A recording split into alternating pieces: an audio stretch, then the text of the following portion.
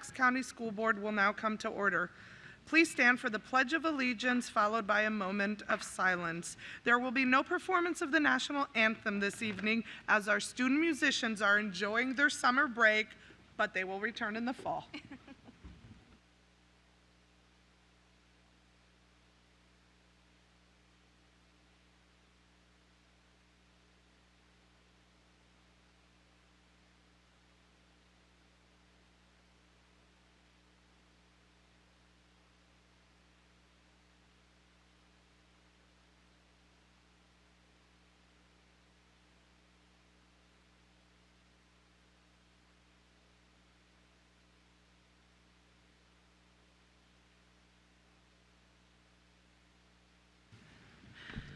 Agenda item 2.02, certification of closed meeting compliance. In order to comply with section 2.2-3712D of the Code of Virginia, it is necessary for the board to certify that since the Fairfax County School Board convened a closed meeting on July 14th, 2022, to the best of each member's knowledge, only public business matters lawfully exempted from open meeting requirements and only such public business matters as were identified in the motion convening the closed meeting were heard, discussed, or considered by the board during this closed meeting. Do I have a motion? Moved by Ms. Cohen, seconded by Ms. Corbett Sanders. All those in favor? That is unanimous with Ms. Keys-Gamarra away. Agenda item 2.03, announcements. No? If I could ask the board clerk to please work on turning on our screens. Yep. Ms. Keys-Gamarra has submitted a written request to virtually attend this evening's meeting due to a personal conflict. All those in favor of allowing her virtual participation? All those in favor? Okay, that is unanimous with Ms. Keys-Gamarra away. Item 5.02, appointments to school board citizen advisory committees has been postponed to the September 1st, 2022 meeting. If you would like to review a copy of the agenda and any of the agenda items that are being discussed tonight, that information may be found at the back of the auditorium or on the website at fcps.edu/schoolboard/board docs. Tonight's meeting is being broadcast on Channel 99 and live streamed on the website at fcps.edu/tv/ch99. Tonight, we welcome our student representative for the 2022-23 school year, Michelle Togby, for her first meeting. We are excited to have you. And we are so happy that she is here with us, and we will, of course, hear from her later this evening. Agenda item 2.04, introduction of Chief Experience and Engagement Officer. I call on Mr. Frisch for the motion. Thank you. I move that the board appoint Lisa Hall as the Chief Experience and Engagement Officer and authorize the chairman to execute a contract reflecting this action. Is there a second? Seconded by Ms. Mayer. And Mr. Frisch, would you like to speak to this? Yes. I'm excited about this position and this individual. Ms. Hall brings 30 years of experience to this work and truly understands that communication is not just about what you put out, it's about what you do with what you take in. And I think that's a critically important job. And it goes along with our new superintendent's thinking around robust community engagement and working with the community. So very excited about the position, very excited about Ms. Hall joining us, and looking forward to moving forward. Great. Ms. Marin? Yes, I agree. It's exciting to have this position. It shows the growth and the forward thinking that we're trying to do in our school division, and also the continued work on our communications and community relations work. So I'm very pleased to see that after all those efforts to collect community input and engagement, that we're actually using that good feedback in the best way possible. So I'm very pleased to move forward with this tonight. Thank you. Thank you. Ms. Corbett Sanders?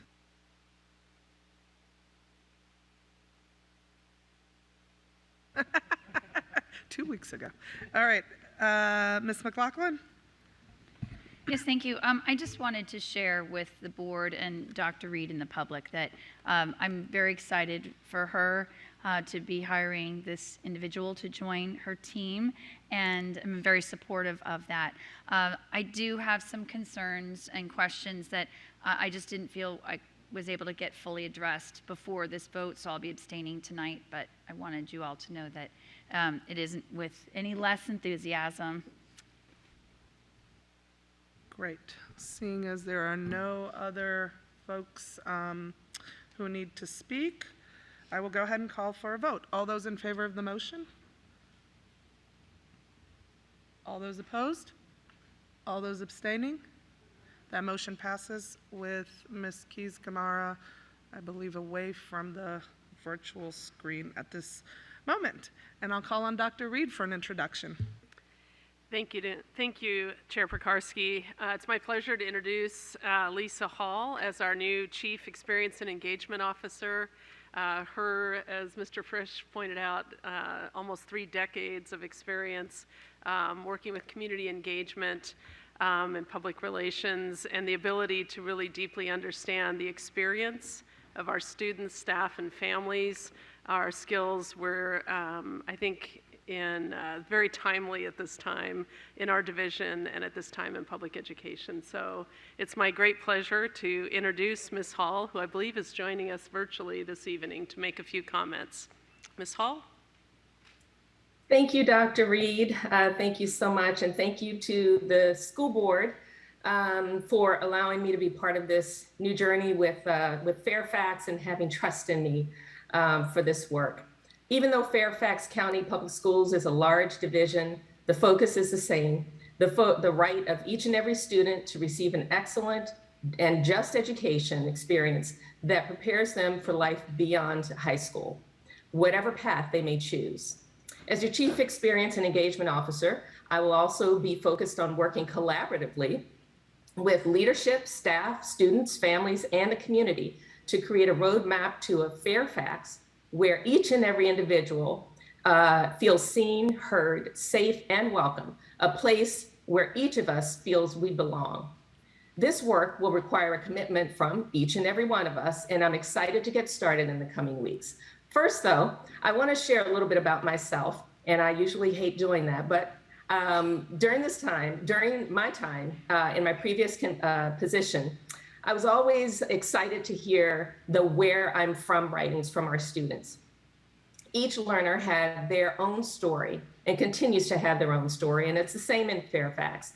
Each person, whether staff, community members, no matter who you are, we all have our own stories, and it's our job to not just tell the stories, listen to the stories, but also base our decision on those stories and those experiences. And it's a different lived experience that will continually shape how they learn, how the students interact with and respond to the world around them. Where I'm from is a meaningful way for students to provide others a glimpse into their stories. I always thought I want to write my own, and I didn't. And then as I considered what I'd say this evening, I realized sharing a bit of my story would be just one step in building one bridge of many bridges to come in Fairfax. So, where I'm from. I'm from Robert and Beatrice, Bobby and Beatty, veteran and student, baritone and soprano. I'm from, you're a young blood, right? From 8 kids packed into the station wagon on a Sunday morning, filing quietly into church, no excuses. I'm from the long red porch, the snowball bush, crabapple fights, barking dogs, lawnmowers, and racing car engines on a Saturday morning. From those Saturday grocery trips to Supergiant with coupons and collecting S&H green stamps. From back to school shopping in the basement of that same store. I'm from big pot dinners that stretch like spaghetti, chili, and chicken and dumplings. I'm from freckled, strong, and strong-willed siblings, some who integrated their junior high with a protective mom and a white German Shepherd in tow. I'm from cornrows and from hair braided by many fingers, including a loving, mischievous, silver-haired grandfather from Calcutta who filled the air with laughter when he rubbed those whiskers against my cheek, and then gone too soon. I'm from Indigenous people up north and Black and Indigenous people down south. I'm from stifling hot summer days with strawberries on one side of the house, grapevines on the other, and other vegetables in the back. I'm from a corner candy store, with a big pickle jar and green apple Jolly Rancher sticks, from the rec center swimming pool and caroon tables. I'm from discarded and rehab bicycles flying down a long, steep hill, no hands or brakes. I'm from spider webs in my face at 5:30 a.m. Before making that perfect toss of the Washington Post each and every morning. I'm from two full-time jobs and at least 3 part-time jobs between 2 parents to make ends meet, including selling wallpaper, working at a gas station, and selling shoes. I'm from college is not a question, from Pell Grants and 3 part-time jobs and internships to get through college, from life lessons and etched memories more than 50 years later. That's the house your mom and I tried to tour, but the realtor came running out to tell us we couldn't. I'm from listening, observing, and learning. I'm from taking what I use and trying to fill in those gaps, from the example of keeping an open mind, from asking, what do you need? From never saying I can't or we can't. I'm from look out for one another, from we can do better together.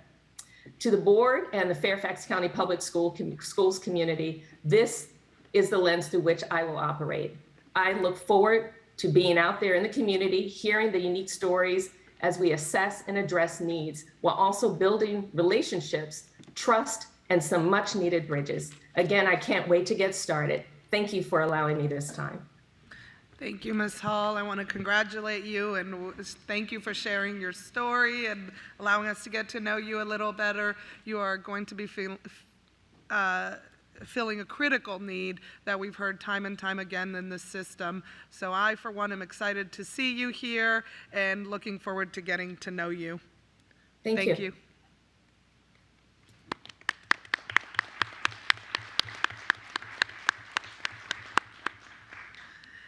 Agenda item 2.05, resolution honoring Sean McDonald. I'll call on Mr. Frisch for the resolution. Thank you.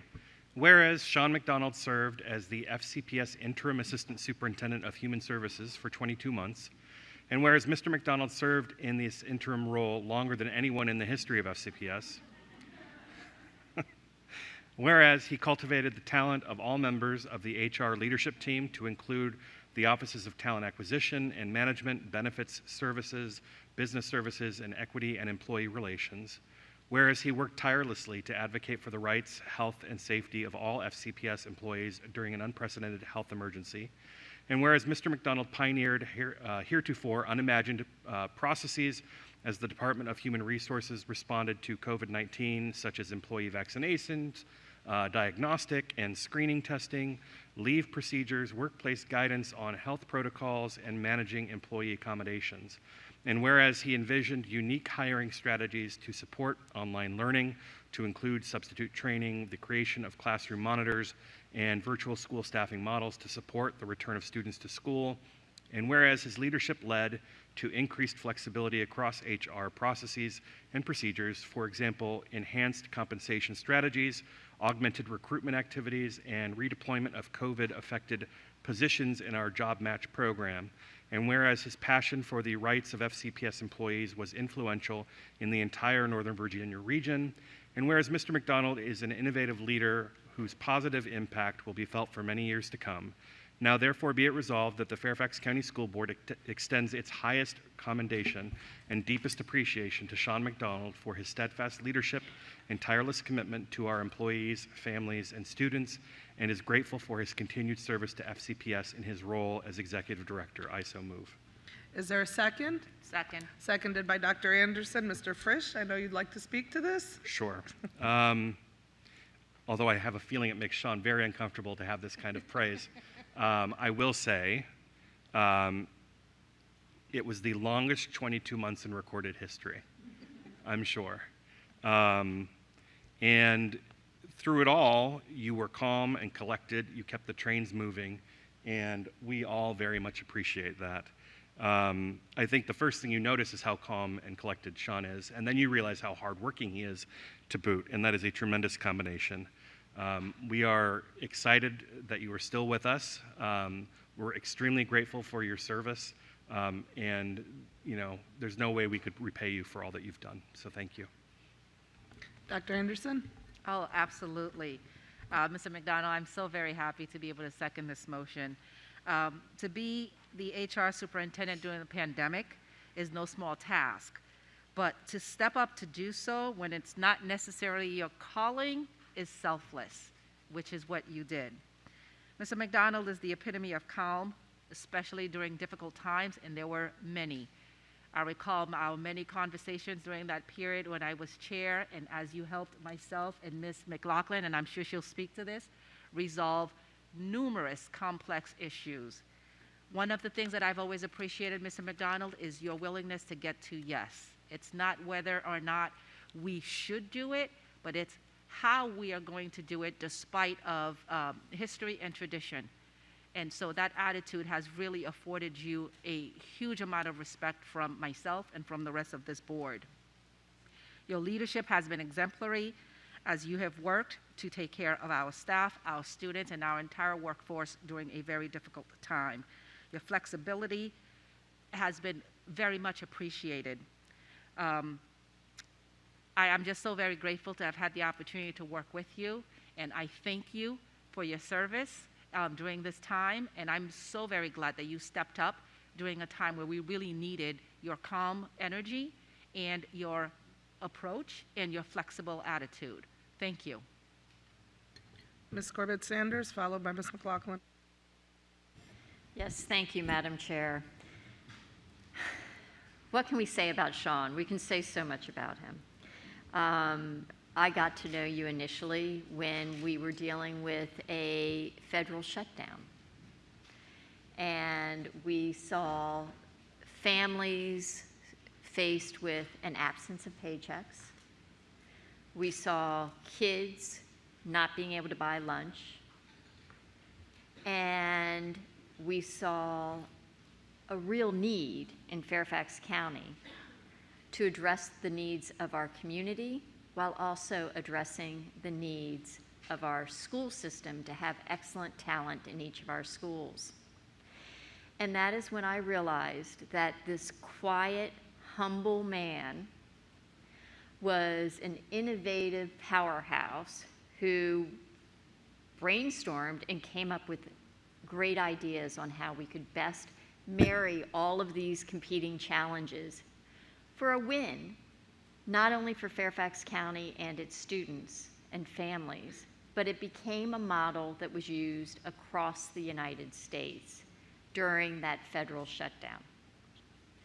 So when Dr. Brabrand said, I need an interim superintendent and I'm thinking of appointing Mr. McDonald, I said, well, that's a no-brainer, of course, because this incredible man who is bright, capable, humble, and compassionate, always putting the needs of our community first, and frankly, oftentimes putting the needs of our community and our students ahead of your own needs, because you worked tirelessly over the past 22 months. And so I'm just so appreciative of not only what you've done over the past 22 months, but what you've done over the past 5 years of service that I've actually 7 years that I've known you. And I know that you are looking forward to having more time with your family. And so we reluctantly say to you, you know, great, you're going back to the executive director position, but we will forever be grateful for your innovation and wisdom. So thank you.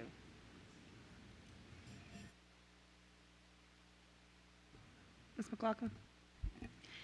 Mr. McDonald, I know we have a long night ahead of us, so actually in support of you, so you can get home earlier, I'm going to keep my remarks brief. But just to say, beyond all of the accolades that my colleagues are bestowing on you, having seen for a decade 4 different assistant superintendents, when you stepped into the role, it's not just your dedication and hard work, but your immense kindness for our employees to feel safe and knowing that you truly are so dedicated to helping them. I can't think of a better leader, and you are just, as everyone said, a tremendous asset to FCPS. I have personally enjoyed working with you twice now as the school board liaison to the Human Resources Advisory Committee.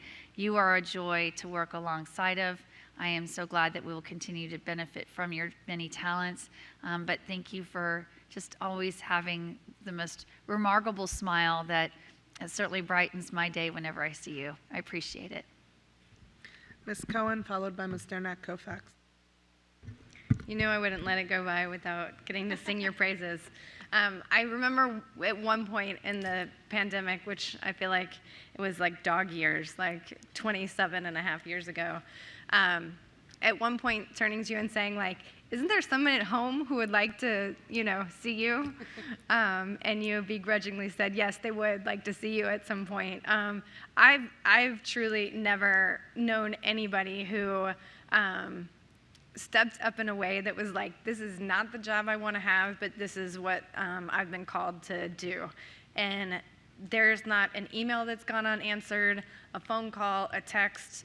Every person, when they have come to, I think, any number of us frustrated about various things that fall under your department, to a person always say to me, Sean McDonald's wonderful. And some tough cookies who have not felt that way about everybody in FCPS always go out of their way to say how wonderful you are. And we see it firsthand. So we're just so grateful that you are staying with us, because this would be like a sob fest if you were going. So don't let anyone else ever steal you. But I just can't say enough about during this time that nobody wanted, the job you have done to get us to where we are, and the grace that you've shown. And I think Dr. Wilson hopefully would agree in just the care you've taken to be able to hand it over. And we see it, and we're so grateful, so thank you.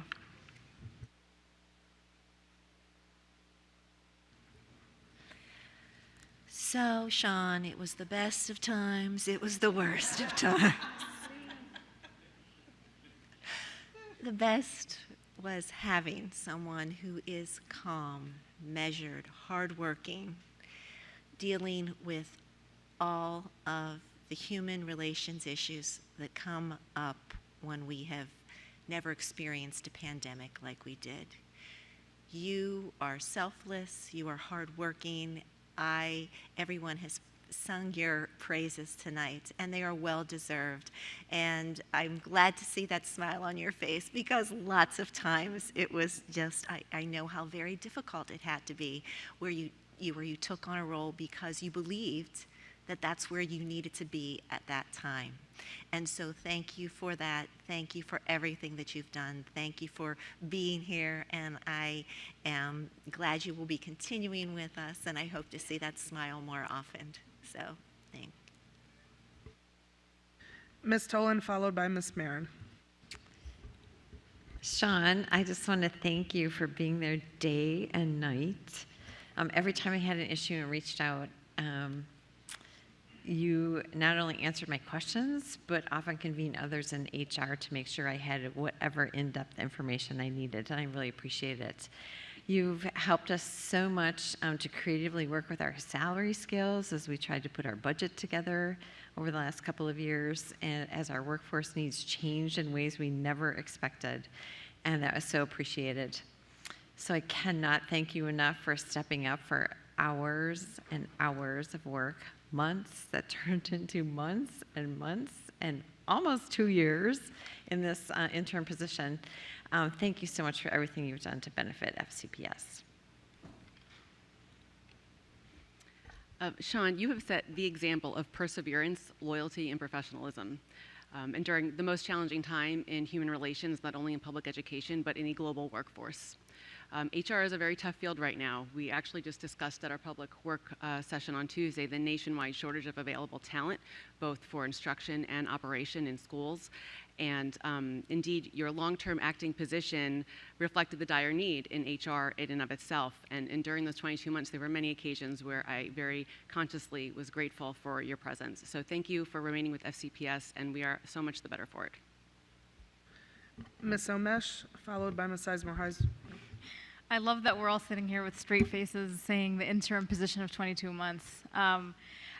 Sean, I can't thank you enough. I think, folks have emphasized pieces of this, but I want people to realize we have been in an HR crisis that education has not seen in modern history. And it started, we had subs, and then it was the bus drivers, and then it was special ed teachers, which is a consistent issue.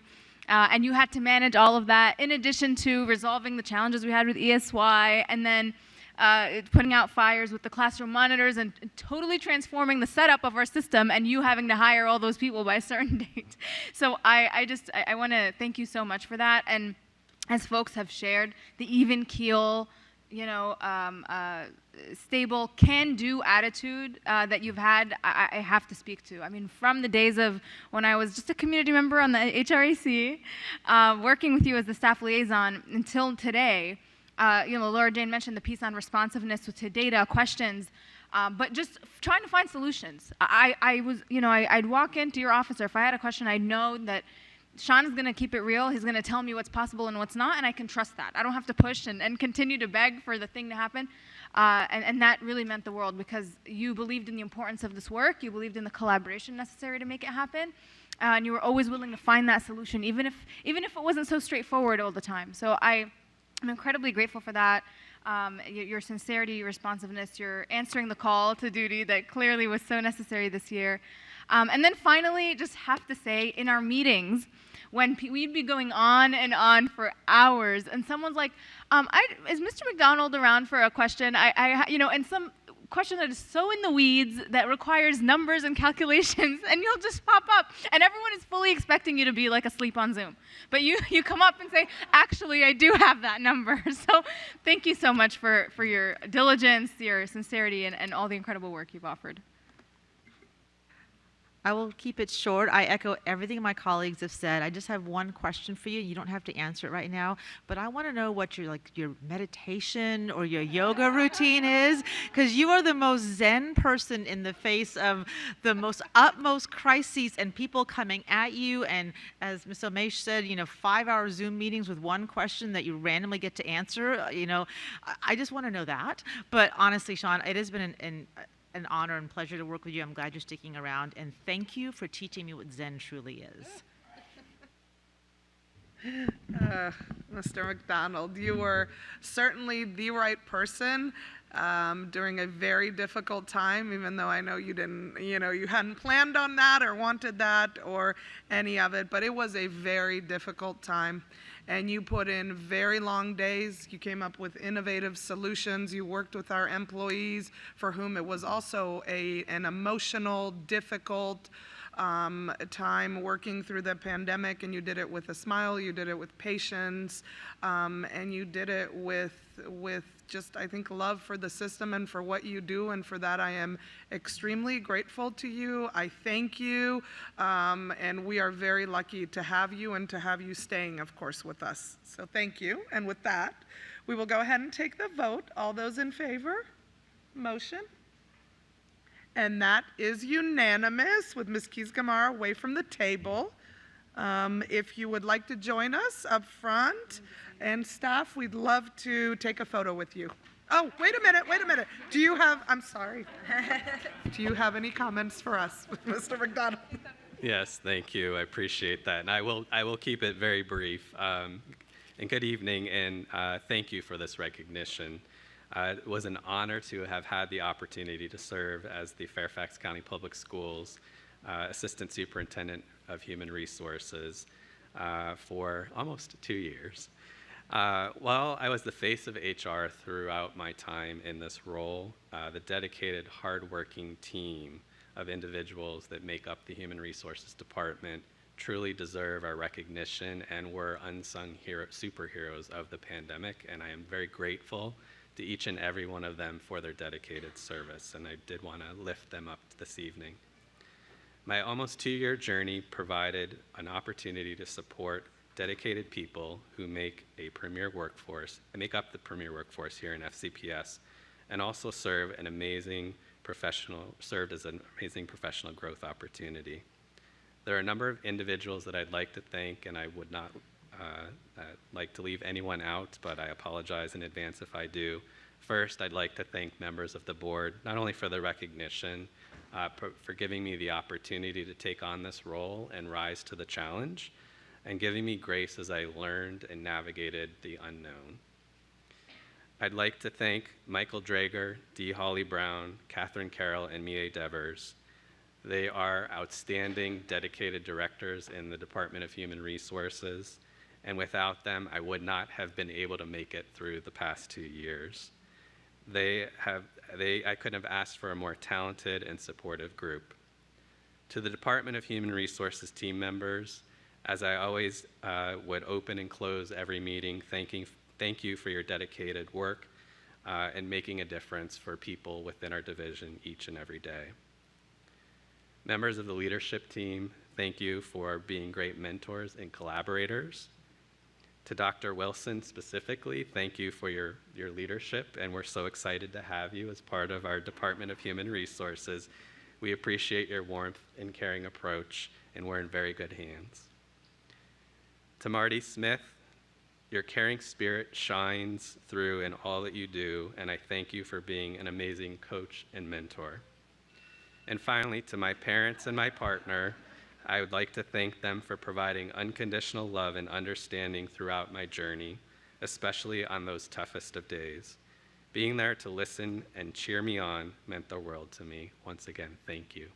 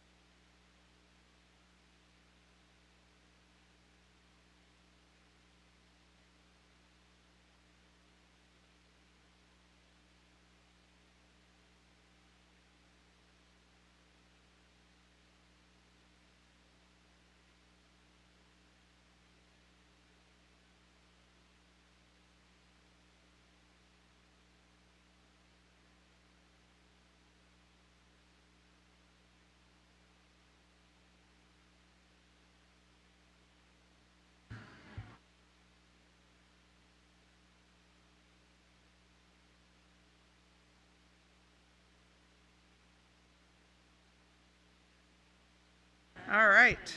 Agenda item 2.06, South County Middle School 10th anniversary resolution. The board will invite each recognition recipient and their supporters for a photo after the reading of the recognitions have completed. And I will call on Ms. Corbett Sanders for this resolution. Okay. Ms. Corbett Sanders.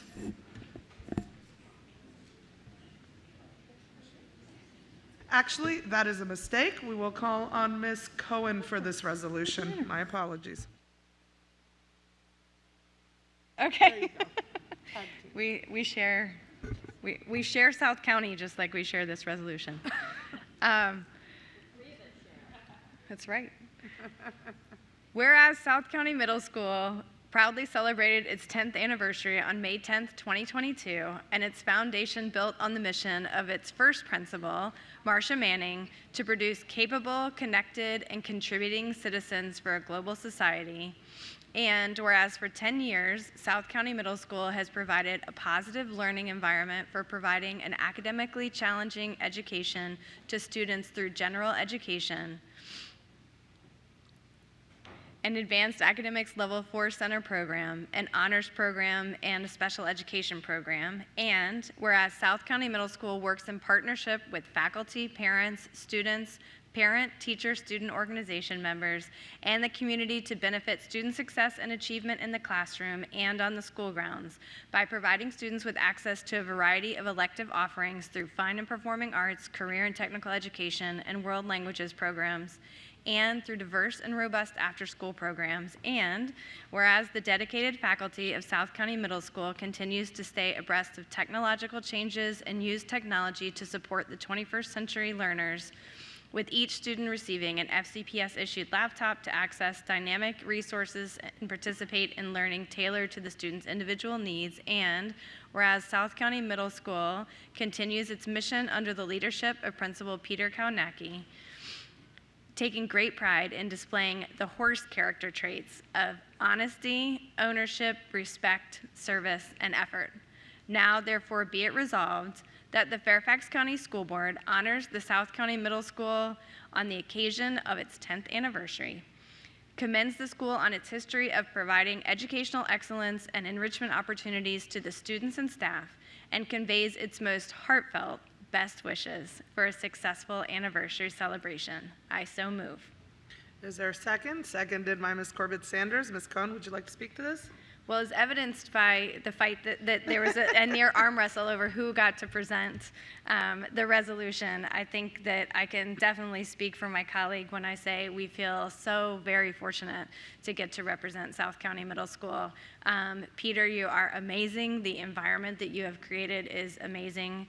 Your staff is incredible, and being able to go through the halls and every student knows you, knows who you are, smiling, high fives, you know, nodding at you, and you know them, and more importantly, you know what they're coming to you with. You know their story, and you see them for exactly who they are, and try to help them in those 2 years really become who they need to become to be successful, not only at South County High School, but in life going forward. I have rarely seen anybody who is as excited about the journey that middle school students are on in their lives than you are. Your kids are very lucky. Your patience and just general enthusiasm about the short time that you get to make such a positive impact. It is seen in every single thing that you do. So we're very excited to commend South County on 10 years, but I can't wait to see what the next 10 looks like.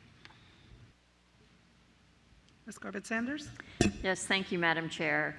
And I thought I would give a little bit of background, but I also want the audience and everybody to know that this is actually part of a three-part celebration of the 10-year anniversary of South County. We know that the legislature passed a resolution, and that will be presented and be in the halls of South County. We know that next Tuesday the Board of Supervisors will do this, and today we're doing this. And that's really important to understand that context for what I'm about to say. It's often said that it takes a village to raise a child, and that in times of need, innovation is essential to problem solving. South County Middle School is an excellent example of this.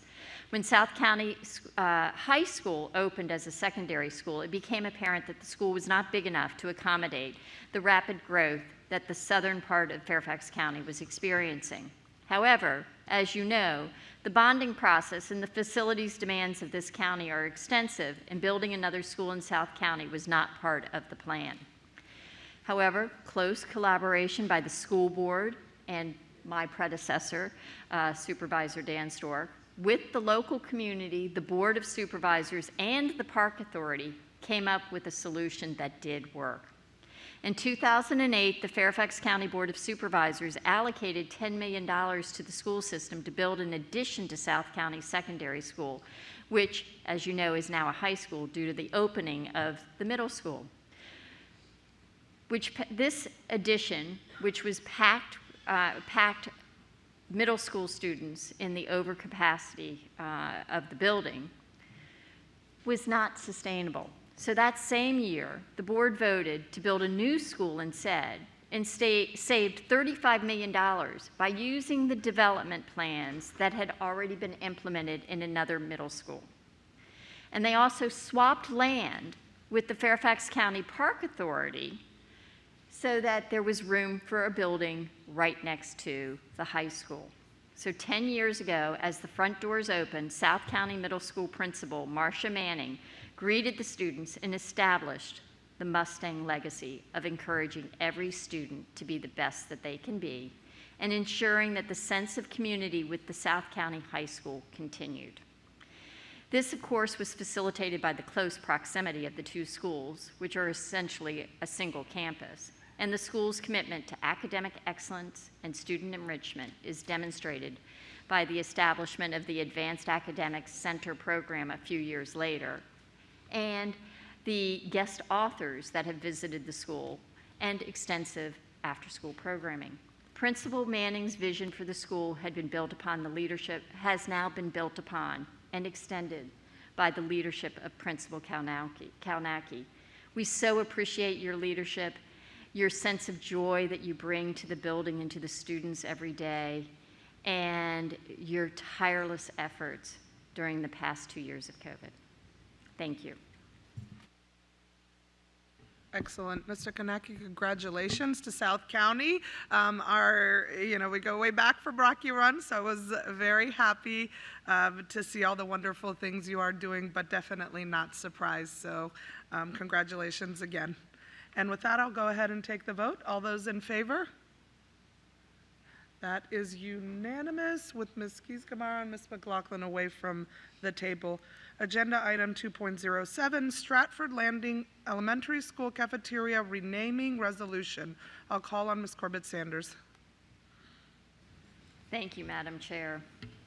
Whereas John Adams has served Stratford Landing Elementary School as the building supervisor and custodian for 45 years, earning the 2010 Fairfax County Schools Outstanding Operational Employee Award, collaborating with multiple departments through 2 renovations and 1 building addition, preparing the building for summer programs and the start of school, maintaining a safe environment for students and staff, and whereas Mr. Adams responded to teacher needs in a timely manner, securing needed items, moving furniture, setting up for special events, reliably opening the building for teachers to have an early start to their teaching day, and whereas Mr. Adams interacted positively and patiently with all students, using the proper blend of friendliness and authority, and was constantly aware of and responsive to students' needs in the school and the cafeteria. And whereas Mr. Adams willingly volunteered to help before anyone requested his assistance, the suggestions he provided to help make after-school activities flow more smoothly and his daily presence in the cafeteria during breakfast and lunch helped to instill a sense of respect and responsibility in the students. And whereas Mr. Adams continued to keep the grounds of Stratford Landing well-maintained and manicured so that the outside appearance of the school was as inviting as the inside, now therefore be it resolved that the School Board of Fairfax County, Virginia honors John Adams with the naming of the Stratford Landing Elementary School Cafeteria as the John Adams Cafeteria in recognition of his service to the entire Stratford Landing community through the caring way he has maintained Stratford Landing and served the students, families, and community during his time as custodian and building supervisor at Stratford Landing Elementary School. I so move. Is there a second? Second. Seconded by Ms. Derenak Kofax. Ms. Corbett Sanders, would you like to speak to this? Yes, thank you very much. We often talk about the caring culture of FCPS and the importance of having a caring adult in the building for our students to succeed. Mr. Adams epitomizes that culture and the importance of a caring adult, not only for our students to succeed, but our teachers and administrators to do so as well. For over 45 years, Mr. Adams has touched students' lives, greeting them in the cafeteria in the morning and at lunch, seeing them in the hallways and on the fields and parks surrounding the school. His knowledge of the Stratford Landing community has been essential as the school has transitioned in both size and composition. The cafeteria that will bear his name is a gathering site not only for the students in the school, but the community, which meets there often in after-school hours for community events. Thank you so much, Mr. Adams, for being here tonight and for sharing your talents. I am sorry that your siblings are not able to join you here at the dais, but I hope that they will be able to do so when the sign goes up at the school. And we wish you all the best in your retirement. Ms. Derenak Kofax. It's always humbling to be able to learn about and recognize the valuable contributions of members of our FCPS staff. Our schools would not be the safe and welcoming buildings they are without the dedication and of our FCPS building managers and custodial staff. It's clear that you, Mr. Adams, went above and beyond for over 4 decades to ensure that the Stratford community was always safe and the building was ready for its staff, its students, and their families. I congratulate you on this well-deserved honor, and I thank you for your service to FCPS for 46 years. It was really, truly heartwarming to see the outpouring of love that came from the Stratford Landing community who want to honor your outstanding devotion and love of this school. We wish you all the best. Thank you so much for your dedicated work. And with that, I'd like to go ahead and take the vote. All those in favor of this motion, please raise your hands. And that is unanimous with Ms. Keys-Gamarra away from the table.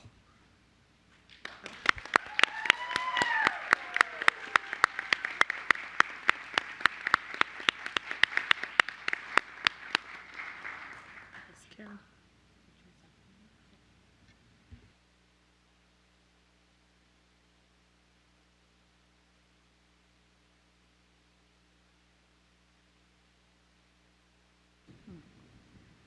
No.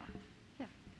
I would like to invite Mr. John Adams, the Stratford Landing Principal Kevin Morris, former Stratford Landing Principal Maureen Marshall, and staff to please join the board for a photo. And I ask my colleagues to please remain in front of the dais for the next photo.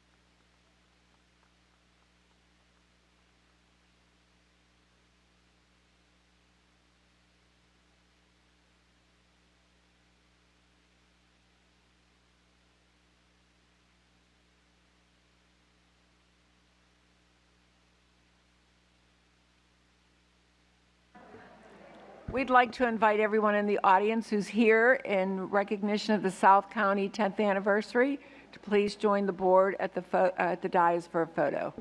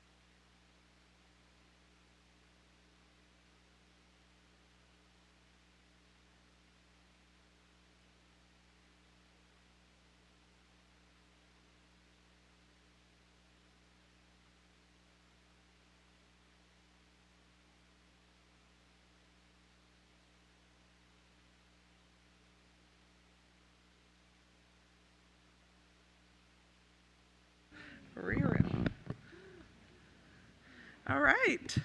Agenda item 2.08, annual school board organizational arrangements. And before we go on with this order of business, I did just want to offer a few comments, as this will be my last night as chair. Just wanted to thank all my colleagues, of course, for the opportunity to serve this year as chair. I know it required a bit of nudging at the beginning to accept, but it was an extremely gratifying experience, and I did learn a lot, and I'm very thankful that you all put your trust in me, you were flexible, and many of you were good counsel for those that have done this before and have served longer than I when I needed somebody to, run some ideas past. So I thank you all for that.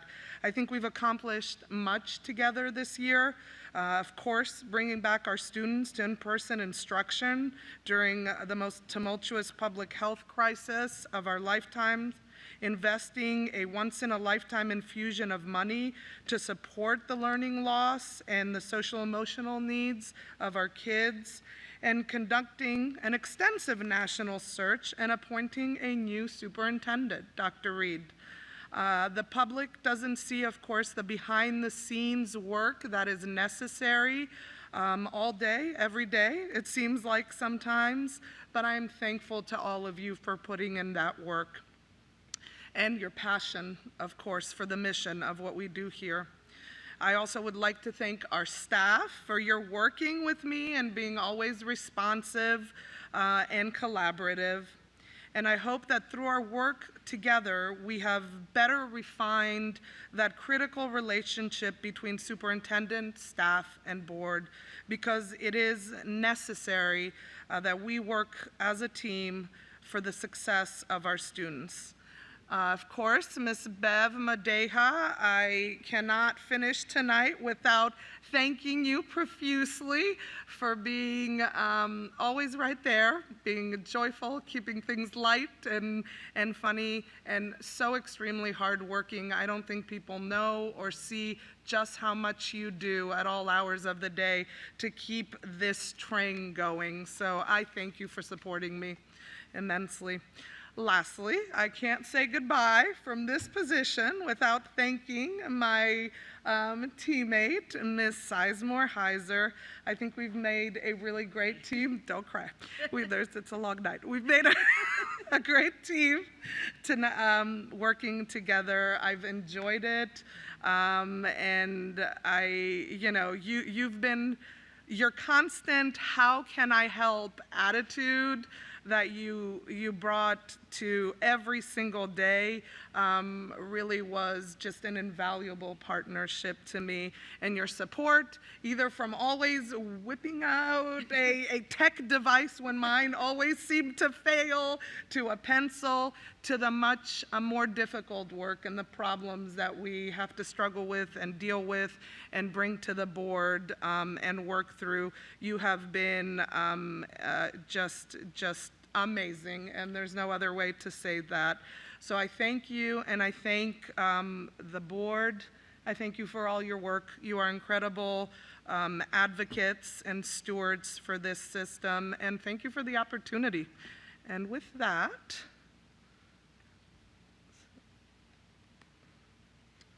the next order of business is agenda item 2.08, the annual organizational motion. Section 22.1-76 of the Code of Virginia specifies that at the annual organizational meeting, a school board shall elect one of its members to serve as chairman and may elect one of its members to serve as vice chairman, both for a one-year term, and shall also approve other appointments and designations of responsibility necessary for board operations during the year. And for this part, I will call on Dr. Reed to conduct the selection process for the school board chair for the next school year. Thank you, Ms. Pekarsky. At this time, I will open the floor to nominations for chair of the Fairfax County School Board. I have the pleasure of nominating Ms. Rachna Sizemore-Heiser for chairman of the board. Is there a second? So Ms. Rachna Sizemore-Heiser has been nominated as chair. Are there any other nominations? Hearing no other nominations, the motion before the board is to elect Ms. Rachna Sizemore-Heiser as chair of the Fairfax County School Board. I'll call on those members who nominated her for comments first.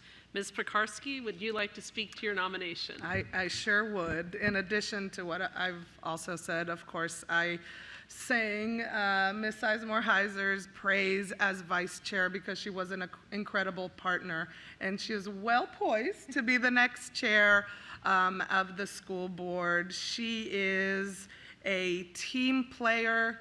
She always puts the mission and the reason we're here ahead of anything and everything.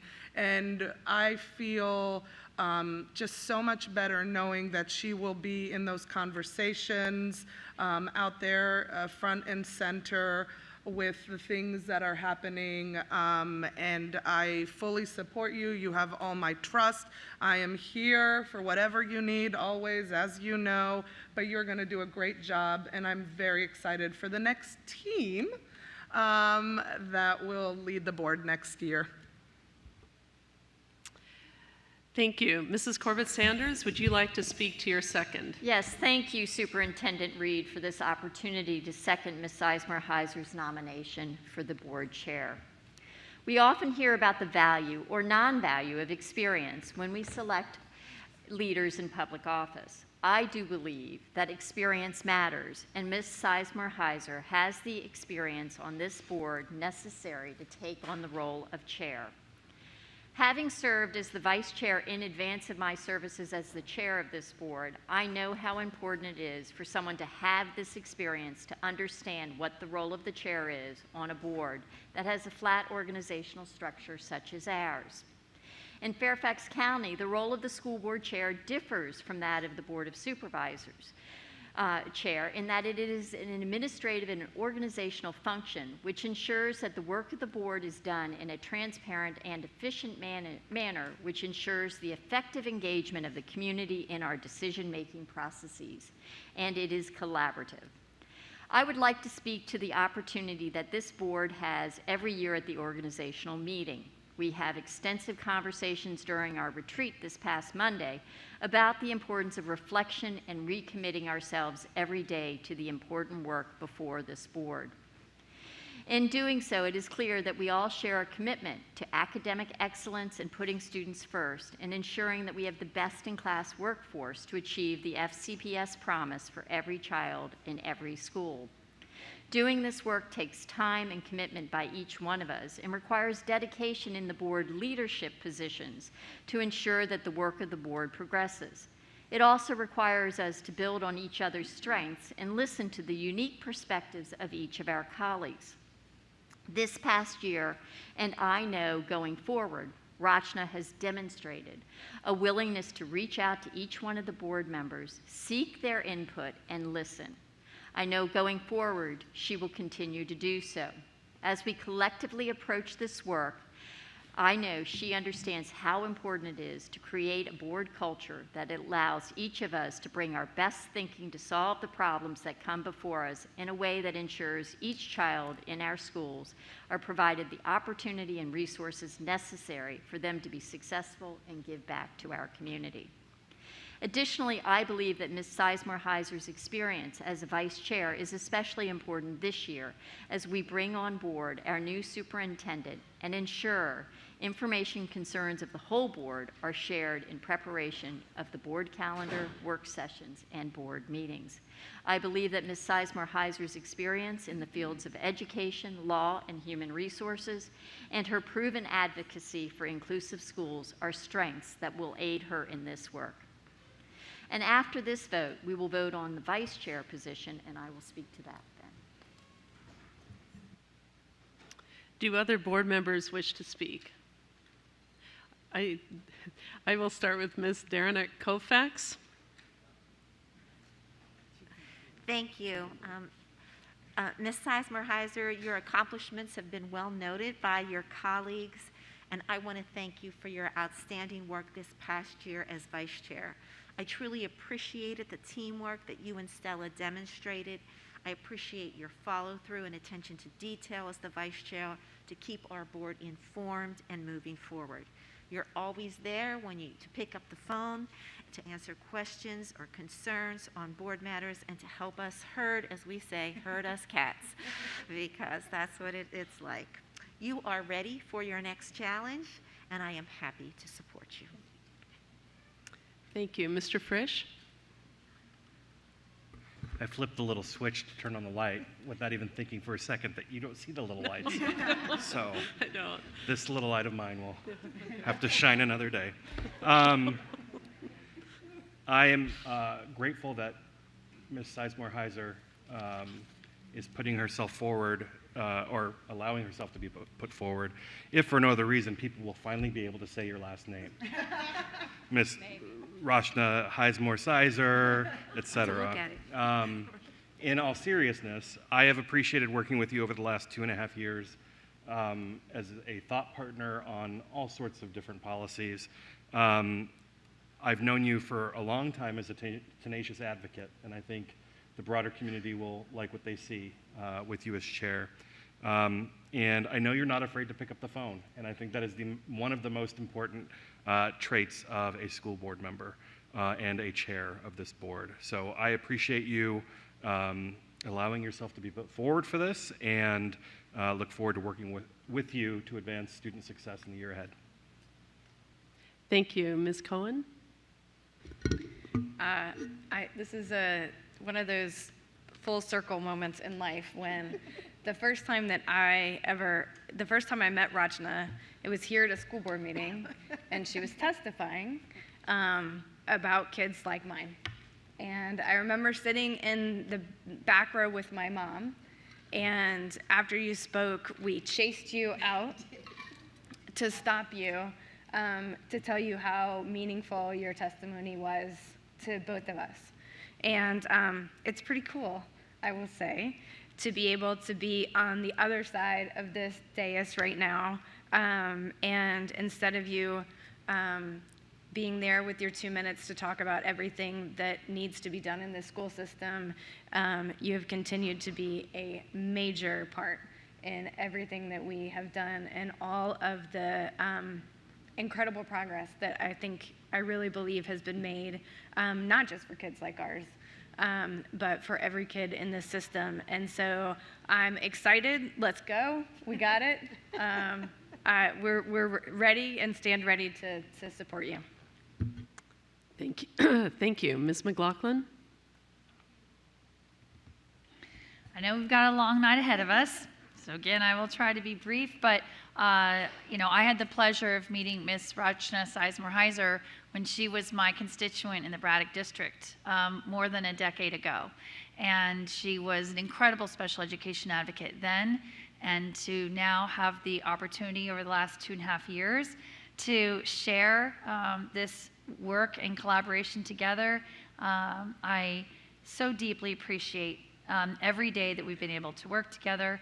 And as my esteemed colleague, Mr. Frisch, said, it is very true that you are so willing to pick up the phone and call. And anyone who knows me knows that I have an Irish side, and there are times when we have conversations that Rachna is very patient to listen to my passion. And so I am very excited for you to serve in this role as chair. And I will certainly do my part as 1/12 of this group to make it as seamless as possible for you. And just really appreciate your willingness to step up and take on this responsibility. And to her amazing husband, who I see sitting in the audience, Craig, thank you for sharing Rachna. And I know that this also means that you won't have as many nights to enjoy her. And you've always been an incredible partner, and that's appreciated too.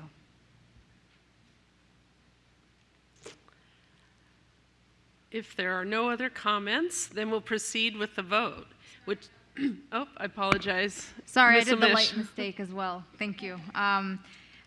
Yeah, I first want to start off by thanking Ms. Pekarsky, of course, for her service, for being a compassionate leader, someone who was honest, and really tried her best to wrangle all of us in a tough time, and was pulled in so many directions. So thank you for instilling a sense of fairness in our board. And of course, Ms. Sizemore-Heiser, who was by her side. I'm excited to support you, Rachna. I think you know, you've done a lot of work to bring us together behind the scenes, having those conversations in advance to try to have a cohesive team dynamic. And I've really appreciated your going out of your way to entertain my ideas, to brainstorm together, and I'm looking forward to doing more of that in the year ahead that we have together. So looking forward to supporting you. Thank you. Thank you. Ms. Marin? I did the same thing Carl did. Thank you, Ms. Pekarsky, for your leadership and all your hard work this year, as well as Vice Chair, soon-to-be Chair. Ms. Sizemore-Heiser, I look forward to working with you, and thank you for all of your hard work and being such a great listener and working for all kids. Thank you. Thank you. Ms. Toland? I also want to extend a huge thank you to Stella Pekarsky for the hours and hours you have spent as our chair. Greatly, greatly appreciated. And Ms. Sizemore-Heiser, I have called at all hours of the day and night as well. And she has always picked up the phone and been willing to have a great conversation on whatever the topic is and keeping me filled in on everything. So I so appreciate it. You've done a great job as vice chair. So I'm very confident that you'll do a great job as chair, and I look forward to working with you.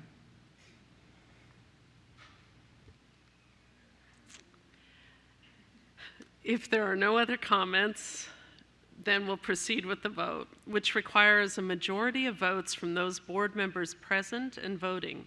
The motion before the board is that Ms. Rachna Sizemore-Heiser be elected chair of the Fairfax County School Board.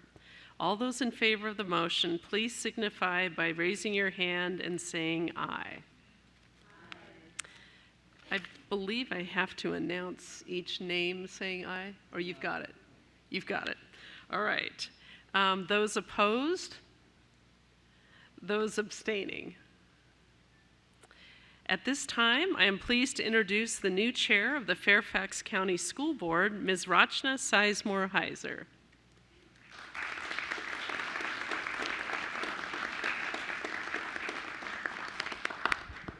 Wow, thank you. Thank you so much. I will try to keep this brief, but those are famous last words for me. So, but I have learned a lot from Ms. Pekarsky. One of those is how to be brief. I would be remiss if I didn't start by thanking Ms. Pekarsky.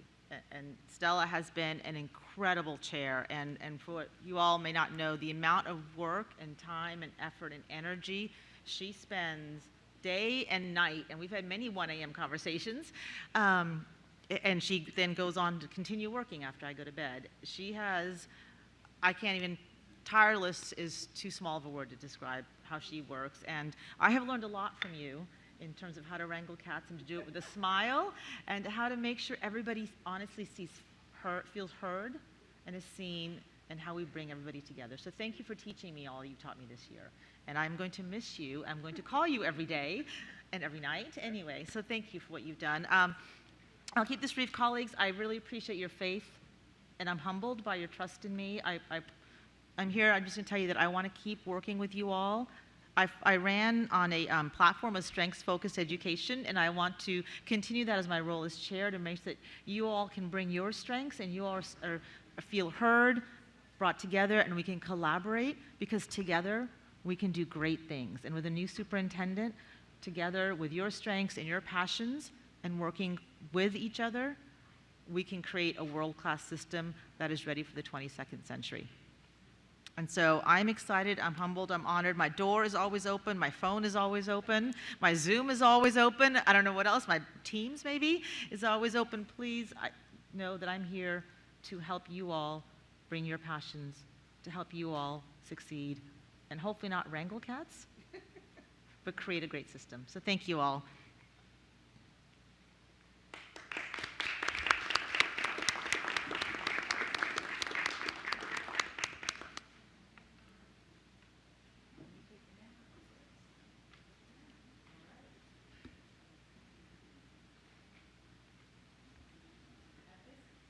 At this time, I will open the floor to nominations for vice chair of the school board.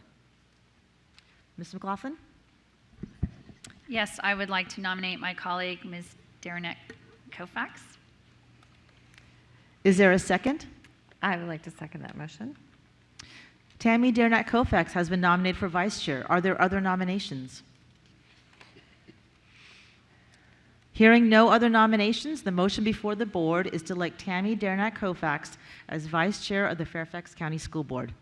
Ms. McLaughlin, would you like to speak to your nomination? I would, thank you. As many know, Ms. Darnett Koufax and I began our board service on January 2012.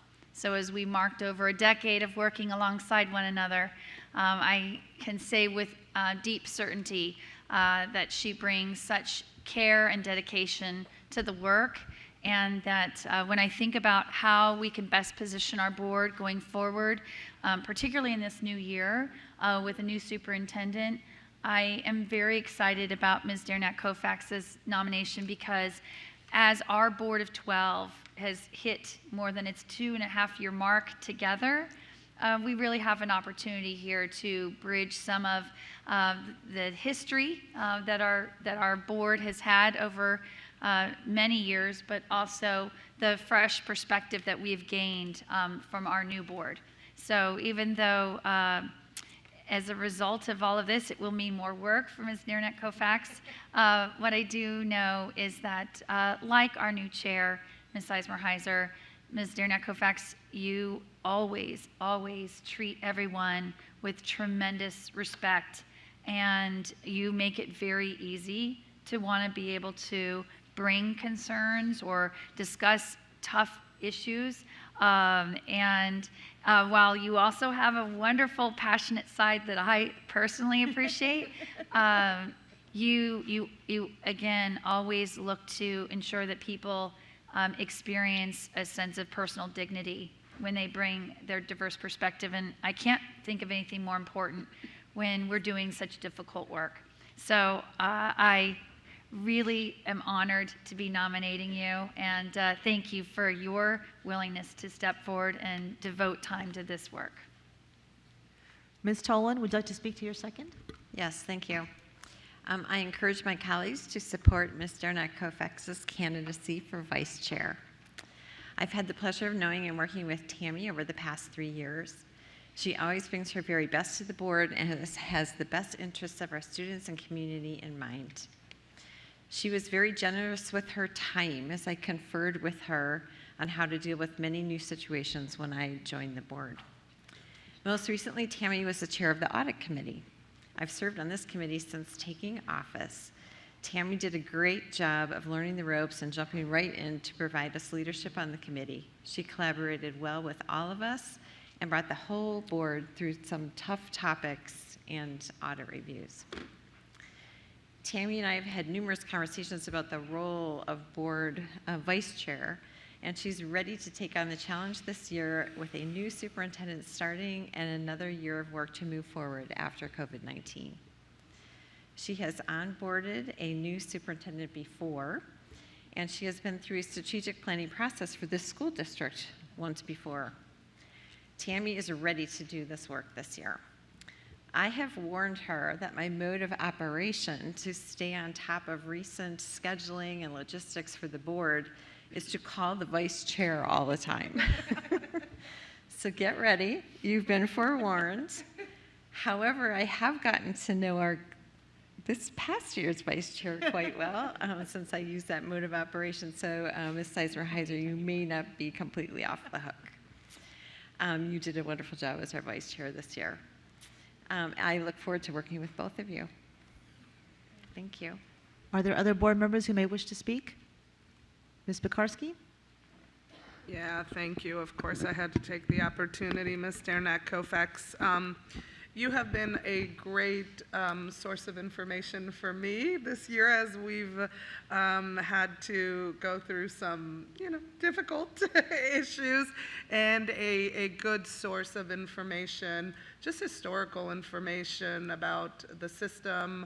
And really, it has been an invaluable resource to me, and I think it's going to be an invaluable resource to Ms. Sizemore-Heiser as we onboard and bring in our new superintendent and start some of these things that this board has been waiting for such a long time. And what better way to do this next chapter, if you will, of this board, strategic planning and where we want to go, what our vision is, then bringing people who have done it before and all that you bring along with you and some of our newer members. So I'm very excited. You all are going to be a great team, and I'm really looking forward to this year. Thank you. Ms. Cohen, followed by Ms. Corbett-Sanders. Thank you so much. As Ms. Tolan said, you were the first board member I talked to when I thought about running for office, and I so appreciated your time and your guidance. I wish you would have discouraged me a little bit more, but I so appreciate it, and I feel like I have been just so fortunate to get to know you over these last couple of years, especially knee partners at our team building exercises. So I'm so excited about the journey. I'm always grateful that not only do you bring the history and the knowledge, but you also are not a person who says, well, we already did that, so we're not gonna do it. We already tried that. You're always ready to say, okay, well, we tried that before. It didn't work. But maybe we can bring something new to it this time, or how do you see it differently? And I so appreciate that. I think you've been a steady, calm presence, as mentioned on audit, but just on the board in general in this rocky storm, and definitely one of the first people I call when I feel like I need to make sure that I'm fully understanding all of the pieces of it, and somebody who has been a great comfort during some of the craziness that we've gone through. So thank you so much. Ms. Corbett-Sanders? Yes, thank you, Chair Sizemore-Heiser. Doesn't that sound nice? When I seconded the motion for you to become chair, I talked about the importance of experience, and what I didn't fully talk about was the importance of partnerships. And that close collaboration and partnership between the chair and vice chair is so critical. And many may not realize that Tammy has stepped up into that chair 3 times. And each time she has gone above and beyond the call of duty. Each time we've had unique crises that we thought, oh, that could have never happened. And the grace and sense of humor that she brings to some tense conversations is important. But there's also the unique awareness of the history of what has happened, not only on this board, but in our communities. Tammy and I actually first met when we were both on the Advanced Academic Programs Committee well over 10 years ago. And the perspectives that we each brought were unique, but we also have the pleasure of sharing the highway of our two systems abut each other. And so I have a unique perspective, I think, of how Tammy partners, and I know that you will be an excellent thought partner, an excellent business partner, and an excellent person to help calm down certain situations. So I am very happy to see you step up into this position. Ms. Marin? Yes, I wanted to thank Ms. Koufax already for her wisdom and leadership in bringing that to bear in the work that we've done when we were on the Budget Committee and otherwise. And I appreciate her passion and her tolerance of mine. And even when we are at not quite the same wavelength, we continue to work together. So I look forward to that model in the next year. Thank you for stepping up. Thank you, and I will make my remarks after the vote. So, if there are no other board members who wish to speak, I will go ahead and call for the vote. This vote requires a majority of votes from board members present and voting. The motion before the board is that Tammy Koufax be elected Vice Chair of the Fairfax County School Board. All those in favor of the motion, please signify by raising your hand and saying aye. Aye. Aye. Those opposed? Abstaining? The motion passes. At this time, I am pleased to introduce the new Vice Chair of the Fairfax County School Board, Tammy Koufax. And before you give your remarks, as Chair, I wanted to not speak before the vote, but I just wanted to say I welcome you. I am so excited to work with you. I think in this moment in history, your knowledge and your experience in serving as both Chair and Vice Chair previously will be invaluable in onboarding a new superintendent, and invaluable to me as I step into this new role. I have really enjoyed getting to know you better this year, and your counsel and your advice and your humor. And I will just say, when I started on this board, there was a lot of conversation on the board table and in the community about new board, old board, and I never liked that because we're a board, right? And so in the spirit of one Fairfax, I feel like now with a veteran board member and one who got elected more recently, we are now finally one board. And I love that imagery, and I'm so excited to learn from you and to work with you as a partner. And I apologize in advance for the 1 a.m. calls. With that, I'll turn the floor to you, Ms. Koufax. Thank you, Rachana, and everyone for your comments. I really, really do appreciate it. I first, too, because I did not get to thank Ms. Pekarsky for your steadfast leadership as both the Vice Chair and the Chair over the past 2 years. These are complex positions on this board, and they require patience, they require open-mindedness and perseverance, and you possess the right mix of each of those to be successful. You've navigated our system through COVID and a superintendent search and much more, while managing many personal and family responsibilities, and you do it all in a calm demeanor and with a big smile. I thank you for your service on this board. I have truly appreciated your work as the chair.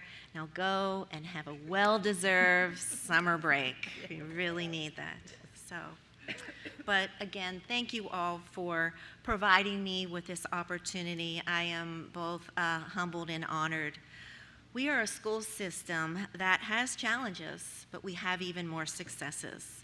We have inspirational leadership, amazing teachers, administrators, staff, and students. We are a board with passion, as you've heard, a lot of passion, and many opinions and diverse ideas on how to reach our goals.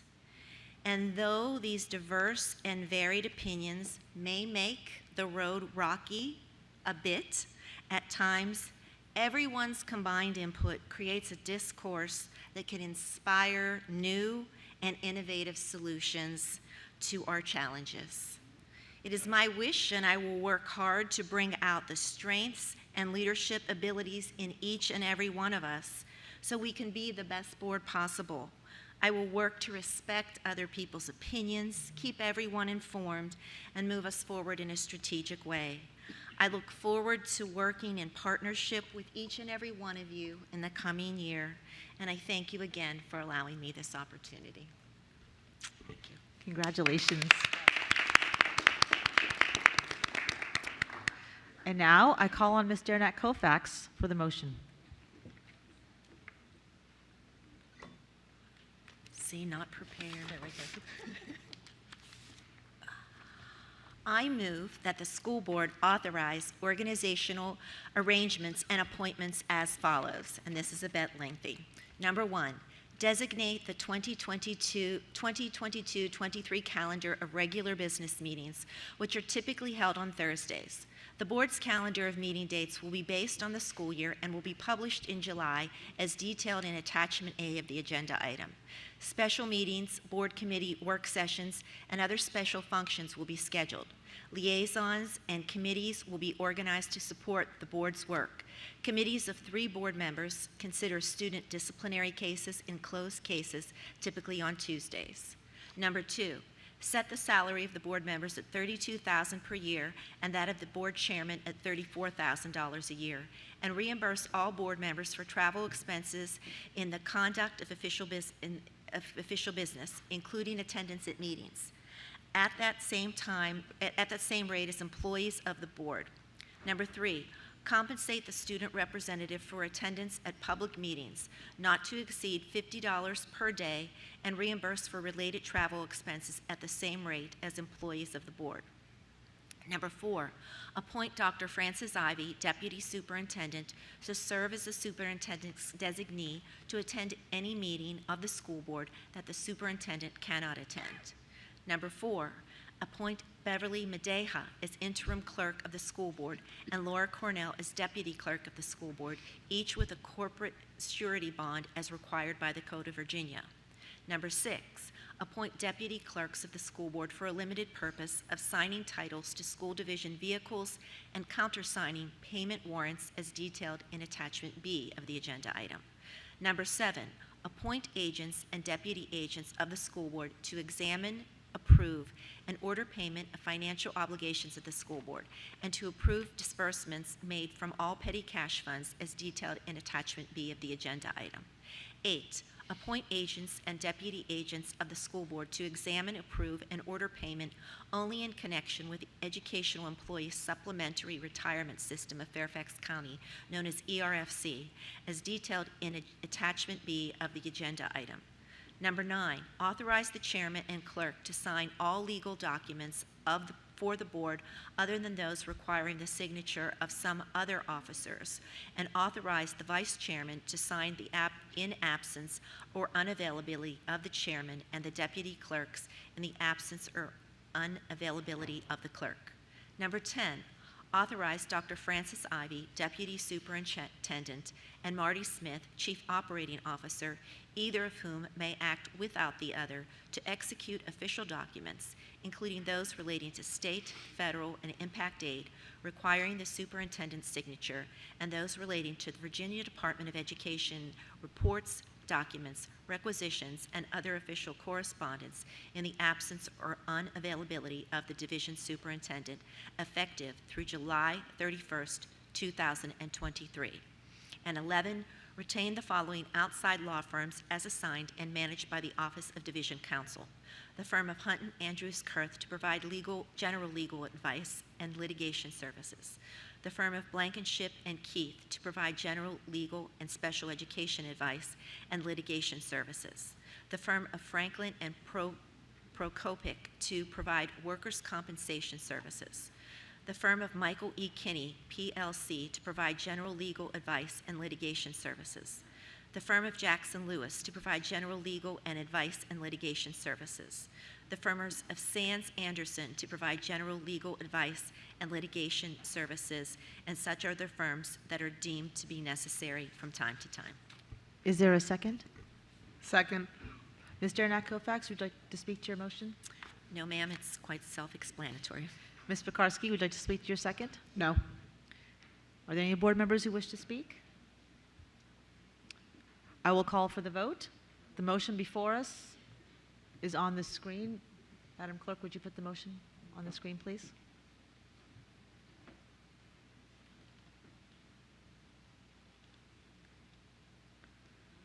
There we go. All those in favor, please raise your hand. And that is unanimous with Ms. Keys-Gamarra away from the table. Agenda item 3.01, community participation. The next order of business is community participation.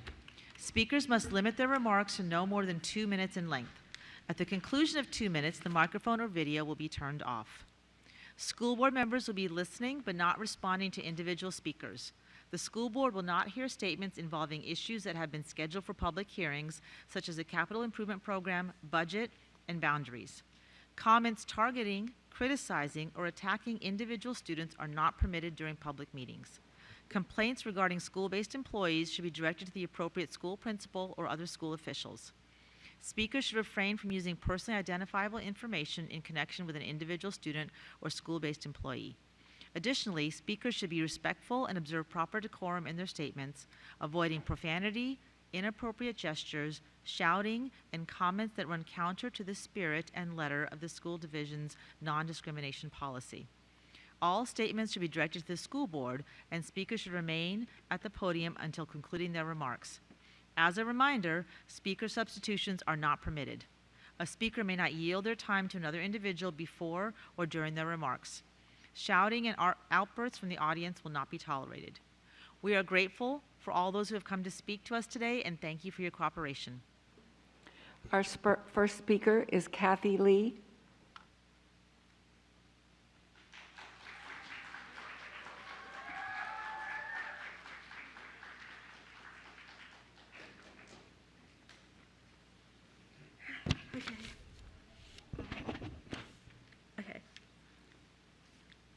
Okay, good evening. My name is Kathy Lee, and I'll be a senior in the next FCPS school year. I am also a member of the Pride Liberation Project. During my sophomore year, I figured out I was queer and only disclosed it to a few of my closest friends. Although I had gained a bit of support, I mostly felt anxious and confused with myself. I wasn't comfortable with my identity, and I constantly lived in a state of fear of being outed to people I didn't know. I also didn't have any knowledge about it, which made me even more frightened since I was something I didn't know.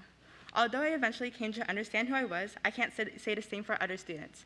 During my FLE classes, we learned about a plethora of topics, yet I can't remember a mention of the LGBTQ community. My high school attempts to make up for the lack of representation with slideshows highlighting influential queer figures in history and advisory. Yet students laugh and treat it as a joke because being queer is seen as an insult. I can't find the courage to come out to more people because I do not want to be subjected to bullying. Many other students share my concerns of not feeling comfortable in their identity due to the lack of representation. This has only caused more mental health issues and fear in school. According to the survey, 90% of queer students hear homophobic remarks and greater than 50% attempt suicide. With such alarming statistics, it only makes sense for there to be change. We need LGBTQ students to be fully represented in FLE curriculum because brief remarks aren't enough. We need to speak about the identities of the queer community. How much longer are we going to wait for representation? How much longer will students stay closeted and live with fear, just like I did? I know change doesn't happen automatically, and you'll not see me in another light because of my identity. However, if you implemented the reforms suggested by FLE at CAC, you will be taking a small but meaningful step forward in accepting queer students. If not, the status quo of hate and fear directed towards the queer community will never change. I hope the decision to do what's right is unanimous. Thank you. Thank you. Our next speaker is Rivka Vizardo-Lichter.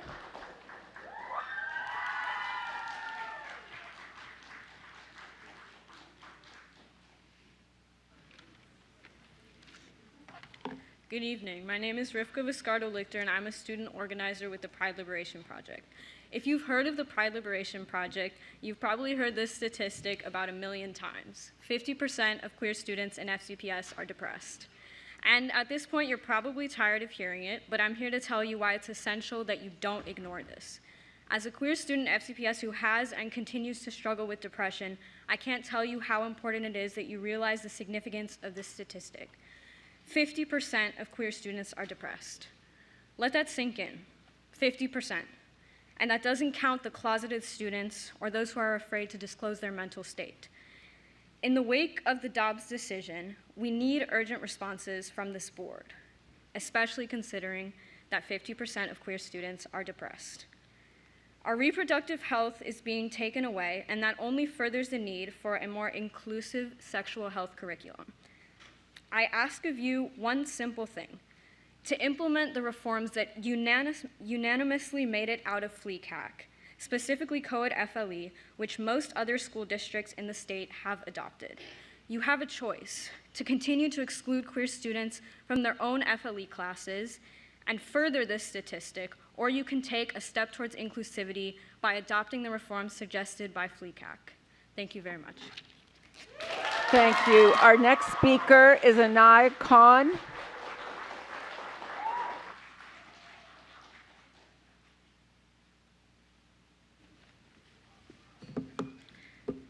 Good evening. My name is Anaya Khan, and I'm a rising senior in Fairfax County. I'm also a member of the Pride Liberation Project and a queer student.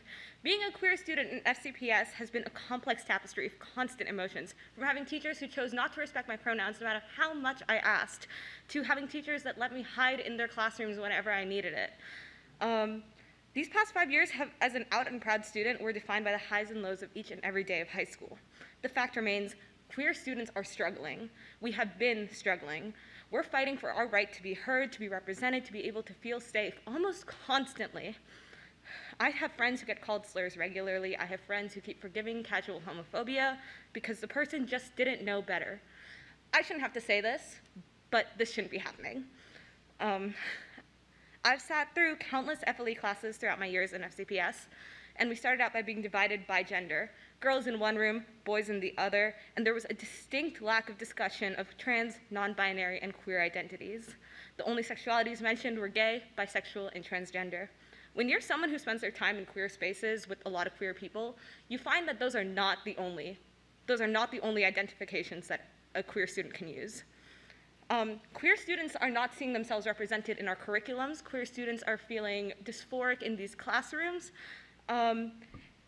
And queer students need gender-neutral FLE desperately. Your FLECAC committee has recommended co-ed FLE classes, yet they still have not been established.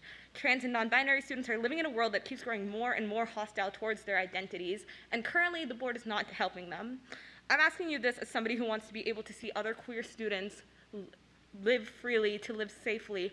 I want to see queer students who are younger than me and those still discovering their identities, that they aren't an anomaly and that they're worthy of learning about themselves without being outed, without being discriminated against, and they need to be able to learn about themselves safely.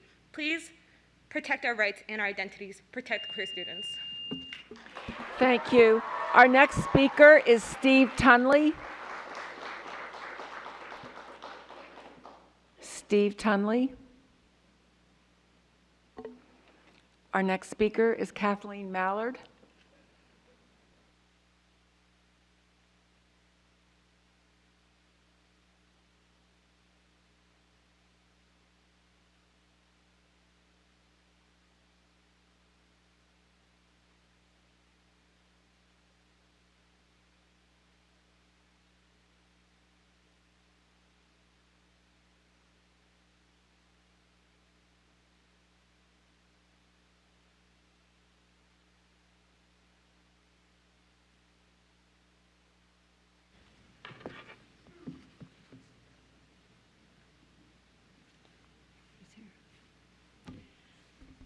Just wondering, should I wait for some people to return?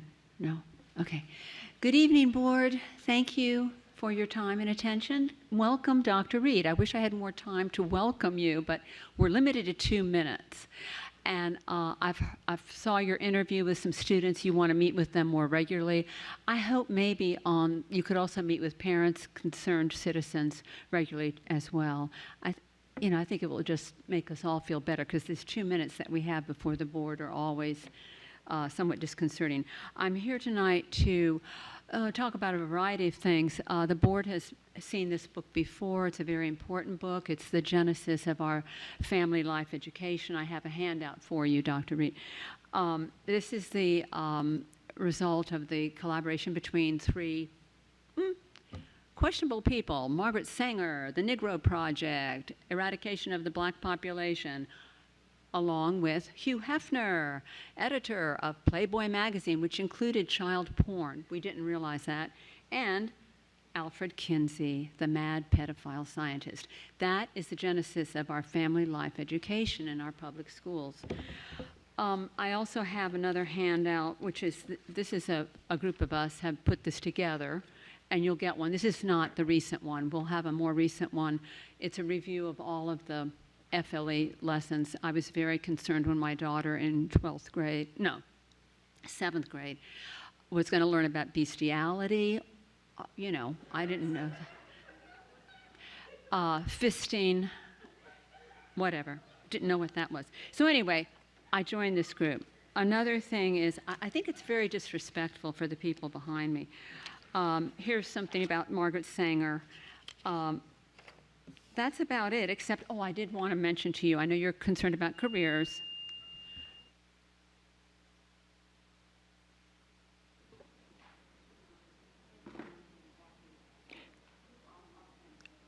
Thank you.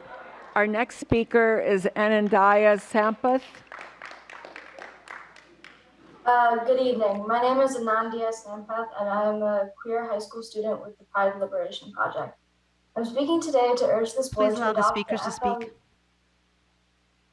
Please go ahead.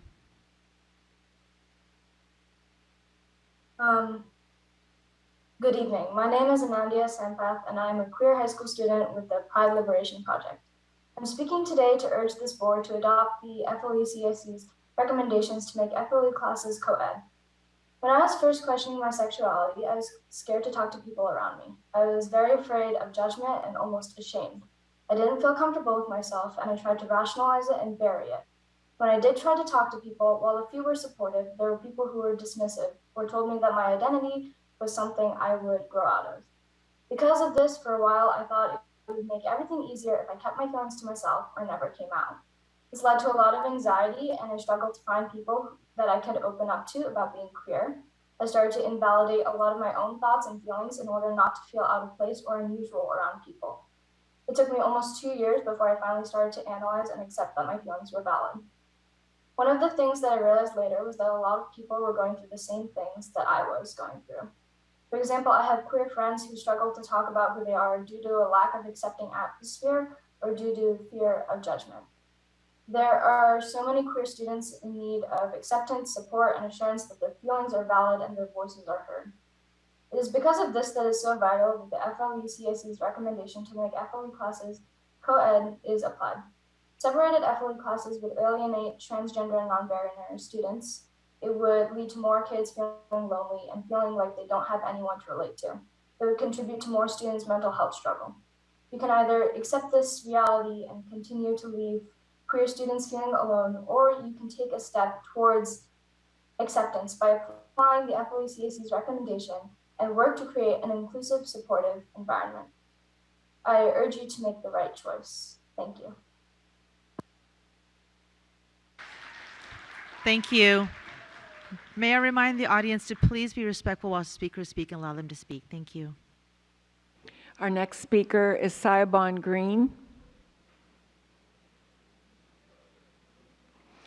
Our next speaker is Amber Iglesias.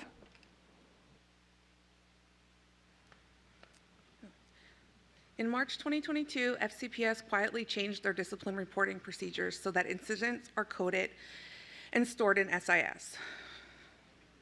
All parents should check their discipline tab for their kids in Parent View. Parents were not informed of this change, and upon exhaustive search of the FCPS and VETO websites, it is still unclear why the change took place. I was only informed of this change after reaching out to the Region 4 executive, principal, and members of this board. I can assure you the system is applied inconsistently and has the potential to adversely affect marginalized communities. After weeks of researching, I still do not have the answers to why FCPS changed the procedures or even what the threshold for reporting is. I am asking FCPS to publicly release the following information prior to the next school year. Why was the discipline referral system changed in March? By why, I mean, is this an FCPS initiative? Is this a new state requirement? Is this an old state requirement that we must follow again because something was rescinded? Or is this a new federal requirement? Who has access to these entries and what specific data is reported? Is it down to the individual student? What agencies are they reported to, and how is FCPS protecting the data of these children? And finally, all of the 2021-2022 discipline referral data sortable by month with demographic information and disability status. This breakdown is important to monitor which schools have an issue with disproportionate discipline. Families cannot properly advocate for their children if they don't know about this practice or where these requirements come from. It is imperative for FCPS to publicly release the data for families to understand how their children are monitored before the start of the school year so we can protect our children with disabilities and the children from marginalized communities. Thank you. Thank you. Our next speaker is Chris Older.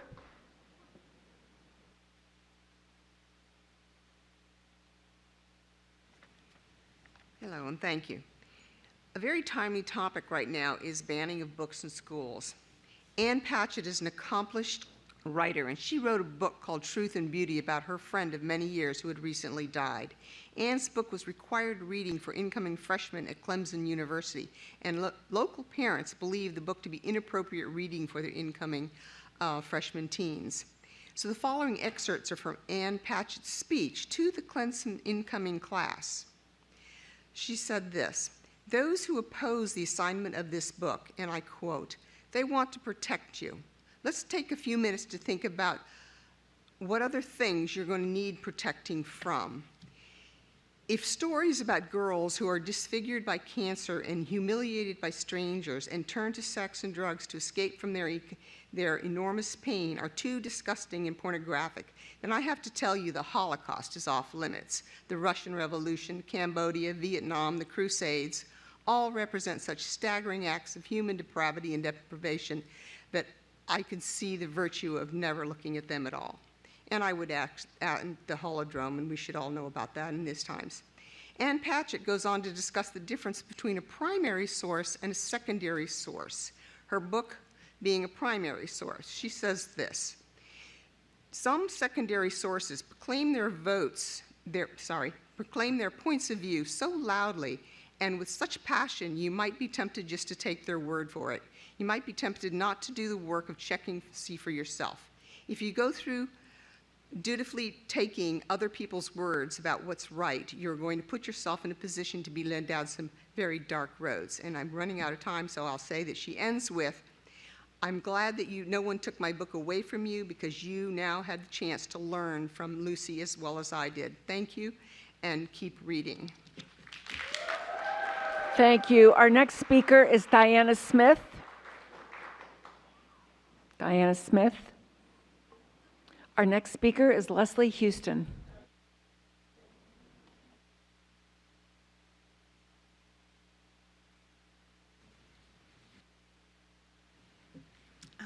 Good evening. I'm from Reston. Melanie Marin is my representative. I have 2 comments and 2 requests. My first comment is a reminder that the school board was elected by an overwhelming majority of Fairfax voters. All individuals have a voice, but the ballot is the community's voice, and we selected you all to lead us. For the past 3 meetings, there have been many speakers about the pronoun policy. Because of their concern, I read the 116 pages and much of the accompanying materials. In the section, Acts for which students may be disciplined, it says students may be disciplined for using slurs based upon the actual or perceived gender identity, which includes, but is not limited to, malicious dead naming or malicious misgendering. The policy on pronouns is clearly directed at bullies, at throwing slurs, and not inadvertent mistakes. So I'm in agreement with it. Common sense and training will protect and inform on the use of this policy and limit its execution for acts of true maliciousness. 3, the SSR is missing an opportunity to correct another gender injustice, one I have felt for 70 years. The pejorative use of the word girl needs to end. Girl should not be a term of belittlement, as it is commonly used in the athletic arena. I ask for a ban on the pejorative use of girl in the SR. And finally, 4, I think there should be a code of conduct for comments. Most speakers, especially the students, are civil in their expression of their viewpoints. but some speak with vile terms and innuendos that are homophobic or racist or just ugly, often distressing many in this room. I suggest a policy be written for civility and get these students to help with it. And when broken. Thank you. Our next speaker is Leslie Houston.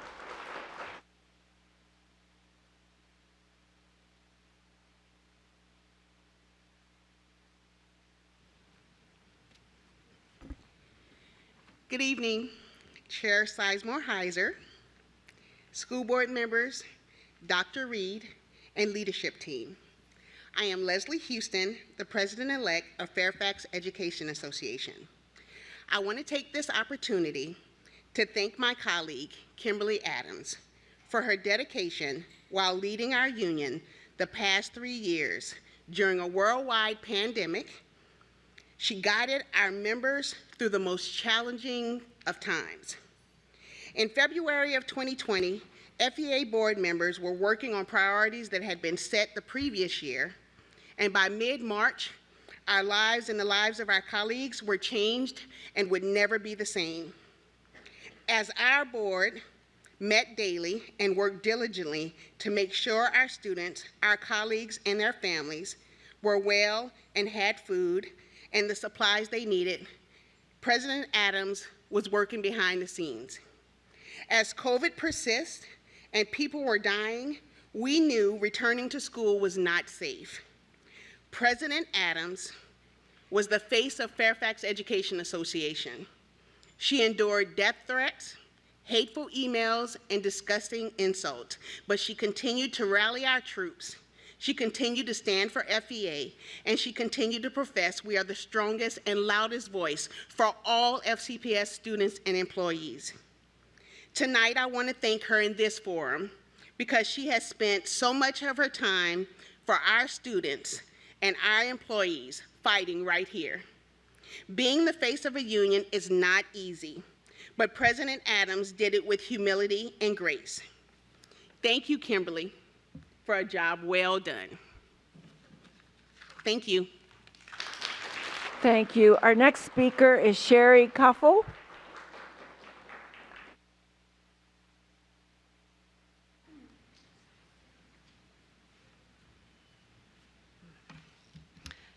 Good evening. I want to address the policy that recently was passed that was just mentioned about students being disciplined up to suspension for maliciously misgendering or dead naming another student. I think because this is very subjective based on the actual listener. As an FCPS substitute teacher for 11 years, I have many stories to tell, but I would like to share just one. I have a student that I've known. She's grown up from kindergarten through middle school who decided she wanted to be a he.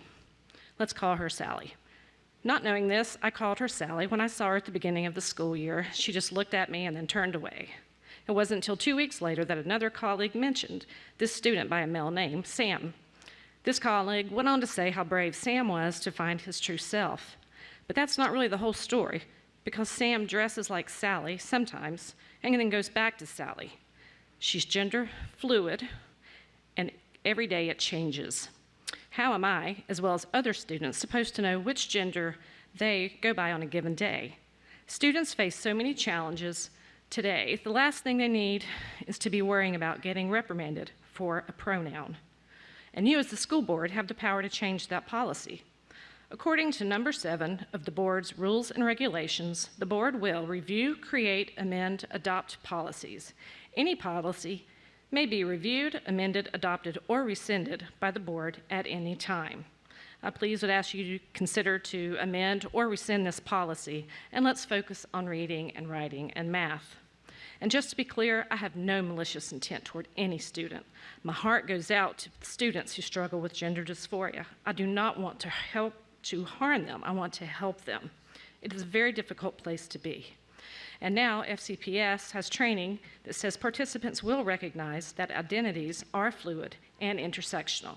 I cannot do this as it goes against my religious belief that God created only male and female. Thank you. Thank you. Our next speaker is Joel Coulter.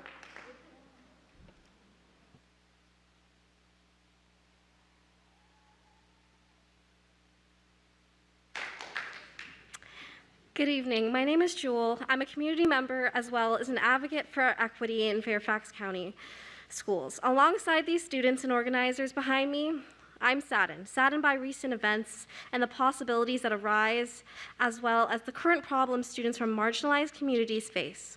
So what many of us want to know is how will you, the stakeholders, respond in light of recent events? To protect students, when will our county take action? Take a stance as well as stop giving in to our education being politicized and demand action from our state? When will we truly listen to our students? Students and community members have been demanding we make our schools safer for students of all groups. We've been demanding that SROs be taken out of schools for years.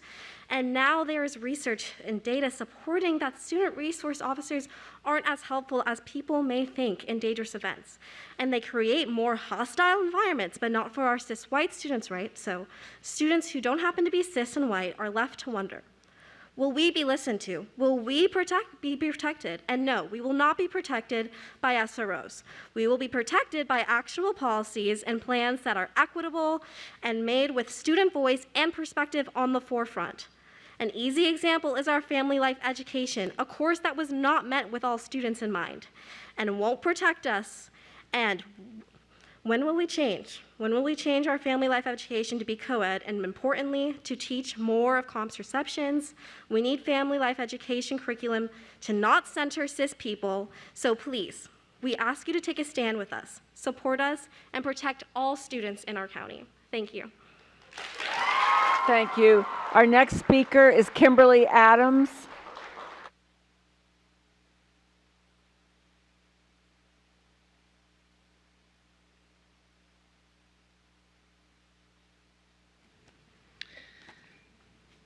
Good evening, past Chair Pekarsky, Chair Sizemore-Heiser, school board members, Dr. Reed, and leadership team. My name is Kimberly Adams, and tonight I address you for the last time during my term as the president of our union, the Fairfax Education Association. Some in the audience may be happy about that. And for the rest of you, I will miss engaging with you on behalf of our union and in the best interest of both staff and students. And like Mr. Mcdonald, I am returning to my position within FCPS. I leave this presidency knowing that I did everything in my power to protect staff and students during this worldwide pandemic.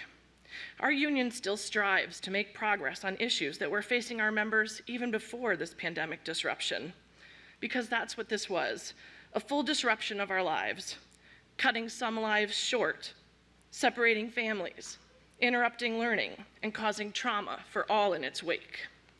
I am proud of the work we were able to accomplish with Dr. Brabrand and his leadership team.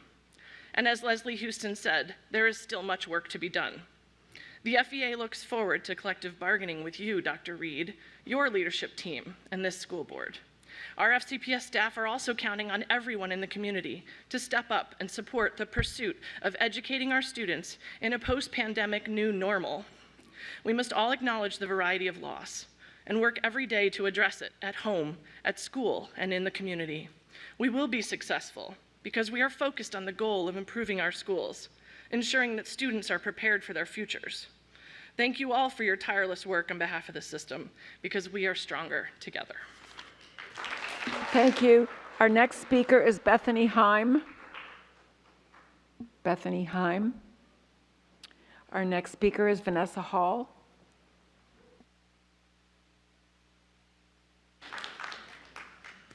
Hi. Hi, I'm a member of FLECAC, the Family Life Education Curriculum Advisory Committee.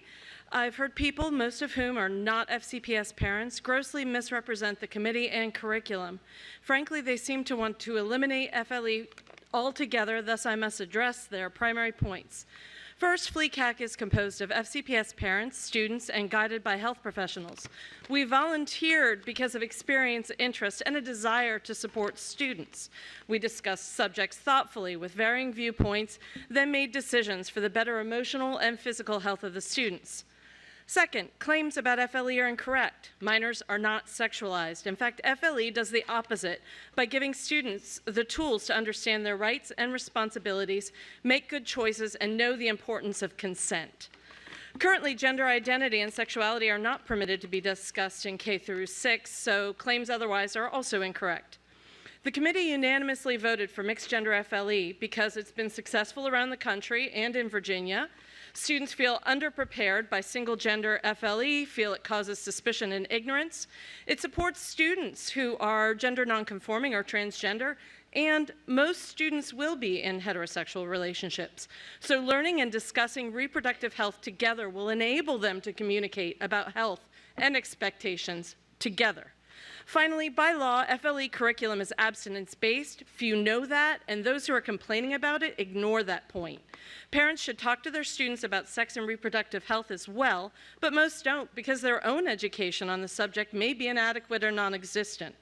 Please support mixed gender FLE, or co-ed FLE, which is a better term. Empowering students to make good choices is key to their social, emotional, and physical health. FLE is a difficult topic that needs to be done with care, and the FCPS professionals who teach it take their duty to students and families seriously. And thank you guys very much. Co-ed FLE.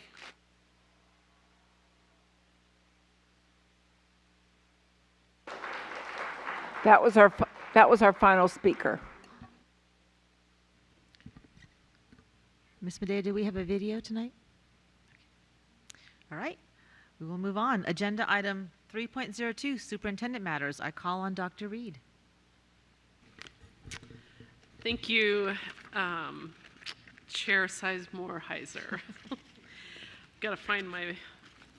All right. Well, it's been a thrill to be here for my first full meeting this evening, and it's been a fast-moving 2 weeks. There's a lot to focus on in this incredible opportunity to lead such a lighthouse district or division.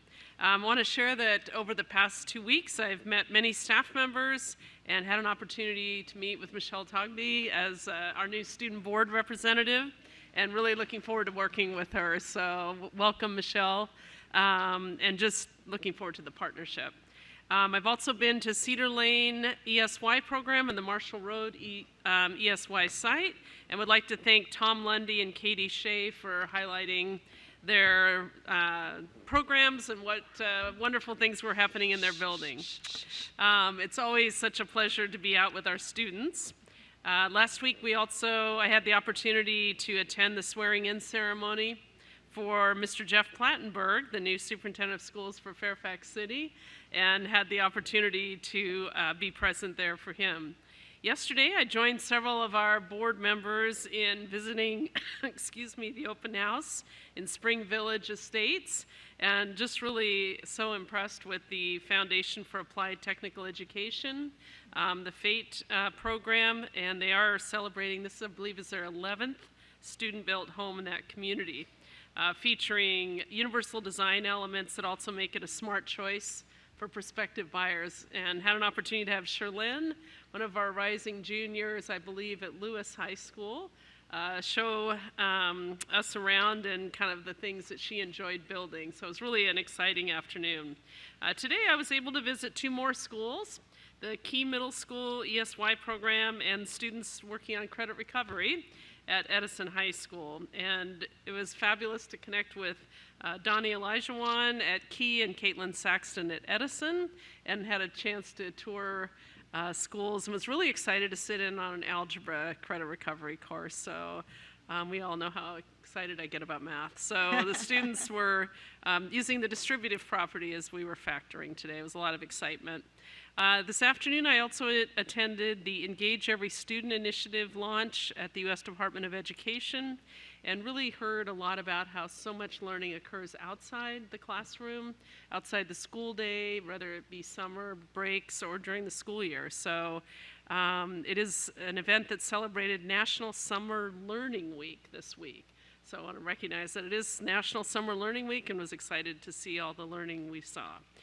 We had an opportunity to recognize Sean McDonald earlier, and Dr. Sherry Wilson. They're hosting a virtual instructional job fair on July 20th. So anyone listening that's interested in being an educator, please connect with us at the virtual job fair. So we also had several Fairfax County teachers travel to Poland to help Ukrainian refugees. That was an exciting story I actually saw on one of the news shows this past weekend. Exemplifying a caring culture, Lee and Meredith Hedrick our teachers at Woodson and Annandale High School, respectively, and went to Poland to assist with Ukrainian refugees and the World Central Kitchen. Lots of excitement. So I also want to announce that we had 77 high school students who left school during the pandemic have returned to school because of the combined efforts of Fairfax County Public Schools and Edu Futuro, which I think is fabulous that students have had an opportunity to return to education. Jorge Figueroa says, Edu Futuro believes in the power of community and being engaged community members. So really proud of that partnership and their bilingual outreach team that has worked with 160 Fairfax County Public School students, high school students, and assisted with return of 77. So a lot of excitement along those lines. And wanted to congratulate Lake Ann Elementary. The students were led by second grade teacher Consuelo Bachelet were awarded a $1,200 eco audit grant for creating a community food garden, which they will then share with a local food bank. So lots of excitement and partnership work going on. Thank you, Chair Sizemore-Heiser. Thank you, and welcome, Dr. Reed, to your first meeting as Thank superintendent. You. Yeah, it's great to be here. Thank you. Yeah. Thank you, and I just want to welcome Ms. Tugby to your first meeting as our student representative. We're very excited to have you. And I want to call on you, agenda item 3.03, Student Representative Matters. So I call on Ms. Tugby. Thank you, Madam Chair. Good evening, everyone. I want to formally say welcome to Dr. Reed, and thank you to this wonderful school board for such a warm welcome. I am so excited to work together, and I know that this year will be a great year. So, quick little introduction. As stated, my name is Michelle Togby, and I am the student representative to the school board for the 2022 to 2023 school year. I attend South County High School down in Region 4, so go Stallions. And a fun fact about me is that I genuinely love icebreakers. I would most likely be the only person in the room who does, but I love them. Today, I prepared a few things in regards to my vision for the upcoming school year and what I would like to accomplish. During my election, I made it clear that what I'm passionate about is what the students are ready to see and are also passionate about. That includes transparency within student voice and ensuring that all opportunities are made accessible to students across the county. Next, I want to expand civic education within our county because we've all seen these last few years that students are not only ready to stand up, but to stand out. And it is about time that we provide them with the resources to do so. Lastly, I want to focus on maintaining an equitable lens. We need to stop carelessly throwing around the word equity, especially when we have struggled to meet the meaning of the actual word. A few things about what I am currently doing. The Board of Student Representatives applications went live the second week of June and ended last week. And over the course of the last few weeks, I've met with students to discuss what they want to see. One main point that I've heard frequently is the issue with our online campus. After our teachers were able to build and develop a curriculum during the times of the pandemic, having our students adapt to the structure of our online platform unintentionally discourage and limits students. Courses are still largely self-directed outside of lectures that only occur once a week, and we know that students are capable of going past that post-pandemic. But we can make those classes more like traditional courses in the sense where it includes more lectures, maybe even meeting 2 to 3 times a week. We could even go as far as offering class lecture time during the school day. Out of all the kids who have done online classes that I've met, they've all said that the online campus can and should be better. There are a lot of classes that can gain interest at a student's base school, but not enough students have signed up. So in turn, the student looks at our online campus to give them the opportunity to take the class that they're interested in. So when we don't provide specific courses, we are truly limiting them. For example, I can say that I have wanted to take a class online and in person, and I've had to look at the online campus schedule, and I've seen that the class that I would like isn't available online. So after our teachers were able to again, build that curriculum during the pandemic, turning onto that online platform and not seeing, I guess, the same thing as I would in person is really difficult. So I'm very glad that I was able to discuss this in a bit with Dr. Reed, and I would also love to get a forum topic on this. So I will be sure to follow up with you all in regards to this. And thank you all so much for your time, and I'm looking forward to having an amazing school year. Thank you and welcome again. Agenda item 3.04, fiscal year 22 year-end budget review. I call on Dr. Reed for the introduction.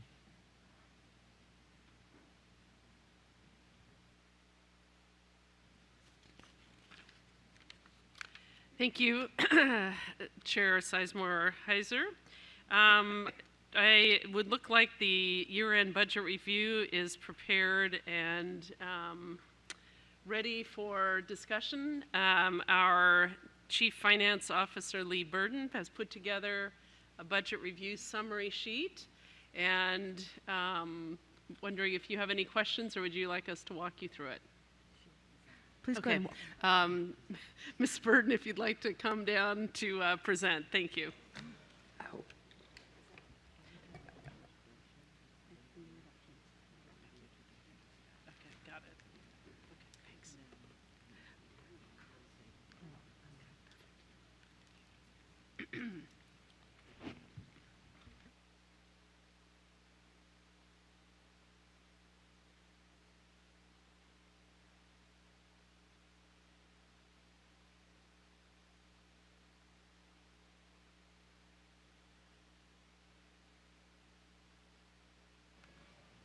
Sorry about that. I thought I was presenting from my seat.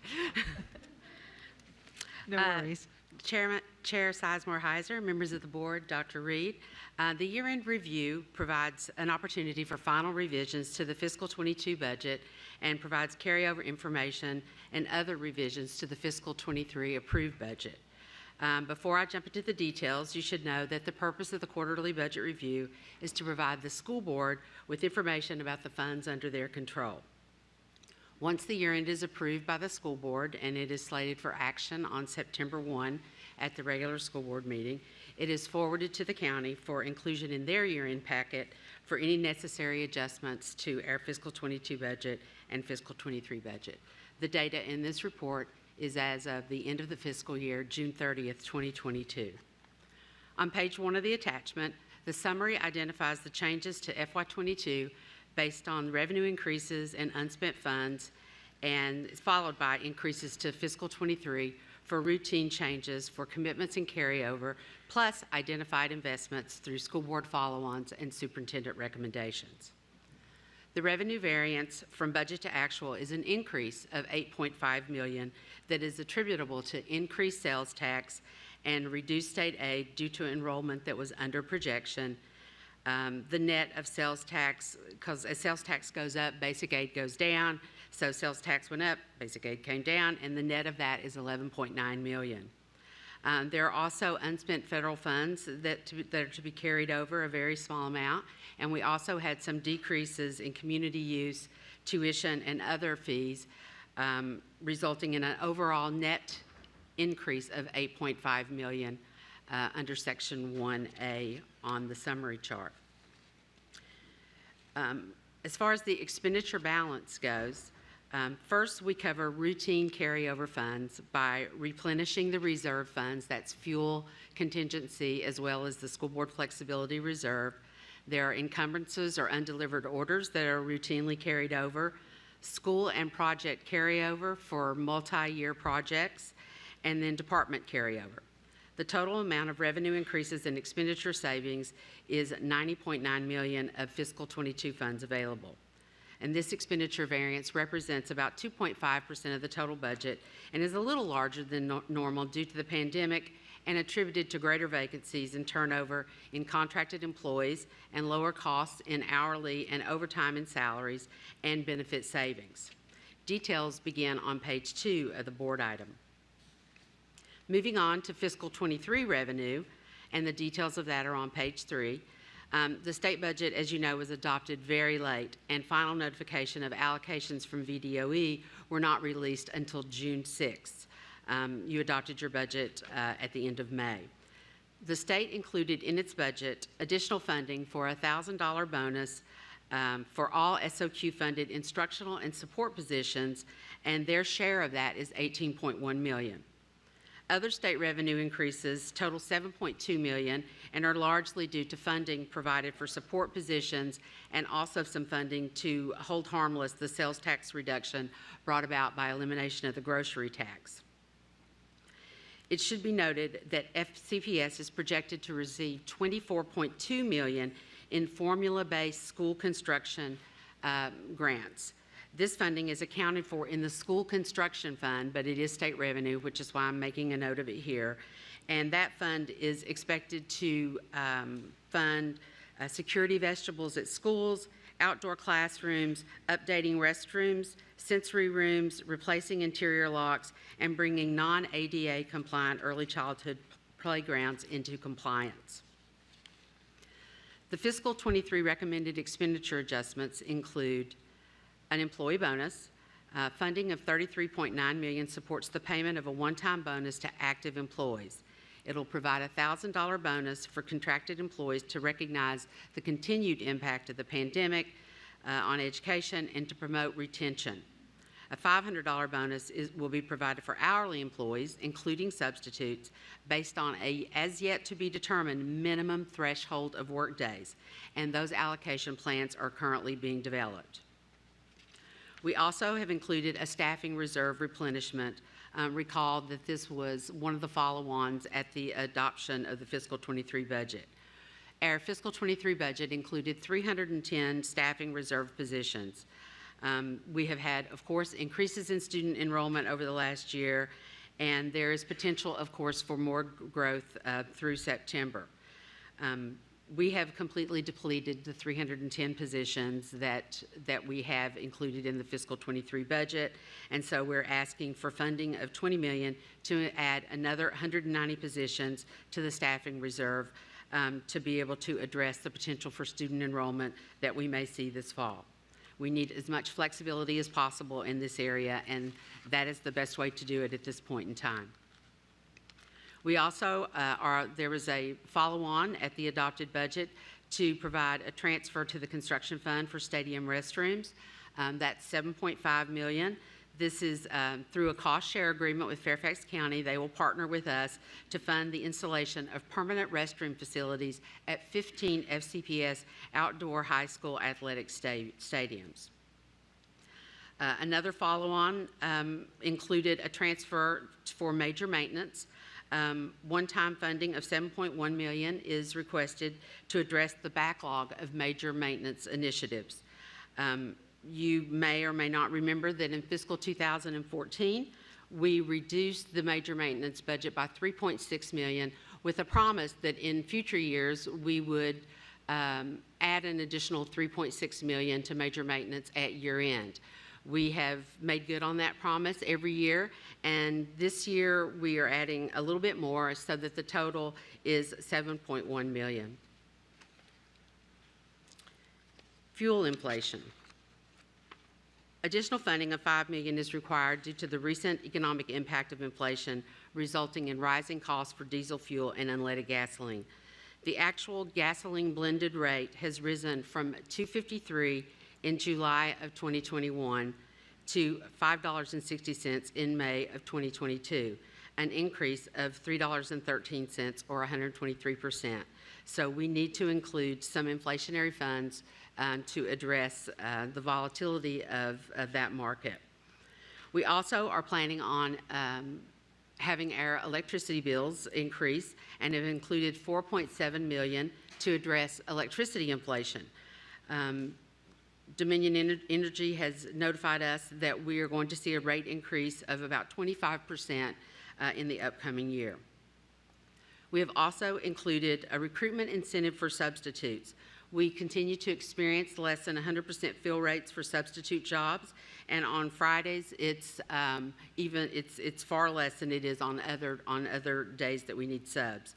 This funding of $3.5 million will support a monetary incentive for subs in fiscal 23 only. A plan is under development to establish criteria to receive the recruitment substitute incentive during this year. Funding of $3 million is included for the superintendent to address any unforeseen division-wide and continued pandemic needs. Paper inflation, $2.5 million. We have included that to address the impact that inflation is having on the paper market. We utilize a county contract for paper, and the county has negotiated a temporary price increase, which will be held for 60 days beginning July 1, and the cost of paper has increased from $29.70 a carton to $44.81 per carton. It's likely that there'll be another increase after September 1, so we have proposed this amount to be able to address that inflationary increase. And just for the record, we do have 2 or 3 inflationary increases, but the world was very different. It was different in a lot of ways, but it's different than today's world when we started building this budget last July, August. So we did not include massive inflationary increases in the budget as proposed in January. There's also a transfer to the Food and Nutrition Services Fund for equipment replacement. This is a 5-year plan. This is year 2 of that plan, and it will support computer equipment and software upgrades at school sites and equipment upgrades at the food service warehouse and large kitchen equipment and related supplies. We also have a transfer to the construction fund for Title IX softball field upgrades. We need $1.5 million to replace 8 softball dugouts to ensure that they are Title IX compliant. We would have included this against the state construction funds, but the state construction funds specifically prohibit usage for athletic facilities. So we've included that in year-end as a result.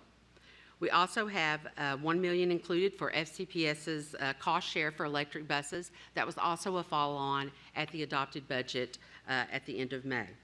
And then finally, there was a follow-on about a safety, it's not finally, I've still got a couple more.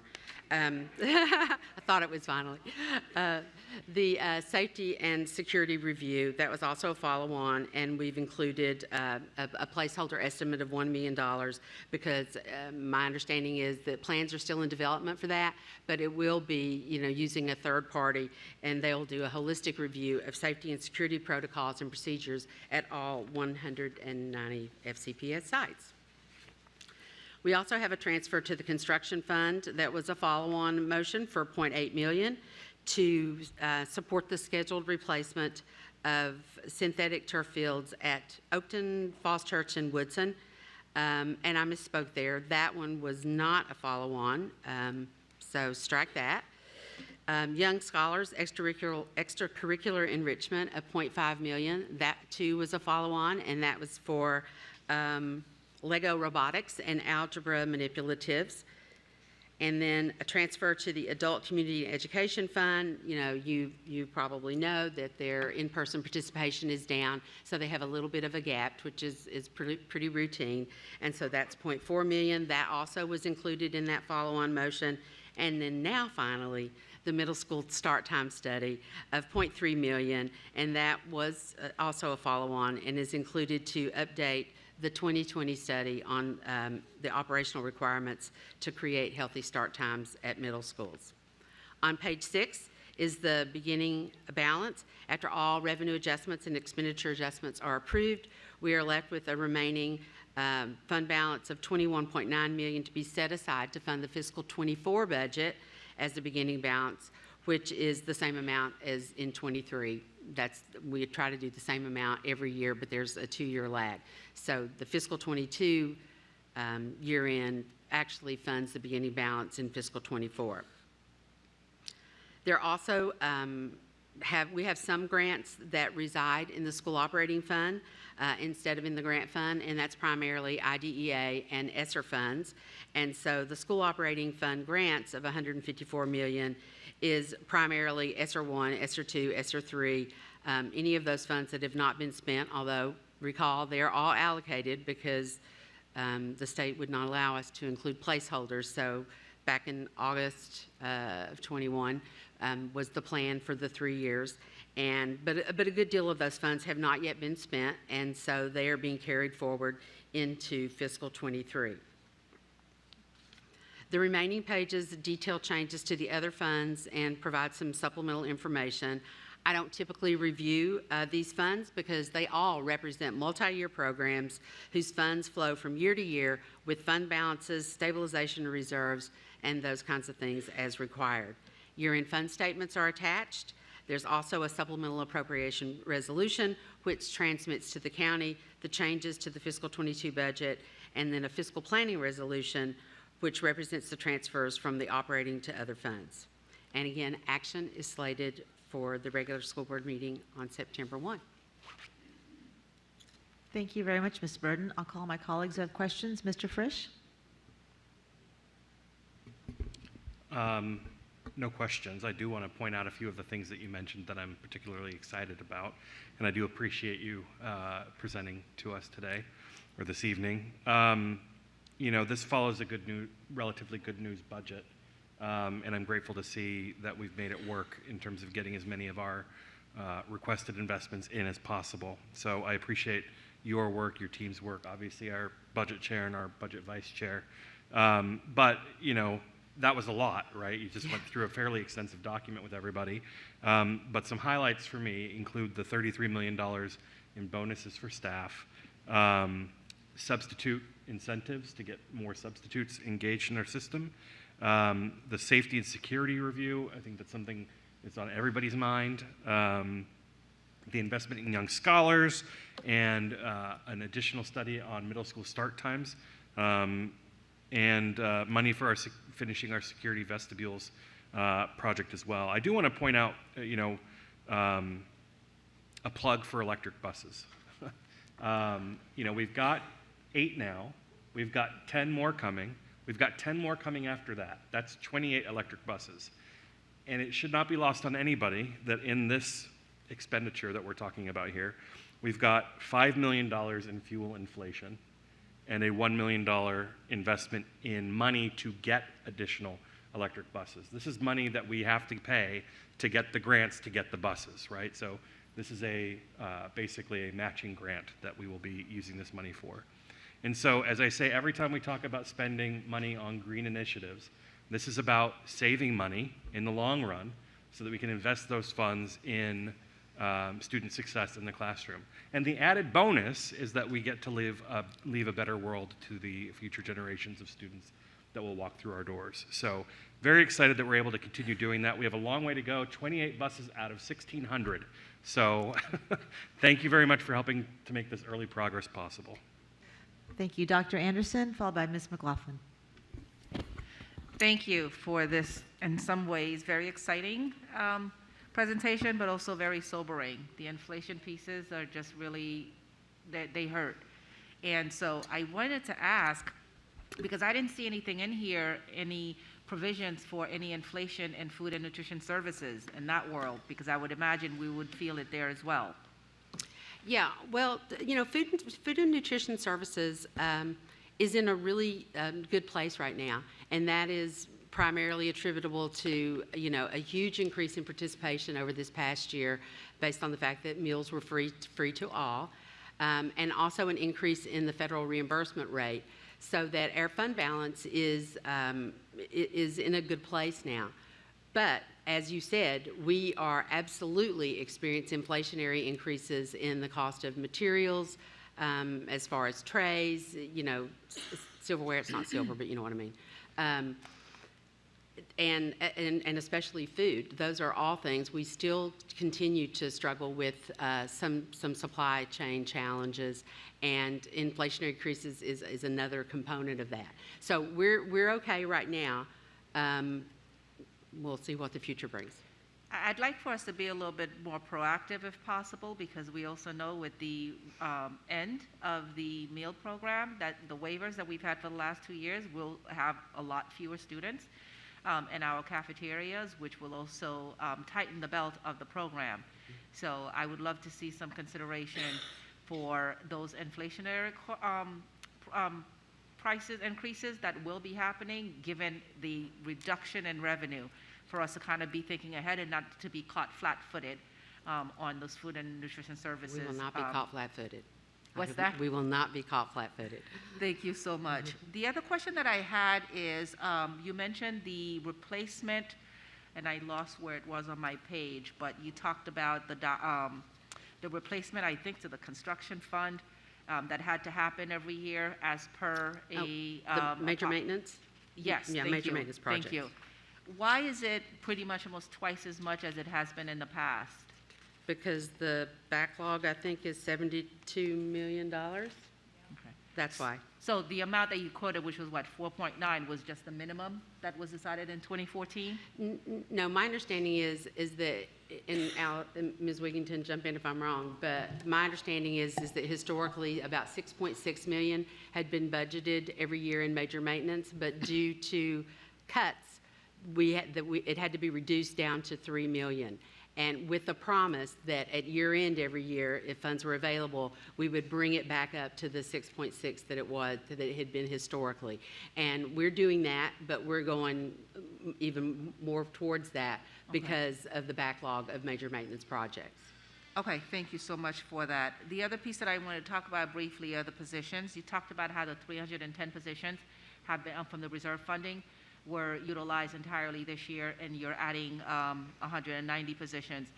Can you speak a little bit to how we are trying to reduce the dependency on the reserve positions? Are we looking at positions that are constantly being used every year and moving into the base budget as an offset? Because the reserve is supposed to be an emergency, not a year in and out that we're relying on it funding the same positions over and over again. Yeah, I mean, in general, it doesn't fund the same positions again and again, mostly because we have so much turnover that, you know, anybody that we hired with staffing reserve, of course, can be slotted into another position in a future year. We've never seen times like these. I mean, you know, we had a 3,000 student increase from September 30 through the end of the year this year. And so our staffing had been pulled down a bit because of our enrollment in the previous year, but with recognition that we have 3,000 more students, we've had to allocate additional staffing to schools over the past 2 or 3 months. And so it's surprising to me that we used it all, but 3,000 more kids, I mean, I know that can swing your budget because it's all about distribution.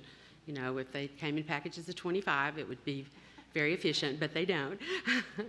And I would also add, Ms. Burden, that we also use the staffing reserve to mitigate enrollment losses this past year. We know that we used the staffing reserve to mitigate enrollment decreases, and so we know that we used the reserve to support counselors in schools, to support our students' social emotional needs.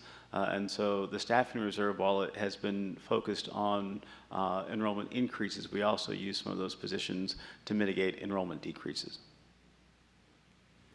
Thank you very much, Mr. Smith. I think that's it for right now. Thank you, Ms. Vernon, as always. Great job. Great. Ms. McLaughlin, followed by Ms. Corbett-Sanders. Thank you, Ms. Burden. I did note this is like a 25-page document, so you certainly have a lot of information you had to present this evening. There is a lot of, in my mind, some unmet need we're finally trying to get to. So in that part, I'm really encouraged and hopeful. One of the questions I wanted to just get a little more clarity about is the state giving a one-time bonus. And if I heard you correctly, it's for like SOQ funded positions, correct?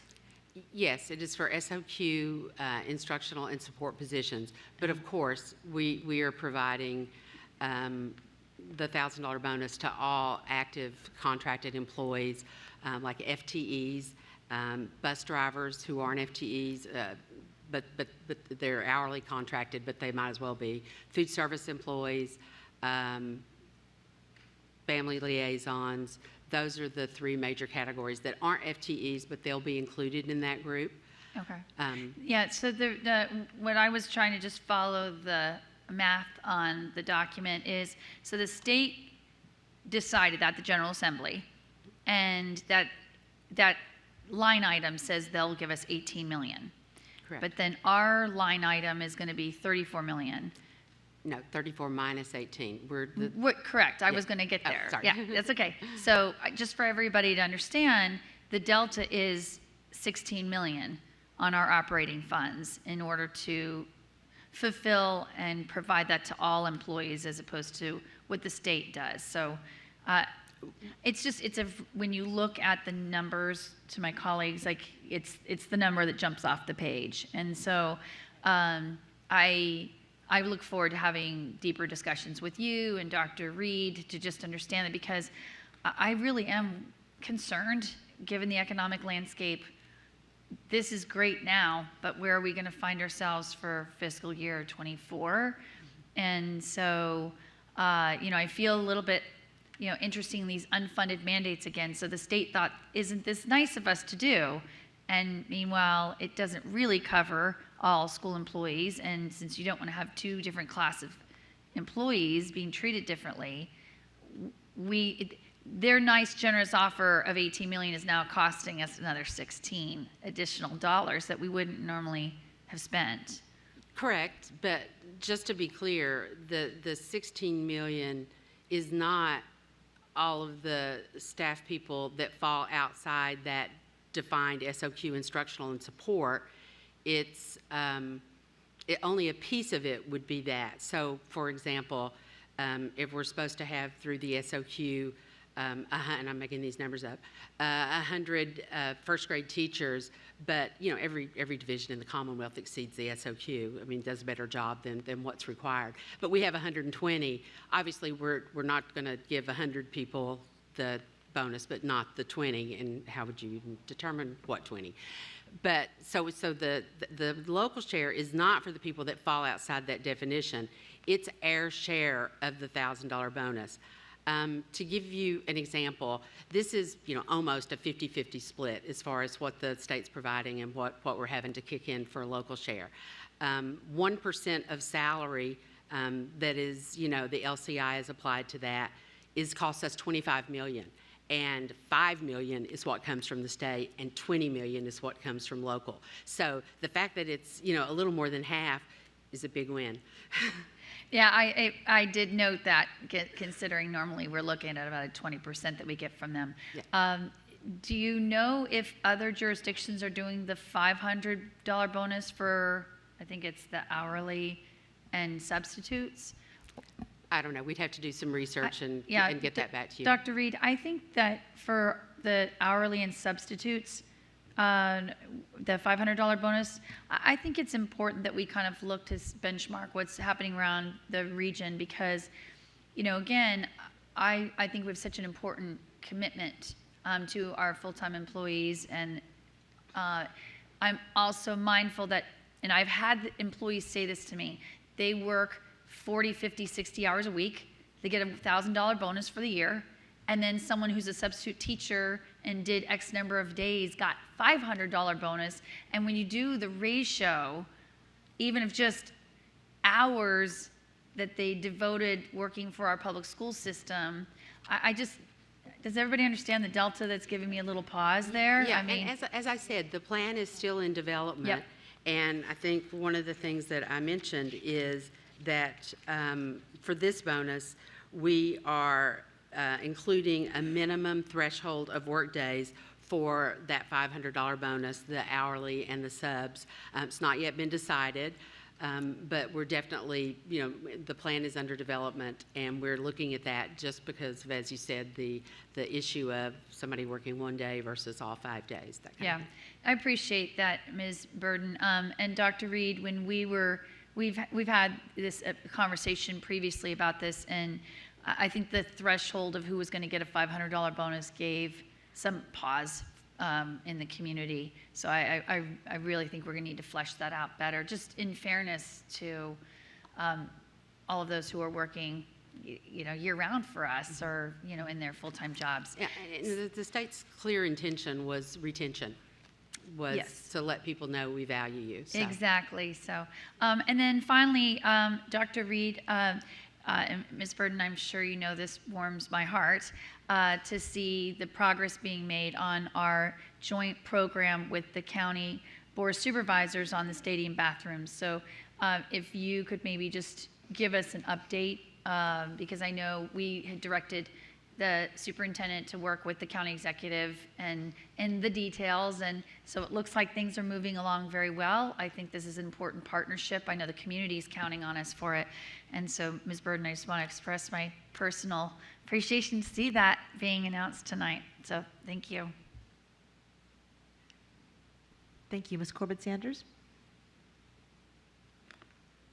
I just wanted to personally thank Ms. Whittington and Ms. Burden, because the two of them have been an incredible team in really listening to what this board's priorities are and working with Ms. Tolan and I to develop this, this structured approach, which allows for us to actually provide, and this is really you, the two of you ladies, and now with Dr. Reed, providing a coherent story about how to best meet the needs of our students and families. And what's really important about what's presented up here is that the differentiation with the year-end funds, which are really one-time funding opportunities.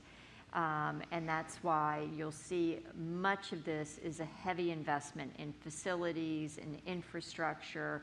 I think that it came up to like over $92 million in allocations in just the last year, which is close to a full bond cycle. So I just really want to offer my thanks for that, and look forward to working with our colleagues between now and September 1st. If you have any questions, to please send those questions to Ms. Burden with a copy to Ms. Tolan and I, so that we can make sure your questions are answered and that we are able to have a successful board vote on September 1st. Thank you, and my apologies for not calling on you first as budget chair. Thank you, Ms. Corbett-Sanders. Ms. Marin, followed by Ms. Tolan, and I'll give my apologies to you as well. Yes, thank you, Ms. Burden, Ms. Wigington, and the team. I had some specific questions about the, just one second here, the state revenue, the $7.2 million, that I was thrilled to see there is an attribution there for some outdoor classroom funding. So I was wondering if you happen to have at your fingertips or the top of your head, what amount would be allocated to that. You might recall that I had a budget question about that. It was question 23, in which your office responded that it could be anywhere between $500,000 to $1.3 million that could allow for every FCPS school to have outdoor learning space. So again, my question is, has that been clarified? Is it 0.5, 1.3? Well, it's we're right now planning for that to come out of the state construction funds. Which is in the bond construction, so you don't really see it, you don't see it in the operating fund that I just went over.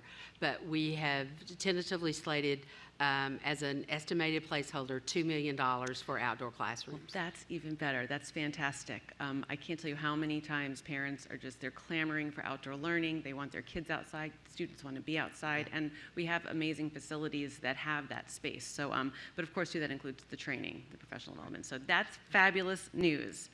And on that similar vein, in our conversation talking tonight about sustainability and these outrageous inflation costs, which I will talk about in a minute, Mr. Smith, I was curious about the pilot that's been going on in some of our schools to move away from gas-powered lawn equipment and move towards electric-powered equipment. I had been talking with Mr. Plattenberg before he departed, so I'm not sure what the status of this is. So if you have that available tonight, I'd love to know how that's going and if that further investment to move us away from fossil fuel-powered lawn maintenance equipment and towards renewable and clean energy, how that is going, if known. So I don't have anything available tonight, but what I can say to the board is that I've been working very closely with the teams. When we look at the items that are in the construction fund with the dollars that are coming from the state, with our follow-on items that are related to safety and security, we'll be providing the board updates prior to September, prior to the vote, so that you can get a very good sense of where we are with progression timelines, and so we can certainly provide that as part of our update. But we're working to provide some comprehensive updates to the board on all of those follow-ons, as well as timelines for how we're going to spend those construction dollars. Okay. Well, I look forward to that. But just to be clear, if I'm remembering correctly, there was a pilot, I think 9 schools total that were moving away from using that equipment. So I would specifically like to hear that status update. Yes, we'll provide that. Okay, I can't wait. And then finally on this piece about inflation, I feel was it last year or the year before when I was making remarks about the increasing costs in healthcare. And now to look at the 4.7 million projected, and it's actually kind of a bit of a punch in the stomach that it's from Dominion because they are such an investor in our electric buses. And so this is where that really true, authentic community partnership comes into play. You know, we can get all the electric buses we want, but well, we can't, but if we could, right? But if we've got to spend all this money on electricity, so, you know, I ask, you know, I put forth to my colleagues, to the superintendent, to our Educate Fairfax staff and board members, you know, how can we really advocate to our General Assembly in this political climate, but also to our business partners that, you know, you can't do one thing on one side and then slam us on the other side, and that's money that we can be spending. So that's really disheartening, and I think we need to voice that and say our public education dollars, instead of going towards instruction, 25% increase expected in overall electric costs to Dominion Energy. So we got to figure something out better there. So thank you for raising that to our attention tonight, Ms. Burden. Thank you. Thank you, Ms. Tolan. And again, also my apologies for not calling you as Budget Vice Chair. That's quite all right. I just had a couple things I wanted to add. Ms. Burden, we did talk a little bit in response to Ms. McLaughlin's questions about the substitutes. So we'll look forward to getting more information on that. We discussed the other day that we may not have a bonus for the substitutes in that, I forget, a $33 million amount, that you're going to pull that out to a separate line item along with the substitute incentives and really look at what we might do there.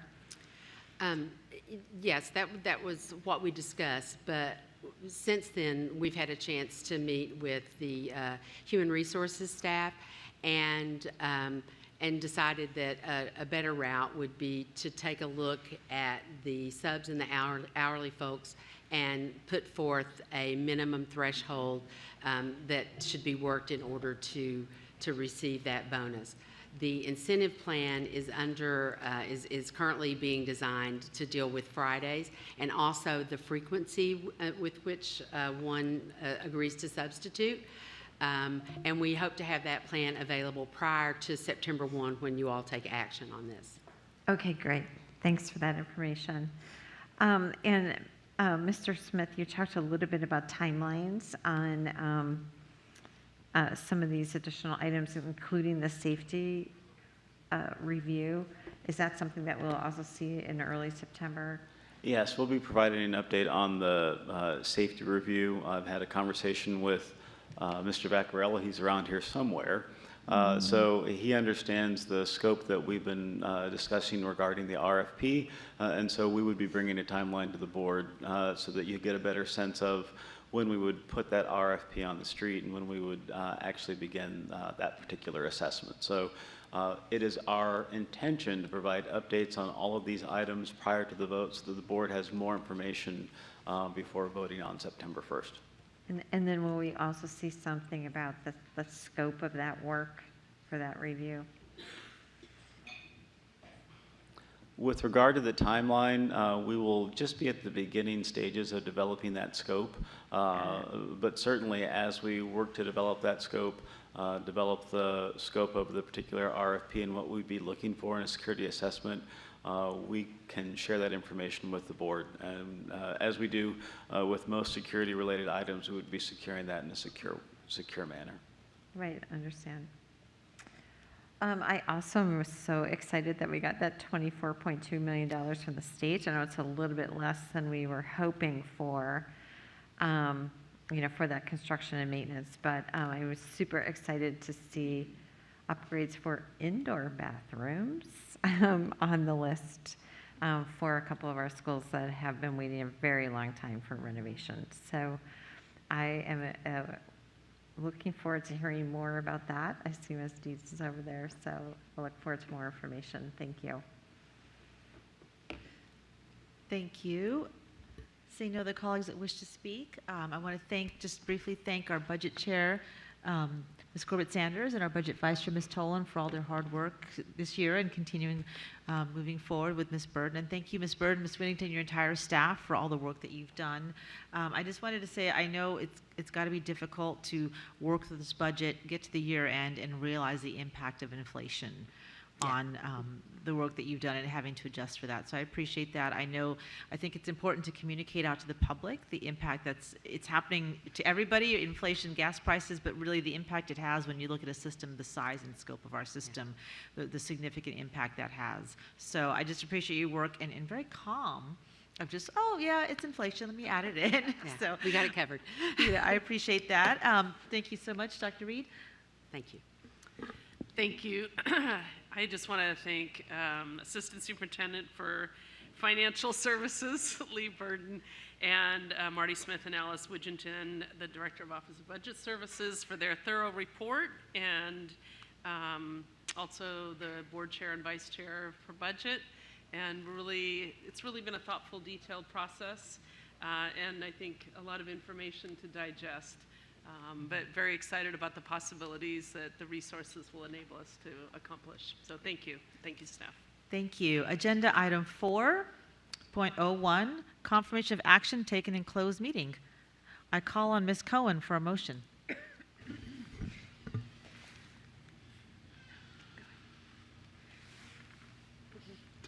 I move that a recommendation to revoke the Virginia teaching license of the teacher identified in closed meeting be forwarded to the Superintendent of Public Instruction. Is there a second? Mr. Frisch, all those in favor, please raise your hands. All those opposed? Abstaining? That motion passes. Oh, 2 abstentions. That motion passes with Ms. Mara and Ms. Amish abstaining. Madam and Ms. Chair. Keys-Gamarra abstaining. Thank you. I apologize, Ms. Keys-Gamarra. I didn't realize you had come back. I call on Ms. Derenak Kofax for a motion. I move to deny the school reassignment appeal of a student who possessed, used, and distributed THC, the active ingredient in marijuana, at school, and to confirm the disciplinary action of the division superintendent. Is there a second? Ms. Corbett Sanders. All those in favor? That is Dr. Anderson, Ms. Tolan, Ms. Derenak Kofax, myself, Ms. Pekarsky, Mr. Frisch, and Ms. Corbett Sanders. All those opposed? Ms. Cohen, Ms. McLaughlin. All those abstaining? Ms. Omesh and Ms. Marin. That motion passes. Ms. Keys-Gamarra. Thank you.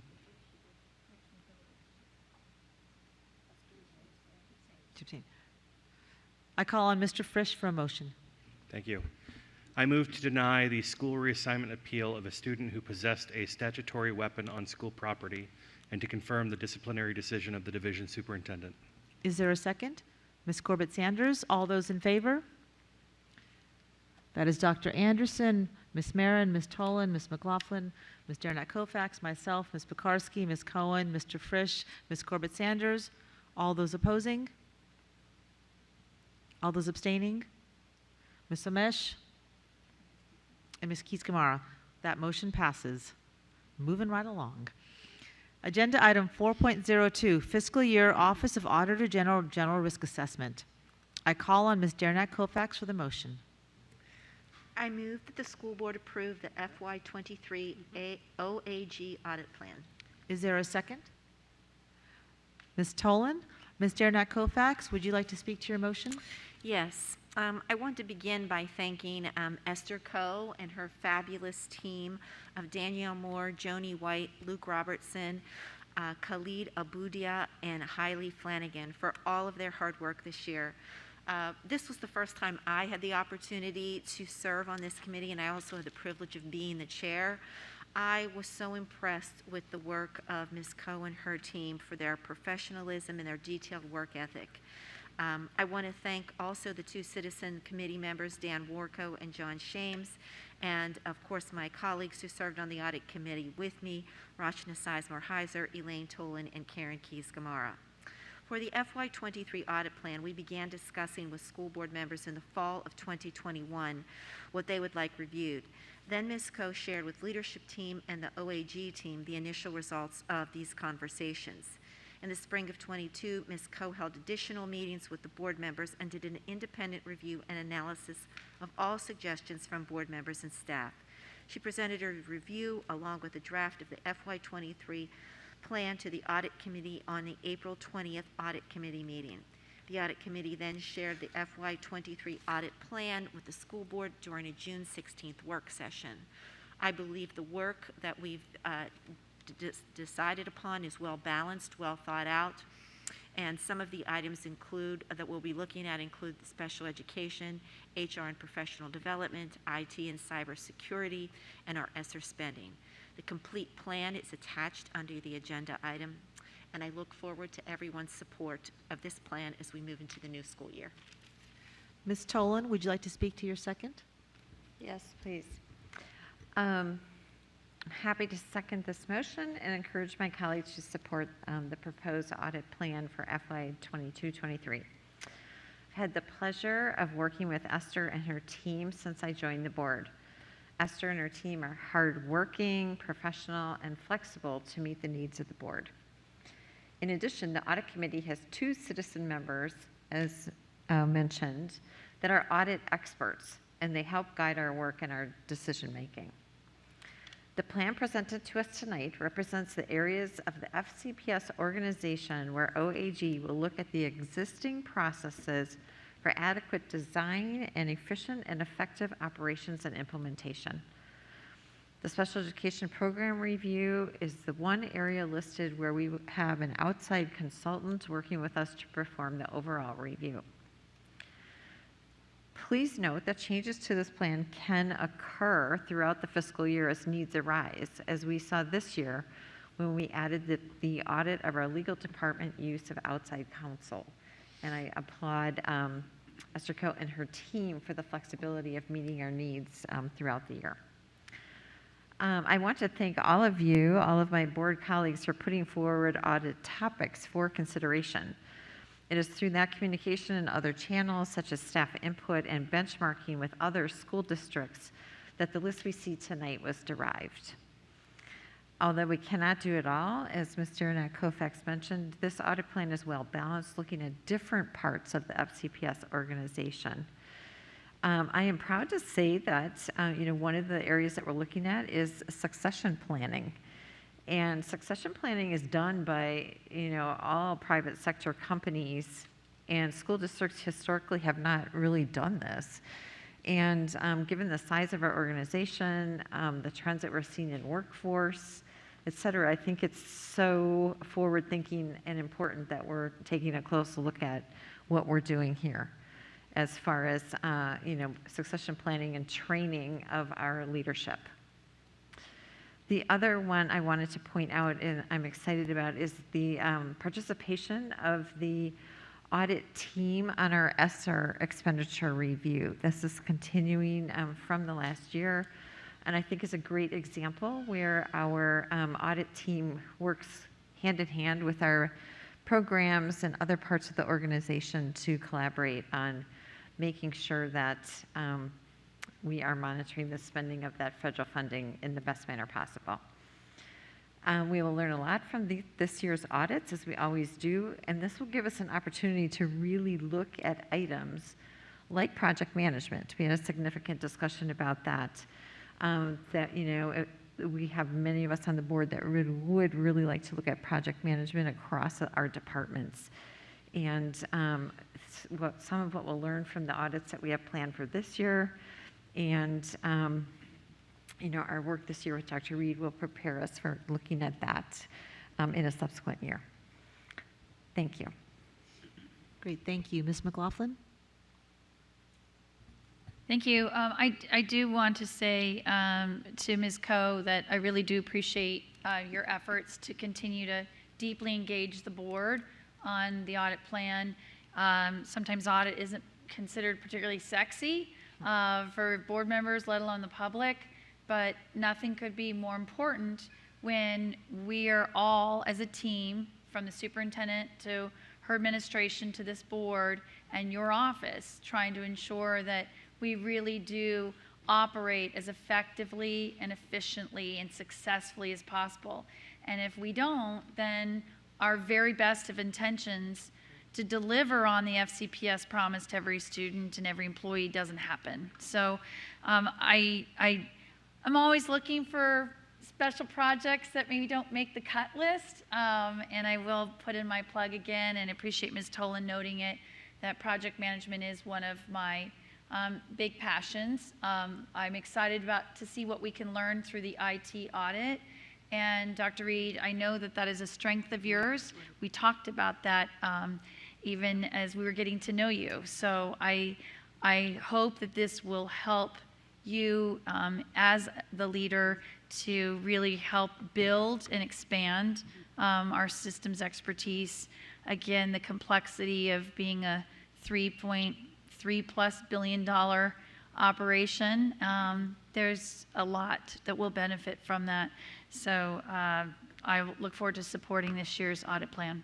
And I want to give a special plug as well, my colleagues too, our two citizen audit members. We didn't have that when Ms. Koufax and I joined the board. The board of supervisors did, but we did not have the citizens. And it took a little bit of cajoling to get there, but I think they provide invaluable subject matter expertise, and they put in a lot of time. And so anyway, I wanted to give that special recognition to them as well. Thank you very much. And seeing no other board members who wish to speak, I will call for the vote. The motion before us is on the screen. All those in, well, not yet, sir. Jumping.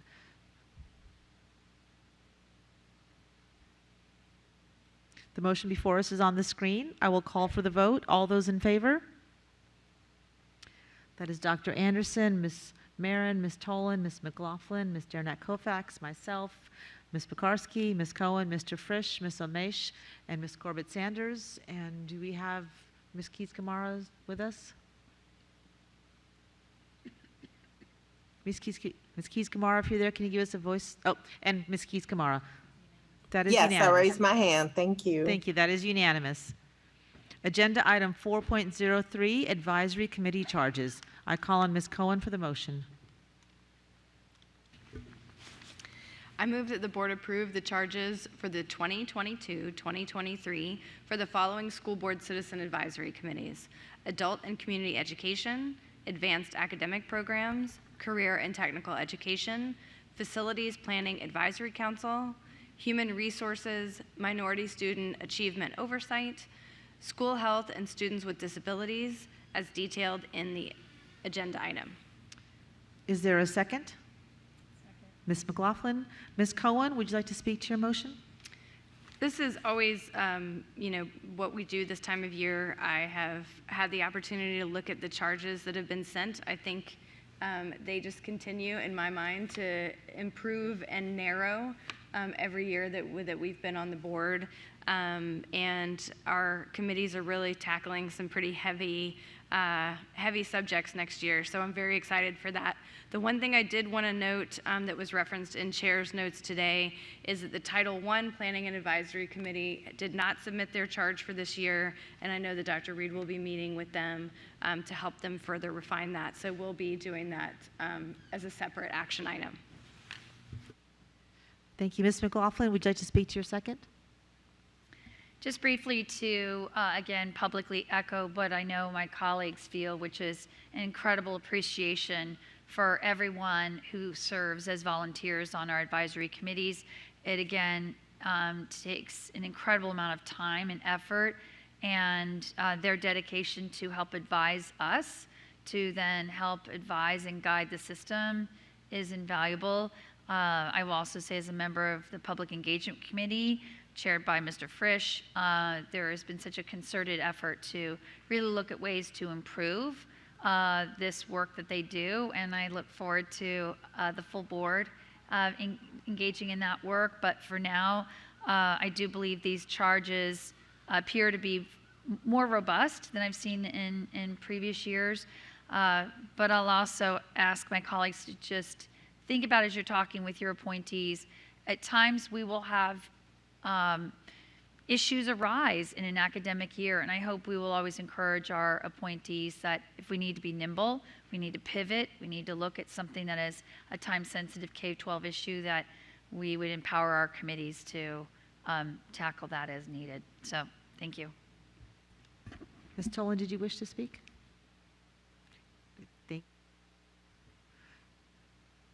Seeing no other board members who wish to speak, I will call for a vote. The motion before us. Madam Chair, my hand is raised. I apologize.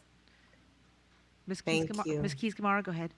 Yes, I do want to thank all of my appointees and everyone working on our committees. The ability to get input from our community, from volunteers who work tirelessly to bring really detailed analysis to us is very much appreciated.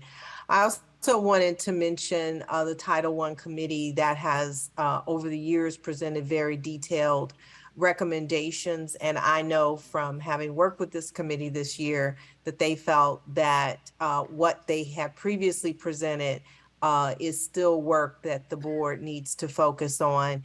So I look forward to working with Dr. Reed to help make sure that the board does receive that voice. They have been a valuable voice and really invaluable to help those within title schools, to help other parents to really, Title I schools, to really help other parents to understand the benefits of being in a Title I school. So I, for one, want to thank them for their support over the last several years. And again, I look forward to working with Dr. Reed as we move forward. Thank you. Thank you. If there's no other board members who wish to speak, if we could put the motion on the screen. The motion before us is on the screen. I will call for the vote. All those in favor? That is Dr. Anderson. Ms. Marin, I don't know if I can see your hand. Thank you. Ms. Tolan, Ms. McLaughlin, Ms. Dearnach-Kofax, myself, Ms. Pekarsky, Ms. Cohen, Mr. Frisch, Ms. Amesh, Ms. Corbett-Sanders, and I'm assuming Ms. Keys-Gamarra? Yes, that is unanimous. Agenda item 4.04, bias-related incident reporting. I will call on Ms. Amesh for a motion. Yes, thank you. I move to direct the superintendent to develop, as part of the work in preparation for strategic plan development, bias-related incident accountability infrastructure for the division, and to present this to the school board no later than December 2022.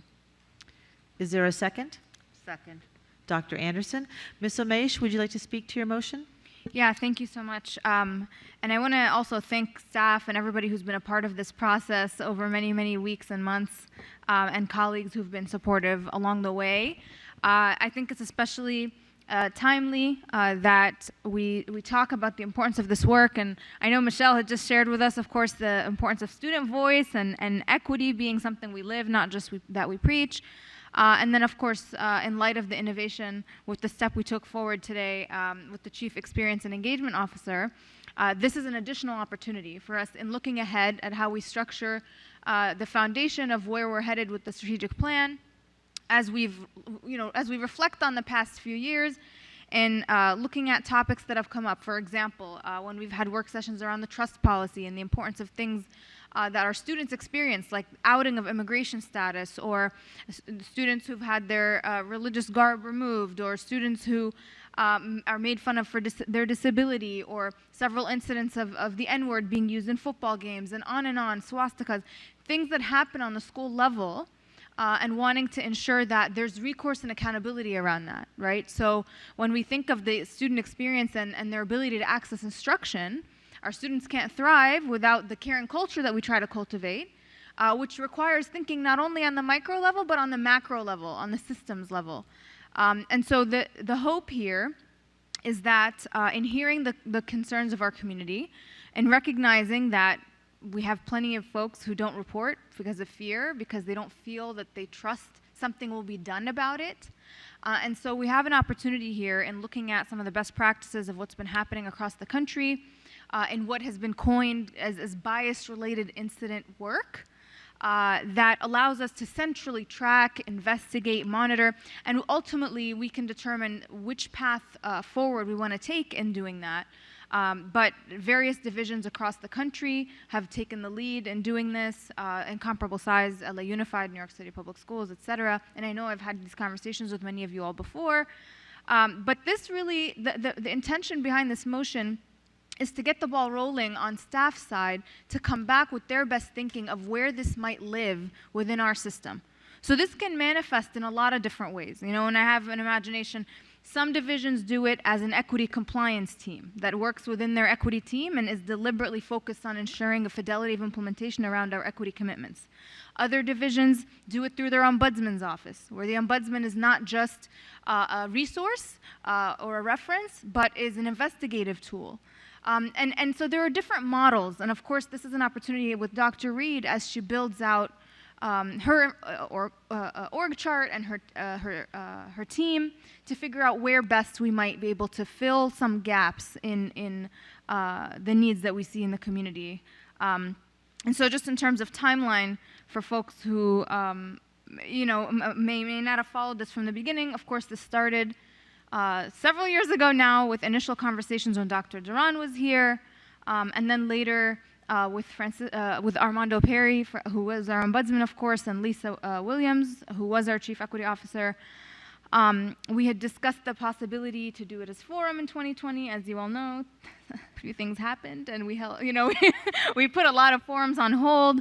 I had mentioned it in board matters since, but then it was underway in some of our SR&R work last year. It came back in several work sessions this year. And staff kind of just workshopped in conversation some of the possibilities of what this could look like.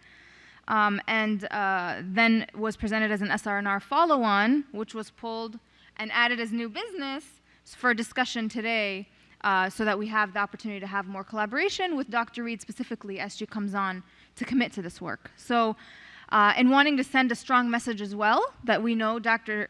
Reed and her team are deeply committed to this equity, the work of equity, and in reflecting serious action and real accountability around any harms that our community experiences when it comes to discrimination and inclusion matters. And so this was an opportunity for us to take this step in her first meeting here to make that commitment. And so I do want to just thank colleagues who've been engaging on this. You might recall, folks, I emailed you guys a thorough listing of some of the best practices of what's been happening across the country several weeks ago, and a PowerPoint presentation that my aide shared with yours around what this could look like. But again, really to start the ball here, get the ball rolling here as a part of that strategic plan work for staff to go back and do their best thinking here. So this is really just to set off that intention, and I've had extensive conversation with Dr. Reed, who is in support, and I understand staff are also behind this. So I just want to give a huge shout out and thank you to Dr. Ivy, who I know isn't here tonight, but really has invested tremendously in getting us to the finish line on this. And then, of course, to Marty Smith, Armando Perry, Becky Bainig, Nardis King, Helen Lloyd, Michelle Boyd, John Foster, and others who have been a part of contributing to this. So I'm excited to see what might happen, and I look forward to the support of my colleagues. Dr. Anderson, do you want to speak to your second? I will be brief, since Ms. Omesh covered a lot of territory. As you all can see, this motion, as it's stated tonight, looks very different from what was proposed just a few weeks ago. And I'm glad that Ms. Omesh had the opportunity to really sit with staff and really develop a follow-on motion which will be not just in alignment with our work, but in keeping with what is the best practice for our system. I would like to have Dr. Reed share some of her thoughts from those conversations so that we get the full scope of some of the discussions that took place recently. Thank you, Dr. Anderson, and thank you, Ms. Omesh. It's the bias-related incident accountability infrastructure is really a way of checking our work. it's to Michelle's point earlier in your comments that we don't want to just talk about equity. We really need to walk that talk. And to that end, I've had several board members talk about the importance of data. And I think what we really need to have in place are very clear reporting structures that are trusted, that we can receive data on and make decisions then about how to mobilize resources to really ensure that what, as policy, you're directing actually comes off the page for our students, staff, and families. So I'm looking forward to working with staff on this project and believe it is important, a key foundation to our equity work. So I thank you for bringing it forward. Thank you. As we've all talked about, what gets measured gets done, and in this case, what gets monitored improves. So I'm looking forward to the plan that you and your team will be bringing toward, if this were to pass, but the plan that will be brought to the board for its consideration in terms of how this will be implemented. Thank you. Thank you. Mr. Frisch, followed by Ms. McLaughlin. Thank you. So first, I remember having my first conversation with Ms. Omesh about this like 2.5 years ago. So I appreciate the work that's gone into massaging the details over that time, finding consensus, working with our new superintendent, et cetera. Over the last 2.5 years, I've visited basically every GSA in FCPS. And without fail, at every meeting, I hear from students who tell me that they hear in the hallways, in the classroom, on the playground, anti-LGBTQ slurs used with too much frequency, that occasionally they're dead named and it's malicious, that they are misgendered and it's malicious, and they don't report it for one of two reasons usually. One, they don't know how to, right? Other than having to talk to somebody in person, which maybe they feel is a bit awkward. And so they don't have a clear understanding of what would happen. And second, they don't necessarily think anything will happen. Many of them have experiences where these bias incidents happen in front of adults who don't do anything. And so, as we think about how you fix that, I think, as Dr. King and I were talking about it, there's a bit of a gap here, right? We record incidents between students, we record incidents between staff. We don't necessarily report, we record student on staff. We don't necessarily record staff on student. And so we've got a lot of work to do in that regard. And I think that this is broad enough that the superintendent can come back with a thoughtful approach and a thoughtful plan. When I think about our work around Title IX, we have a very clear way of students reporting incidents and then a process that commences as soon as that happens. I think that we would benefit from something similar here. Additionally, the data is key. We will see over time whether these biases and incidences are being recorded with more frequency at one school or another, whether there's certain types of biases that we're seeing at one school over another. And that doesn't necessarily mean that something bad is happening at that school. Maybe more students at that school know about the new process, right? But it gives us information as a starting point for a conversation. And we had a bunch of kids here tonight that want to have that conversation, and they are not alone. So I appreciate this coming forward.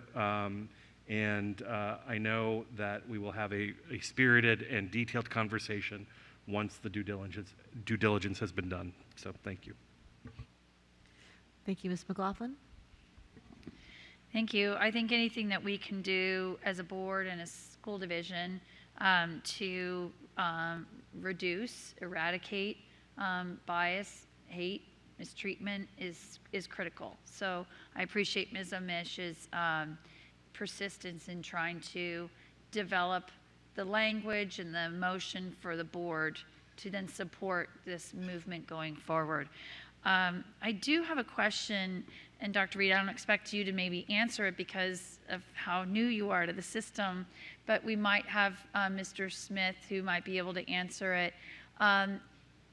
We had an incident at one of my high schools years ago where some athletes were being harassed, Title IX harassment.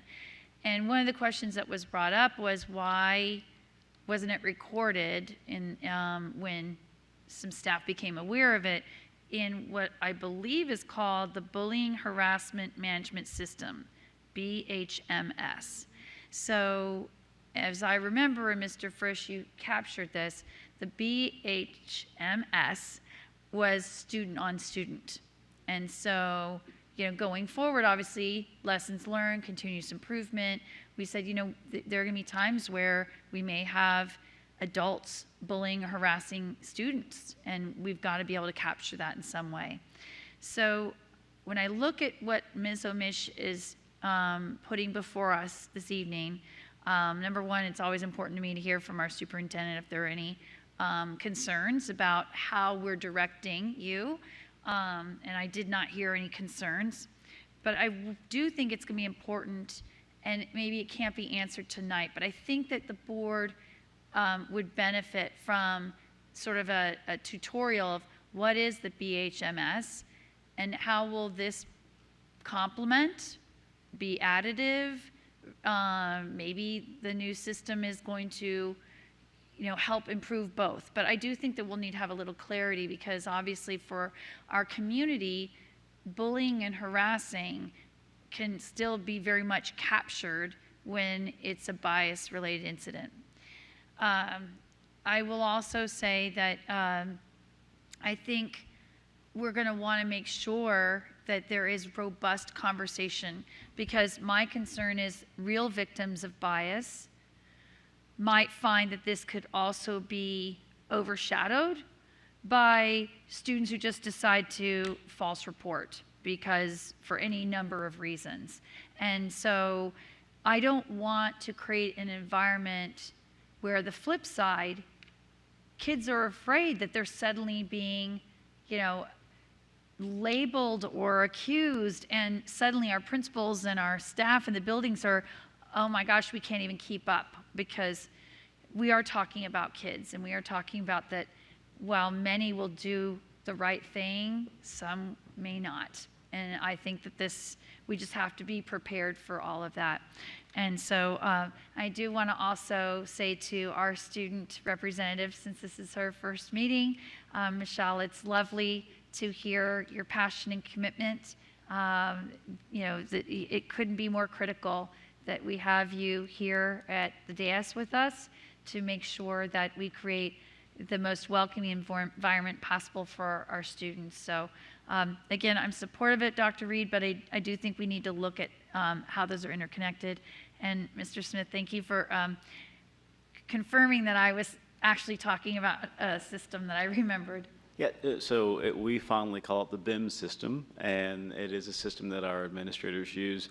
And in having conversations with Ms. Omish, it's really about providing students an opportunity to have that self-reporting aspect, which then administrators would then have the ability to follow up with students and then do that ever-important investigation, and also providing support to students along the way. So we are looking at ways that we can enhance our current systems and would certainly do beta testing with our systems, include all stakeholder voices as it relates to students, administrators, teachers, as we're developing that, so that we're very thoughtful about our approach. Great, thank you. Ms. Keys-Gamarra, followed by Ms. Corbett-Sanders. Thank you. I do want to thank the makers of the motion and thank Ms. Omish for her persistence over time. I know sometimes it does take a while to get things where we can really move forward. And so I appreciate that. I do want to say that I see this as an opportunity to give people an opportunity to grow while we are building and continuing to improve our caring culture within our schools. And so I look forward to what I believe will be a very careful study of how to proceed so that we aren't creating some of those problems that Ms. McLaughlin mentioned, but at the same time, giving people the opportunities that they need to perhaps grow when they may not even realize that certain things can be harmful. So I do appreciate that, and I just wanted to say thank you. And I, of course, Ms. Omesh, I've said many times, I'm happy to work with you and others to try to make sure that we get this right, and looking forward to hearing from our community as we move forward. Thank you. Thank you, Ms. Corbett-Sanders. Yes, thank you very much. And thank you, Ms. Omesh, for your description, because today was really the first time I heard what your newest motion was about, and I did not, unfortunately, receive the PowerPoint that you referenced that was distributed to the staff, because that would have probably, I haven't seen it yet, but I'm sure it might have relieved me of some of the angst I had and continuing to have about setting up a totally new and separate system than those systems that we already have in place, which include our discipline system and our discipline reporting, which we heard earlier tonight. There are some concerns that there were changes made to it that I look forward to hearing more about what those changes were. We have our BIM system, which is also a reporting system, and we have our the reports that we receive from the Ombudsman and reports that we receive regarding some of the Title I or Title IX issues. So what I'm looking for to be able to support this motion is really an assurance that what this is a review of everything that is currently out there, how we would knit together what's there, how we would enhance with what's there, but we also would complement this work with the robust curriculum that was adopted by this board in a forum topic on anti-bias and hate crimes several years ago, which is to exactly do what many on this board have talked about tonight, about first making sure people understand the impact of behaviors so that they don't act on they don't actually engage in those behaviors.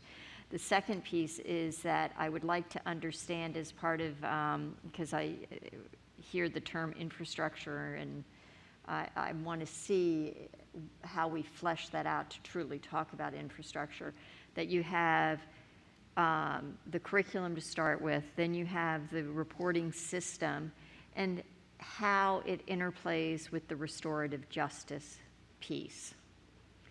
Because to truly be effective in anything that we do to address concerns, especially of equity, and we had a long discussion about this on Tuesday, we need to also include in there the ability to have restorative justice. And so either Dr. Reed, Dr. King, Ms. Omesh, somebody, if they can kind of give me those assurances that this is not a one and done, hey, the board is giving a green light to something that we actually don't really know what we're green lighting.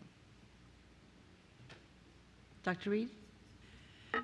Thank you, Ms. Corbett-Sanders. I think that this may not be another full new system, right? This is a utilization of being really intentional and strategic in hearing from our students, staff, and families around their experience, and making sure that that experience is one that is premier here. That's correct. So I think what we're going to do is, I think there's an update requested or directed by December of 2022.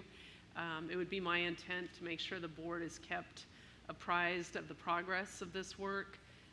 So I think what the motion is asking this evening is the embarking on that journey to come up with the scenario that might be responsive to the request. Actually, the motion on the table calls for the development of a plan. Correct. And so before there's an execution of the plan would come back to this board? That's correct. So that's my concern, is it has, in preparation for the strategic plan, and then has the development of the infrastructure. What I'm looking for is that prior to the infrastructure being rolled out, that there's actually coming back to this board with a plan on what you actually, it's a scoping initiative is what I see this as, a scoping and a project plan that comes back to us so that this board then adopts, says, yes, that's the approach we want. I would make sure the board was apprised before we move forward. What I'm definitely want to be able to provide is a plan and consistent communication about the plan as we move forward. So could we have a modification so it actually clarifies that what we're going to get is a plan of action Ms. here? Corbett-Sanders, are you proposing an amendment? Yes. I would move to direct the superintendent to develop a plan for the implementation for the development of a accountability infrastructure. Is there a second? I'll second it, because those were my concerns as well. Ms. Corbett-Sanders, would you like to speak to your motion? I or think your I've amendment? spoken to it, which is it's putting a step in advance of rolling out something that requires this board to green light a plan. Ms. Derenak-Kovacs? Yes, Ms. Omesh and I have not had the chance to talk, and that was my concern as well. Because of all the things that we already have in place, I would like to know how the plan, I would like to have a plan to see how this will all come together before we go to the infrastructure piece. Ms. McLaughlin, would you like to speak to this amendment? Yeah, I think that if this is where we're going to go, and again, they are two different things. One is we were directing the superintendent to create a plan related to a bias-related incident accountability infrastructure. If that's the case, I'll just say that that modification in purple grammatically doesn't work. It's still clunky and messy, and so I think we would just want to refine it so it's saying develop a plan for implementation of a bias-related incident accountability system.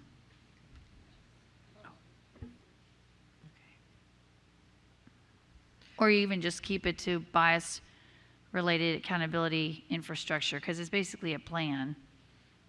Because basically, I'm hearing Dr. Reed say we might end up collapsing this into like the BHMS system.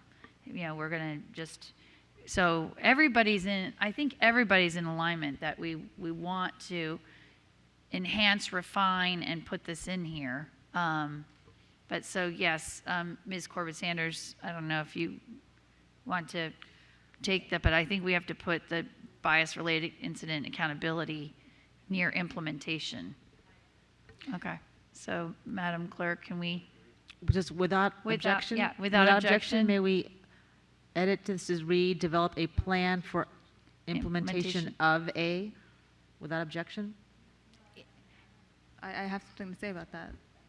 Well, we're just going to put it up there for people to see it. We just want people to see it. If we're saying without objection, we're changing the language. Not to, Ms. Mosamesh, it's not without objection to the whole addition, it's just adding the of a, and then we'll continue the conversation on this amendment before we vote. That's fine. Would that be okay? So without objection, we'll add of a, so develop a plan for implementation of a, comma, as part of the work. You have to put the whole phrase, bias-related incident accountability. Develop a plan for the implementation of a bias-related accountability infrastructure for the division, comma, as part of the work in preparation for the strategic plan development. Right. And to present this to the school board no later than December 2022. And you could even break up that really long sentence with a period and say the superintendent will present it to the board no later than. Go ahead and make that change, and I'll ask, without objection, we'll break that up and add, the superintendent will present this to the school board no later than December 2022. And then we'll speak to this. All right, I'm going to go back to my list to speak to this amendment. Ms. McLaughlin, do you want to say anything else to that piece? Again, I think what I heard Dr. Reed saying is that she certainly recognizes the benefit of developing the plan first, bringing it to the board so we know what it is we right now, we all seem very supportive of the intent of Ms. Omesh's request, but we need to see the plan first and how that goes, because otherwise, I think the existing motion on the table was too prescriptive, because we need her to go and do an assessment of the existing reporting systems we have, how you would add this to it, or do you have to have an extension from it? But this one's directing her to create an infrastructure, and we may not need to create an infrastructure. We may be able to enhance and, you know, add this to the other reporting infrastructures that we have. All right, now speaking to this amendment, Ms. Omesh, then Mr. Frisch. Yeah, I guess I wanted to just clarify a few things. You know, one, developing infrastructure is meant to be broad precisely because of what was shared in the one-on-one conversations and the PowerPoint presentation, that we do have several things that currently exist. We have BIMS, the Bullying Intervention Management System, that is not student reporting. It is about student cases, but is not student reporting, as Mr. Smith outlined. We also have Title IX, which investigates very specific, you know, sex discrimination, gender discrimination cases, that does investigation, but not broadly. And then we have, of course, the ER, which deals with employees, but not students. Those are some of the existing pieces, and those are some of the conversations staff have been having in advance in thinking through what are the pieces and where could this live. And the reasoning for this, the kind of where we're at right now in the discussion has already happened in some of the thinking, to arrive at a place where we're saying, okay, this might look like something new, but most likely will not. This could actually just look like restructuring different things or just re-envisioning how we lay things out. And what better time to do that than when Dr. Reed is rethinking and reimagining how she wants to set things up. So that's really the logic behind this.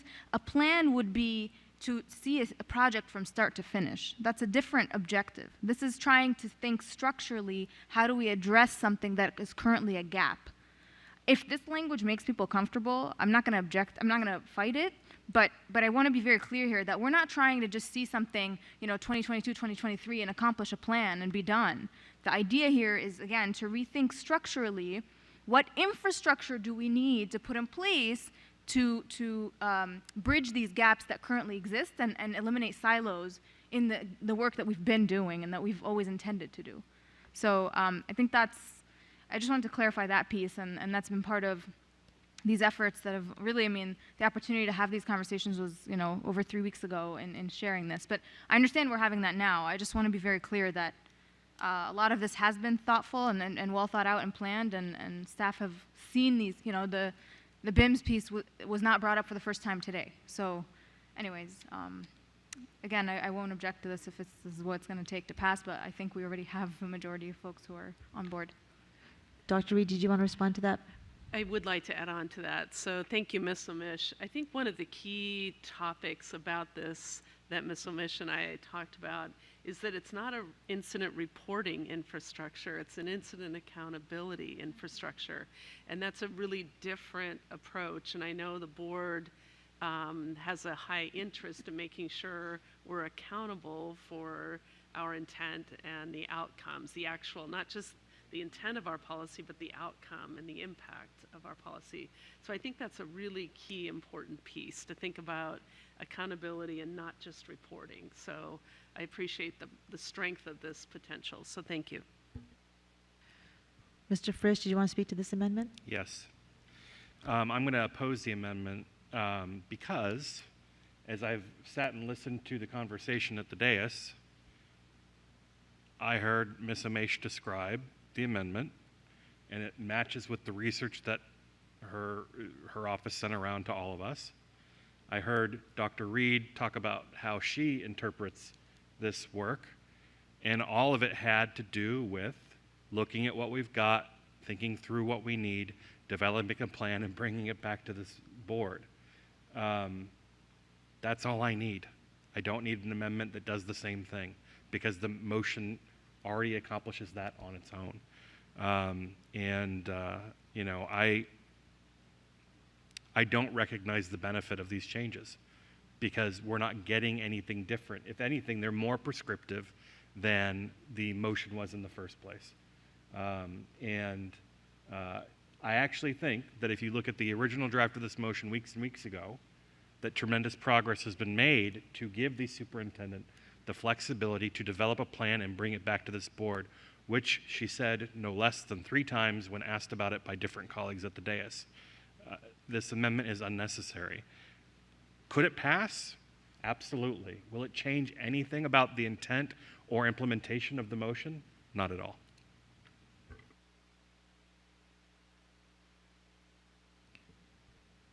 Mr. Frisch, thank you.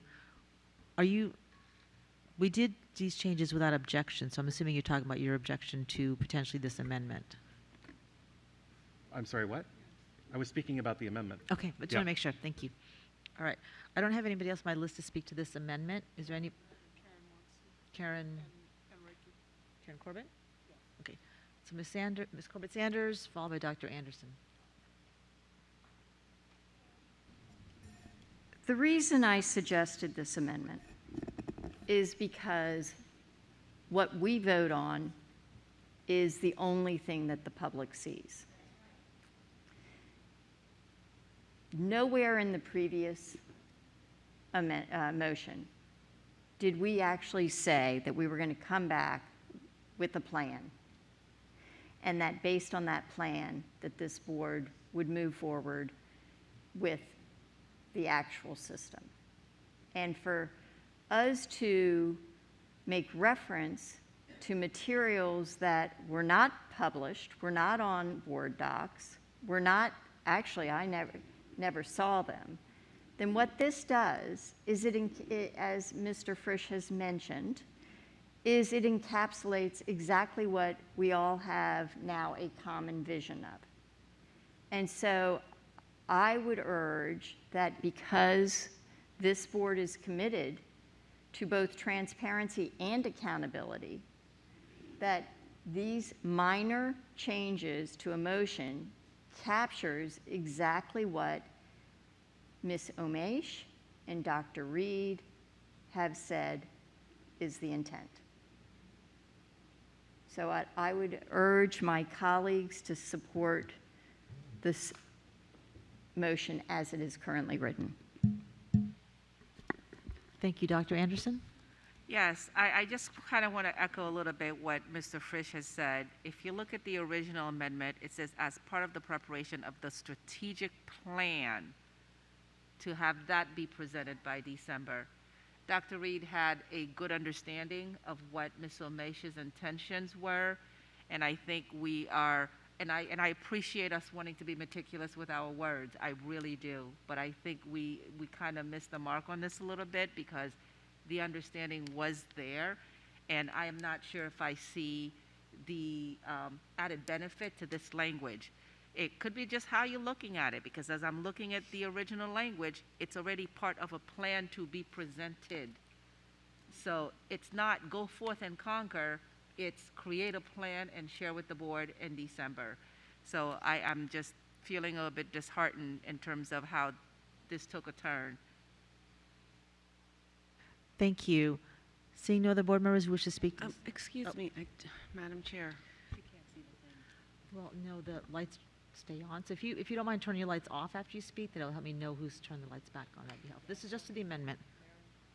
Okay. So Ms. Mayer and then Ms. McLaughlin. I'd like to call the question. Is there a second? Second. Second. I believe this is a 2/3 vote to call the question. So I'll ask all those who wish to call the question, please raise your hands. Dr. Anderson, Ms. Marin, Ms. Tolan. Yes, Ms. Tolan. Myself, Ms. Pekarsky, Ms. Cohen, Mr. Frisch, Ms. Omesh. That passes. I'll ask all those who oppose. Ms. Keys-Gamarra, do we? I can't. Can Ms. Keys-Gamarra, can you voice vote? I can't see you on the screen right now. She didn't vote. All those opposed? Ms. McLaughlin, Ms. Jarnett Kofax, Ms. Corbett Sanders, abstaining? Abstain. I'm sorry. I couldn't get to the button fast. That's okay. No worries, Okay. Ms. Keys-Gamarra. So that motion passes to call the question. So we'll go back to voting on the amendment. The amendment before us is on the screen. All those in favor of this amendment, please raise your hands. That is Ms. Corbett Sanders. Are you voting yes or no? Ms. Pekarsky, myself, Ms. Saranac Kofax, Ms. McLaughlin, and Ms. Tolan. And Ms. Keys-Gamarra, are you in favor of this? I apologize, but Yes. the motion's on the screen, I can't see. Okay, yes. All those opposed? Dr. Anderson, Ms. Marin, Ms. Cohen, Mr. Frisch, Ms. Omesh. All those abstaining? That motion passes. That's the amendment motion. So now we need to go back to speaking to the main motion with, as amended, Ms. Pekarsky and then Ms. Omesh. All right, great. With the amendment language, without the amendment language, I actually understood it, I think, the way we all have landed. So I'm glad that we can speak to the actual motion. I know you've been talking about this. We've had conversations about this for the last couple of years. And I know part of that we discussed, this is something that is actually a structure that is implemented in higher ed. That's where I first learned about it. And I will tell you, just very recently, actually, I had a father who came to me whose daughter was dealing with bullying and issues with other students, a high school student, and it had been taken a very negative impact on her mental health, very much so, but did not go to the school with that. The reason, you know, a student may not go to a trusted adult, I mean, the reasons are just so many, and you know, you could have the best school, the most support in place by adults, and kids, for whatever reason, sometimes just don't feel comfortable. So that's what I see this. I mean, we have got to give kids an opportunity and a way to reach out and get the help they need, and some students are just not proactive in that way where they want to go tell an adult. So I'm looking forward to seeing what Dr. Reed and your team bring back to us, and how this would be implemented so that is impactful and we don't deal with some of the issues that Ms. McLaughlin brought up. So I'll be voting for it. All right, Ms. Tolan? Yes, I especially wanted to thank Ms. Omesh for putting this together, and I know she has spent many hours with staff to work on this, and I think it's really important, and I feel like talking with staff and Dr. Reed, you know, they're all informed, they know what it is. In my discussions with Ms. Omesh, she's fully aware of the systems that we already have and how we can potentially maybe implement this very, very easily just by augmenting systems that we already have. We were all invited to speak with Ms. Omesh, and you know, had emails from her staff aide on this topic. So you know, I appreciate you doing hours and hours of homework and getting ready for this. So you know, as Ms. Pekarsky said, with or without the amendment that we just made, you know, I think it's very clear what we're asking Dr. Reed to do, and I thank you. Thank you. Ms. Marin? Yes, I just wanted to call the question, please. Do we have a second to call the question on the main motion? Second by Dr. Anderson. All those in favor of calling the question? That is Dr. Anderson, Ms. Marin, Ms. Tolan, Ms. Jarnack Kofax, myself, Ms. Pekarsky, Ms. Cohen, Mr. Frisch, Ms. Omesh, Ms. Keys-Gamarra. If you can give a voice vote to calling the question. I'll support it. I'm ready to vote. Thank you, Ms. Keys-Gamarra. All those opposed? All those abstaining? All right, Ms. McLaughlin, Ms. Corbett Sanders, that motion passes. I will call the question. The motion before us as amended is on the screen. All those in favor? Ms. Keys-Gamarra, if you give us a voice vote. Okay, I'm sorry. That's okay. All those in favor, we have Dr. Anderson, Ms. Marin. Are we Oh, I did voting not- on the main motion now? Yes, the main motion, Ms. Keys-Gamarra, the main motion as Yes, amended. I support it. All right, that is unanimous. That motion passes.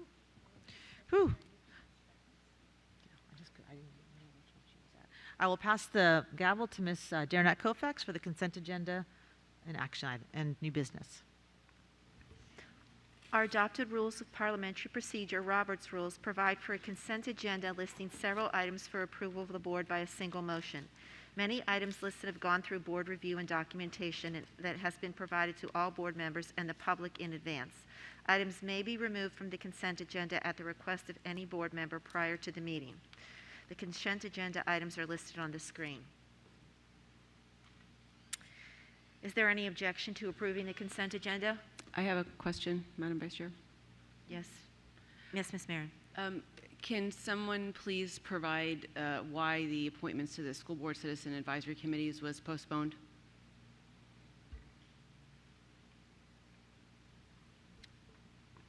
I can speak to that. A board member requested that it be pulled off the consent agenda and voted on for the next month, at the next meeting. Thank you, but why? Point of order. Well, Mr. Frisch? Dr. Frisch. I can appreciate the sentiment, but it's not germane or in order for this part of the meeting. May I respond, Madam Vice Chair?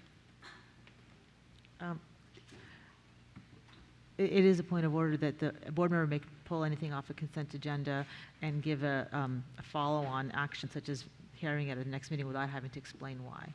So that is a correct point of order. I understand. May I be recognized? Go ahead, Ms. Marin. It's difficult to know what is coming in a meeting when the agenda changes at the last minute, so that's why I was inquiring. And actually, Robert's Rules does allow for a public acceptance of the agenda, so it's a setting that we can't have a reason known why the agenda changed. Thank you, Ms. Marin. Ms. Derenak Kofax? You may continue. All right, thank you. At this time, hearing and seeing no objection, the consent agenda is approved. New business. The following are new business agenda items. There will not be a vote on these items this evening, but action is scheduled at a future meeting. The new business items are on the screen.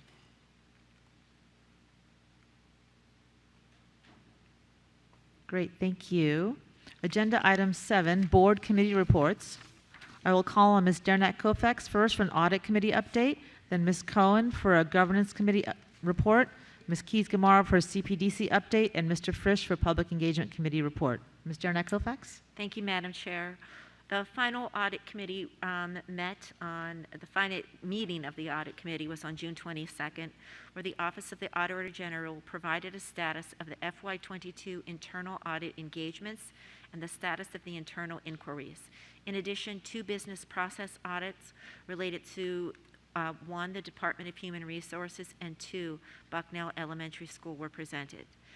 The OAG presented the results of the first review on continuous monitoring of the ESSER 3 transactions to the Audit Committee. Overall, it appears that adequate internal controls have been implemented and transactions appear to be allowable. OAG noted opportunities to enhance the efficiency of the process and detail of documentation in the observation. The OAG also presented the audit follow-up results to the Audit Committee, particularly the details of the FY21 hiring and onboarding practices audit recommendations. And finally, the Audit Committee discussed the potential adjustment to the proposed FY23 audit plan regarding the Project Management Division-wide audit. And after extensive consideration and discussion, the Audit Committee members decided not to include the Project Management Division-wide audit in the FY23 plan. However, it is a crucial topic for our system, and the Audit Committee will assess its priority in the spring of '23 or sooner if necessary. Thank you. Thank you. Ms. Cohen? Yes, Governance Committee met not once, but twice last month, so thank you so much to the members, Carl and Megan and Ricky. It was one heck of a journey. It was real, it was fun, it wasn't real fun. In our last two meetings, we worked further on the social media policy and the controversial issues policy, and I hope that the board will feel like we got them in a place where everybody will be able to give their input but feel like and understand all of the work that has gone in. I really owe such a debt of gratitude to Bev, who I feel like we spent a lot of quality time together. And I'm so proud that the governance committee, I think, worked through 8,792 policies this year. So whoever the next governance chair is, good luck trying to beat that number. Thank you. Ms. Keys-Gamarra? That sounded like a throwing down the gauntlet, Ms. Cohen.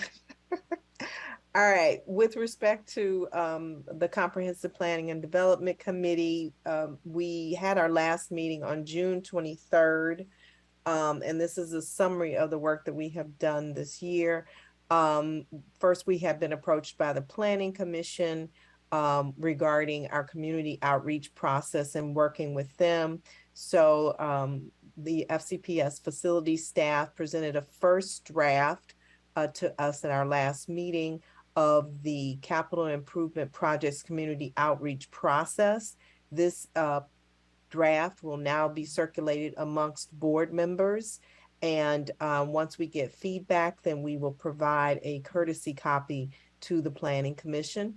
We also discussed the public facilities policy plan update. Staff put recommendations together regarding the county plan, and we talked about providing staff recommendations and suggestions for feedback. In addition, we received reports on the electric vehicle charging stations, safe routes to schools, and co-location with county programs and building.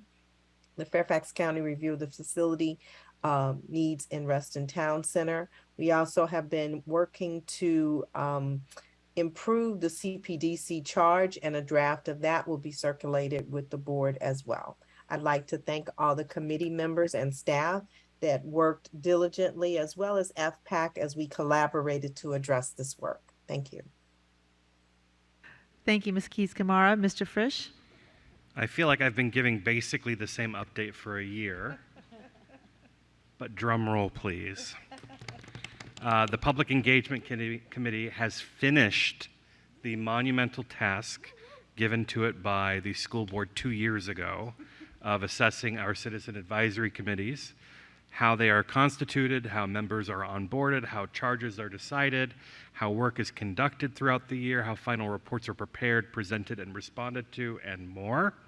The result is a draft Citizen Advisory Committee operating manual and changes to the board's governance manual and policy 1710 to align with this new document. It has taken a lot of time to get here, and our committee members look forward to meeting with each of our colleagues here on the board in the months ahead as the chair and vice chair determine timing for a work session. And since the chair and vice chair serve on PEC, I hope it'll be next weekend. So as I close out my work as chair of Public Engagement Committee this year, I'd like to thank Ms. McLaughlin, Ms. Derenak-Kofax, Ms. Sizemore-Heiser for their extremely involved and productive work this year. Also, none of this would have been possible were it not for the incredible work of my staff aide, Jackie Marmol, who did a lot of the work on this document in particular. In addition to our work looking at citizen advisory committees, as I said, we had a productive year. We also overhauled the community participation process for board meetings, including providing translation services so community members can participate in their preferred language. I'm in the process of preparing a memo for our next PEC chair to make sure they know where our other important work stands, where it left off, so they can hit the ground running. Thanks a lot. Thank you. Agenda item 8, Board Matters. Next on the agenda is Board Matters, and I will call on Ms. Corbett-Sanders. Thank you, Chair Sizemore-Heiser. I actually would like to use this time to personally thank outgoing Chair Stella Pekarsky. You stepped up to an insurmountable task in many ways, and you approached your work with grace and humor. And that was wonderful for this board. It was a way of bringing people together. It's also a way of disarming conflict, and your willingness to pick up the phone and take a temperature check of where individual board members were on any given subject was a great approach that should be modeled, because by doing that, it made these meetings go much more smoothly. And I know that you have 6 kids, 5 of them at home right now, who are breathing a sigh of relief that mom can make sure she gets to concerts, gets to swim events, gets to all sorts of important activities. And I, as a fellow magisterial board member, am very appreciative of how you balance not only the needs of your magisterial district, but the overall needs of this board. So thank you very much. And have a wonderful break, everybody. Thank you. Ms. Amesh? Thank you. I don't want to be long. Part of me wanted to just say hags, everybody, good night. But really just, I think it's an exciting moment to be turning the page. You know, we have a new superintendent, we have a new head of HR, you know, we have possibilities that are coming ahead too with the hiring of a new chief equity officer. We just hired a new chief experience and engagement officer. We're going to be working on hiring a clerk and alleviating Bev of so much of the headache that she has unfairly taken on. And then even facilities. We're going to start looking at new leadership there. So a lot of changes happening, all in the right direction. So I think in reflection over the past year, as we wrap up, we were able to return kids safely. We were able to think through how we might support them better in their mental health and their socio-emotional development. We've worked on an equity policy that that's underway. We've approved a budget that was a good news budget that incorporated a lot of what we were excited about, and on and on and on. So I just want to leave us on a positive note. I think there's a lot to be proud of, and certainly plenty more to continue working on. So it's been a blessing to work with you all over the past year. Forgive me my shortcomings, and hopefully looking forward to another fun one this coming year. Have a good summer, everybody. Thank you. Ms. Keys-Gamarra? Thank you. I wasn't sure what order I would be in, but I too want to thank everyone for our collaboration this year. Just briefly, I really enjoyed being able to be at the Fate home with our new superintendent and other board members, and was excited to meet a young lady who helped build that house. So I want to congratulate her, and I just want to wish everyone a wonderful summer. Thank you. Mr. Frisch? Thank you. You know, this is the first time we've done board matters in like months.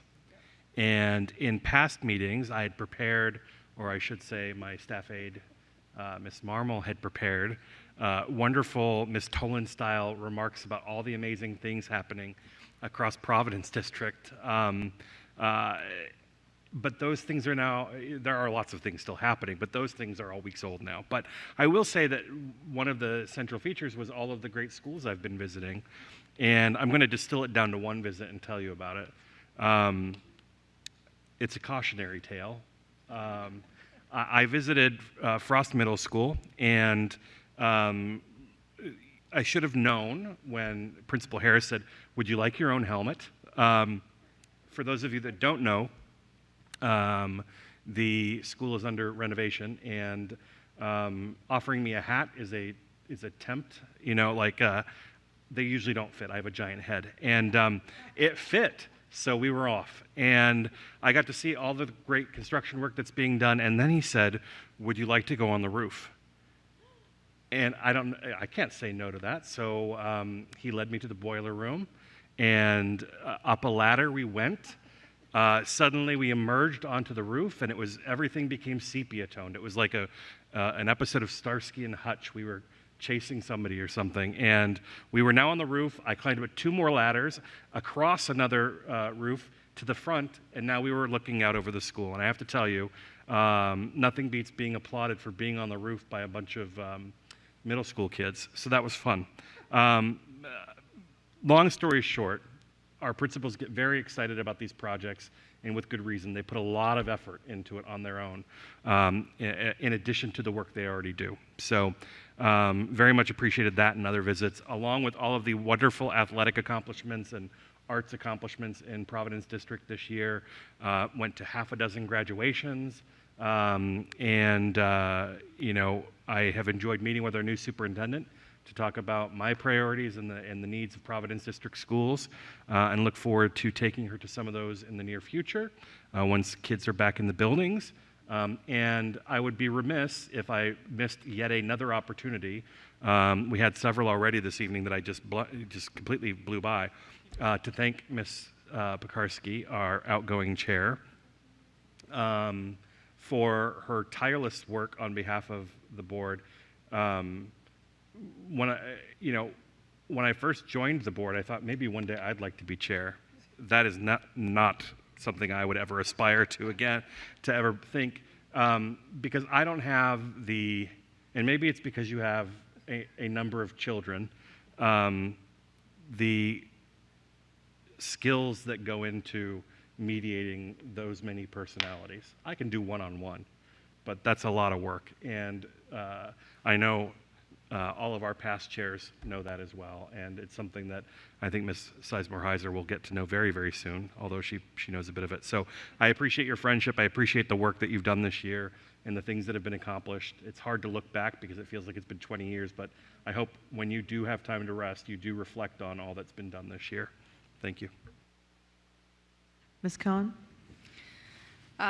First, I want to say thank you to Pavel and the 6 Pekarsky children who continued to say, Mom, my God, why are you on the phone again? Every single time she called.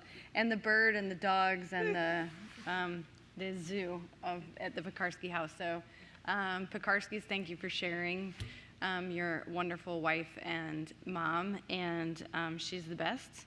And I did feel like at some point, though, you called me and I'd be like, oh my, what now?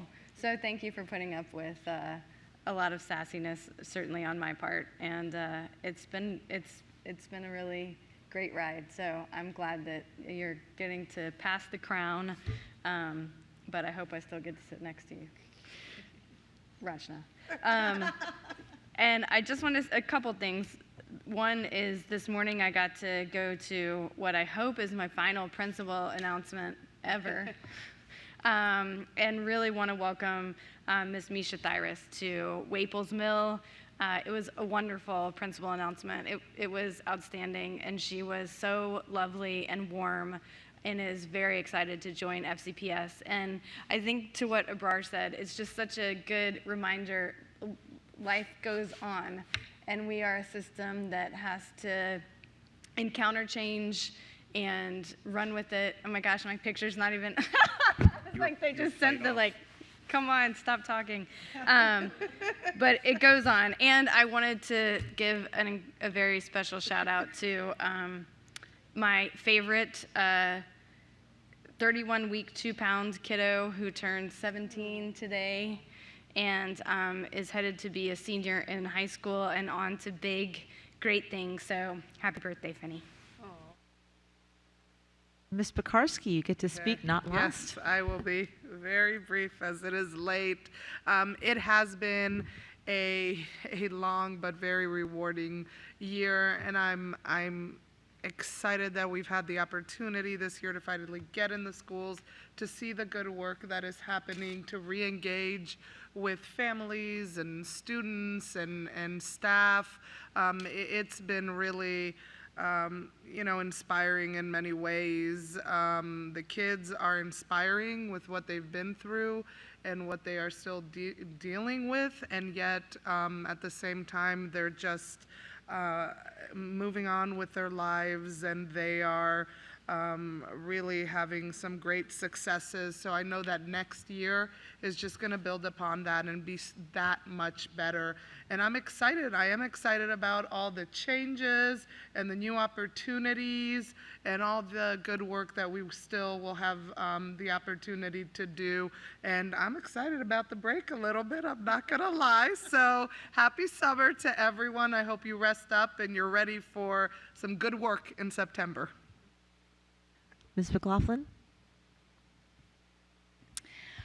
So if we're doing our little year-end in review, my travel timing was such that I was not here when Dr. Reed was selected, and I had to do that virtually. And then when she was formally sworn in, I was traveling again. So I want to just publicly take a moment and say what an actual joy it is to have you here serving and working alongside with us. I can't tell you how much it has just raised my level of excitement and my just real hopefulness about where we're going to go as a system. I shared with Dr. Brabrand that I was sorry to not be there to say goodbye to him as well in person. I'm grateful for how much he cared deeply about our system and our employees, and his compassion to connect with people, and was really remarkable. But what I think it makes you so special is that I think you have some of the strategic leadership and abilities that I saw in former Superintendent Karen Garza, with the warmth and care that I think was very much what we saw from Dr. Brabrand. So I consider you to be the full package. So anyway, I really did want to just, again, publicly extend my gratitude for you coming across country as a fellow West Coaster, along with Sloan Presidio and others. It's not always easy to leave the West Coast, but you have come here. And I know our system will be benefiting from it. So warmest wishes to you and your family as you begin to make your life here in Fairfax County. Now that I've lived almost 30 years in Fairfax, I will say it's not a bad place to be. To the rest of my colleagues, I just want to say I hope you have a fantastic break. I continue to be so grateful for the tremendous dedication you give to this job every single day. And I really appreciate how we continue to develop our own relationships with one another. And finally, to Michelle, I really look forward to meeting you and having deeper conversations. I really hope you will get on the road, and she's got to drive back to UVA, so I'm acting like a mom right now. I'm worried about her. So anyway, happy break to everybody, and you can text me if you want to reach me. Ms. Tolan? All right. I do want to welcome Michelle, too, on your way out the door. Michelle, welcome. Welcome. I look forward to working with you. Okay, here's the Tolan-esque remarks Mr. Frisch is referring to. I enjoyed my visit to Hutchison Elementary School just today, where I saw ESY, SOAR, and RecPac summer programs in action. All the students are hard at work, and I really loved the rising kindergartners, those little tiny ones that seemed right at home after, get this is their third day in school, ever. And they were doing a great job walking down the hall in their line. I heard about Hutchison's fall plans for literacy work, staffing each classroom with the best teams of experts, security plans and upgrades, and just overall great plans to greet every student and family with excitement. In student news in Drainsville, Sabina Hagan, a Haycock sixth grader, last year placed 5th in the National History Day competition for her junior paper category for her project, the Immigration and Nationality Act of 1965, Debate and Diplomacy over the National Origins Quota. You might remember Sabina and her brother Devin. They advocated for FCPS recognition for Immigration Heritage Month, which we did at our last board meeting. A huge congratulations to the McLean High School, its academic team. They beat out Rockville High School and Montgomery Blair High School. It is the first time an FCPS team has won its academic since 1993. They'll be honored by Supervisor John Faust next week at the Board of Supervisors meeting. Our American Ninja Warrior, Max Feinberg, is back competing. He had a qualifying round on June 20th, and his semifinal round will air on NBC on August 1 at 8 p.m. Good luck, Max. And we had one of the Virginia State Merit winners in the 3M Young Scientist Challenge, a Cooper Middle School 8th grader, had a project, it's Karesh Tavare, had a project, Nifty Nano Generators, electricity generation using triboelectricity. Congratulations to you. So lots of great things going on across Drainsville, even during the summer months. Please take an opportunity to relax. I heard parents talking last night about getting ready for the fall sports tryouts, which is just a couple of weeks away. So we will be back at work very, very soon. Thank you. Thank you. Ms. Marin? Well, last night I had the opportunity to attend what was the perfect example of the partnership building that can happen in our community. I was over at the Lake House, owned by the Reston Association in Reston, and the South Lakes High School STEAM program, headed by amazing art teachers, were presenting their 10th sculpture that they have done through this incredible partnership with all sorts of local businesses and Reston Association and professionals to install sculptures on the lake on pre-existing, I think it's stormwater management, like platforms.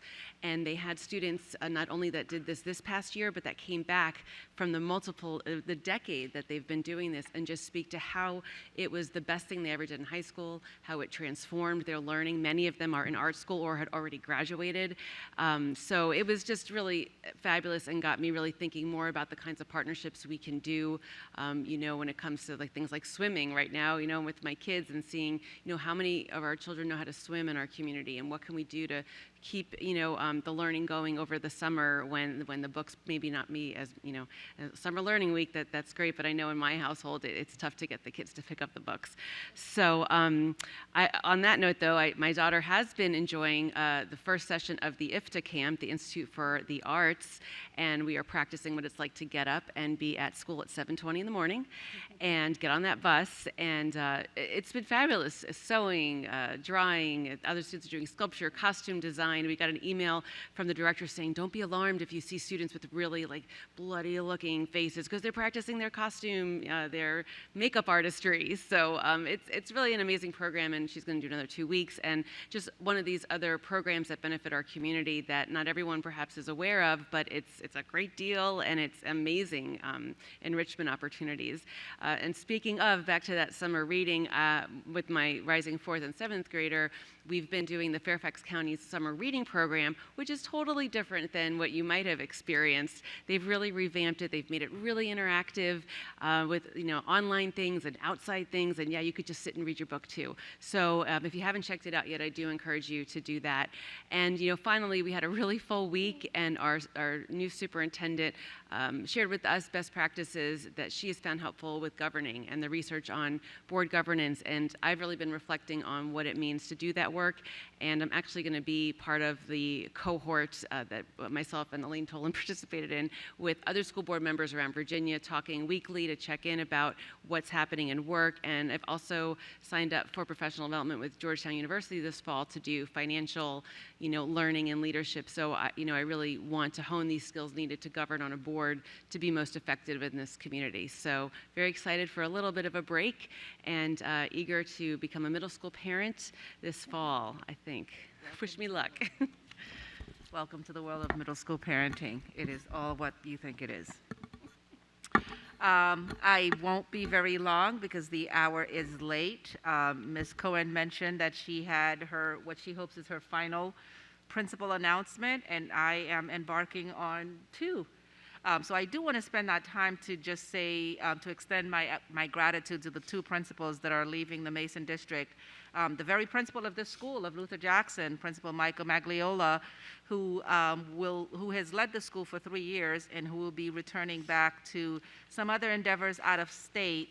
I want to say thank you to you for your service and your leadership.